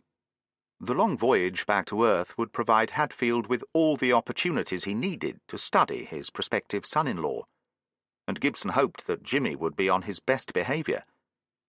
It was obvious that Hadfield was contemplating this aspect of the trip with quiet amusement. As he remarked to Gibson, if Irene and Jimmy could put up with each other in such close quarters for 3 months, their marriage was bound to be a success. If they couldn't, then the sooner they found out, the better. As he left Hadfield's office, Gibson hoped that he had made his own sympathy clear. The CE knew that he had all Mars behind him, and Gibson would do his best to gain him the support of Earth as well. He looked back at the unobtrusive lettering on the door. There would be no need to change that, whatever happened, since the words designated the position and not the man. For 12 months or so, Whittaker would be working behind that door, the democratic ruler of Mars, and the, within reasonable limits, conscientious servant of Earth.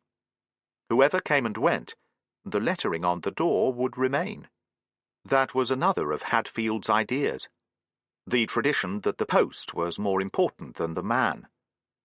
He had not, Gibson thought, given it a very good start, for anonymity was scarcely one of Hadfield's personal characteristics. The last rocket to Deimos left 3 hours later, with Hadfield, Irene, and Jimmy aboard. Irene had come round to the Grand Martian Hotel to help Jimmy pack, and to say goodbye to Gibson. She was bubbling over with excitement, and so radiant with happiness that it was a pleasure simply to sit and watch her. Both her dreams had come true at once. She was going back to Earth, and she was going with Jimmy. Gibson hoped that neither experience would disappoint her. He did not believe it would. Jimmy's packing was complicated by the number of souvenirs he had gathered on Mars, chiefly plant and mineral specimens collected on various trips outside the domes.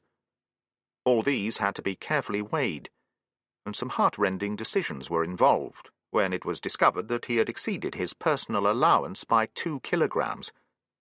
But finally the last suitcase was packed and on its way to the airport. "Now, don't forget," said Gibson, "to contact Mrs. Goldstein as soon as you arrive. She'll be expecting to hear from you." "I won't," Jimmy replied. "It's good of you to take all this trouble. We really do appreciate everything you've done, don't we, Irene?" "Yes," she answered, "we certainly do. I don't know how we'd have got on without you." Gibson smiled, a little wistfully. "Somehow," he said, "I think you'd still have managed in one way or another. But I'm glad everything's turned out so well for you, and I'm sure you're going to be very happy. And I hope it won't be too long before you're both back on Mars." As he gripped Jimmy's hand in farewell, Gibson felt once again that almost overwhelming desire to reveal his identity and, whatever the consequences, to greet Jimmy as his son. But if he did so, he knew now, the dominant motive would be pure egotism. It would be an act of possessiveness, of inexcusable self-assertion, and it would undo all the good he had wrought in these past months. Yet, as he dropped Jimmy's hand, he glimpsed something in the other's expression that he had never seen before. It could have been the dawn of the first puzzled surmise, the birth of the still half-conscious thought that might grow at last to fully-fledged understanding and recognition. Gibson hoped it was so. It would make his task easier when the time came. He watched them go hand in hand down the narrow street, oblivious to all around them, their thoughts even now winging onwards into space. Already they had forgotten him, but later they would remember. It was just before dawn when Gibson left the main airlock and walked away from the still sleeping city. Phobos had set an hour ago. The only light was that of the stars and Deimos, now high in the west. He looked at his watch. 10 minutes to go, if there had been no hitch. "Come on, Squeak," he said. "Let's have a nice brisk walk to keep warm." Though the temperature around them was at least 50 below, Squeak did not seem unduly worried. However, Gibson thought it best to keep his pet on the move. He was, of course, perfectly comfortable himself, as he was wearing his full protective clothing. How these plants had grown in the past few weeks!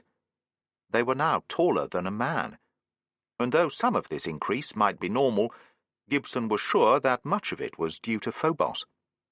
Project Dawn was already leaving its mark on the planet.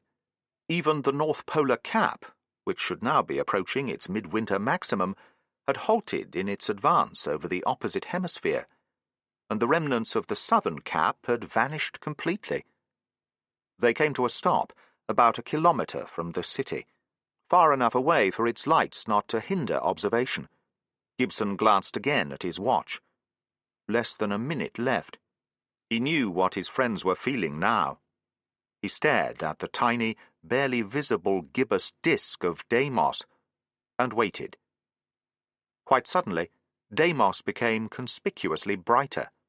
A moment later, it seemed to split into 2 fragments, as a tiny, incredibly bright star detached itself from its edge and began to creep slowly westwards. Even across these thousands of kilometres of space, the glare of the atomic rockets was so dazzling that it almost hurt the eye. He did not doubt that they were watching him. Up there in the Ares, they would be at the observation windows, looking down upon the great crescent world which they were leaving now, as a lifetime ago, it seemed, he had bade farewell to Earth. What was Hadfield thinking now? Was he wondering if he would ever see Mars again? Gibson no longer had any real doubts on this score. Whatever battles Hadfield might have to face, he would win through as he had done in the past. He was returning to Earth in triumph, not in disgrace. That dazzling blue-white star was several degrees from Deimos now, falling behind as it lost speed to drop sunwards and earthwards. The rim of the sun came up over the eastern horizon. All around him the tall green plants were stirring in their sleep, a sleep already interrupted once by the meteoric passage of Phobos across the sky. Gibson looked once more at the 2 stars descending in the west, and raised his hand in a silent farewell. "Come along, Squeak," he said. "Time to get back. I've got work to do." He tweaked the little Martian's ears with his gloved fingers. "And that goes for you too," he added. "Though you don't know it yet, we've both got a pretty big job ahead of us." They walked together towards the great domes, now glistening faintly in the morning light. It would be strange in Port Lowell, now that Hadfield had gone, and another man was sitting behind the door marked Chief Executive. Gibson suddenly paused. For a fleeting moment, it seemed, he saw into the future 15 or 20 years ahead. Who would be chief then, when Project Dawn was entering its middle phase, and its end could already be foreseen? The question and the answer came almost simultaneously. For the first time, Gibson knew what lay at the end of the road on which he had now set his feet. One day, perhaps, it would be his duty and his privilege to take over the work which Hadfield had begun. It might have been sheer self-deception, or it might have been the first consciousness of his own still hidden powers. But whichever it was, he meant to know. With a new briskness in his step, Martin Gibson, writer, late of Earth, resumed his walk towards the city. His shadow merged with Squeak's as the little Martian hopped beside him, while overhead the last hues of night drained from the sky, and all around the tall, flowerless plants were unfolding to face the sun. The end. You've been listening to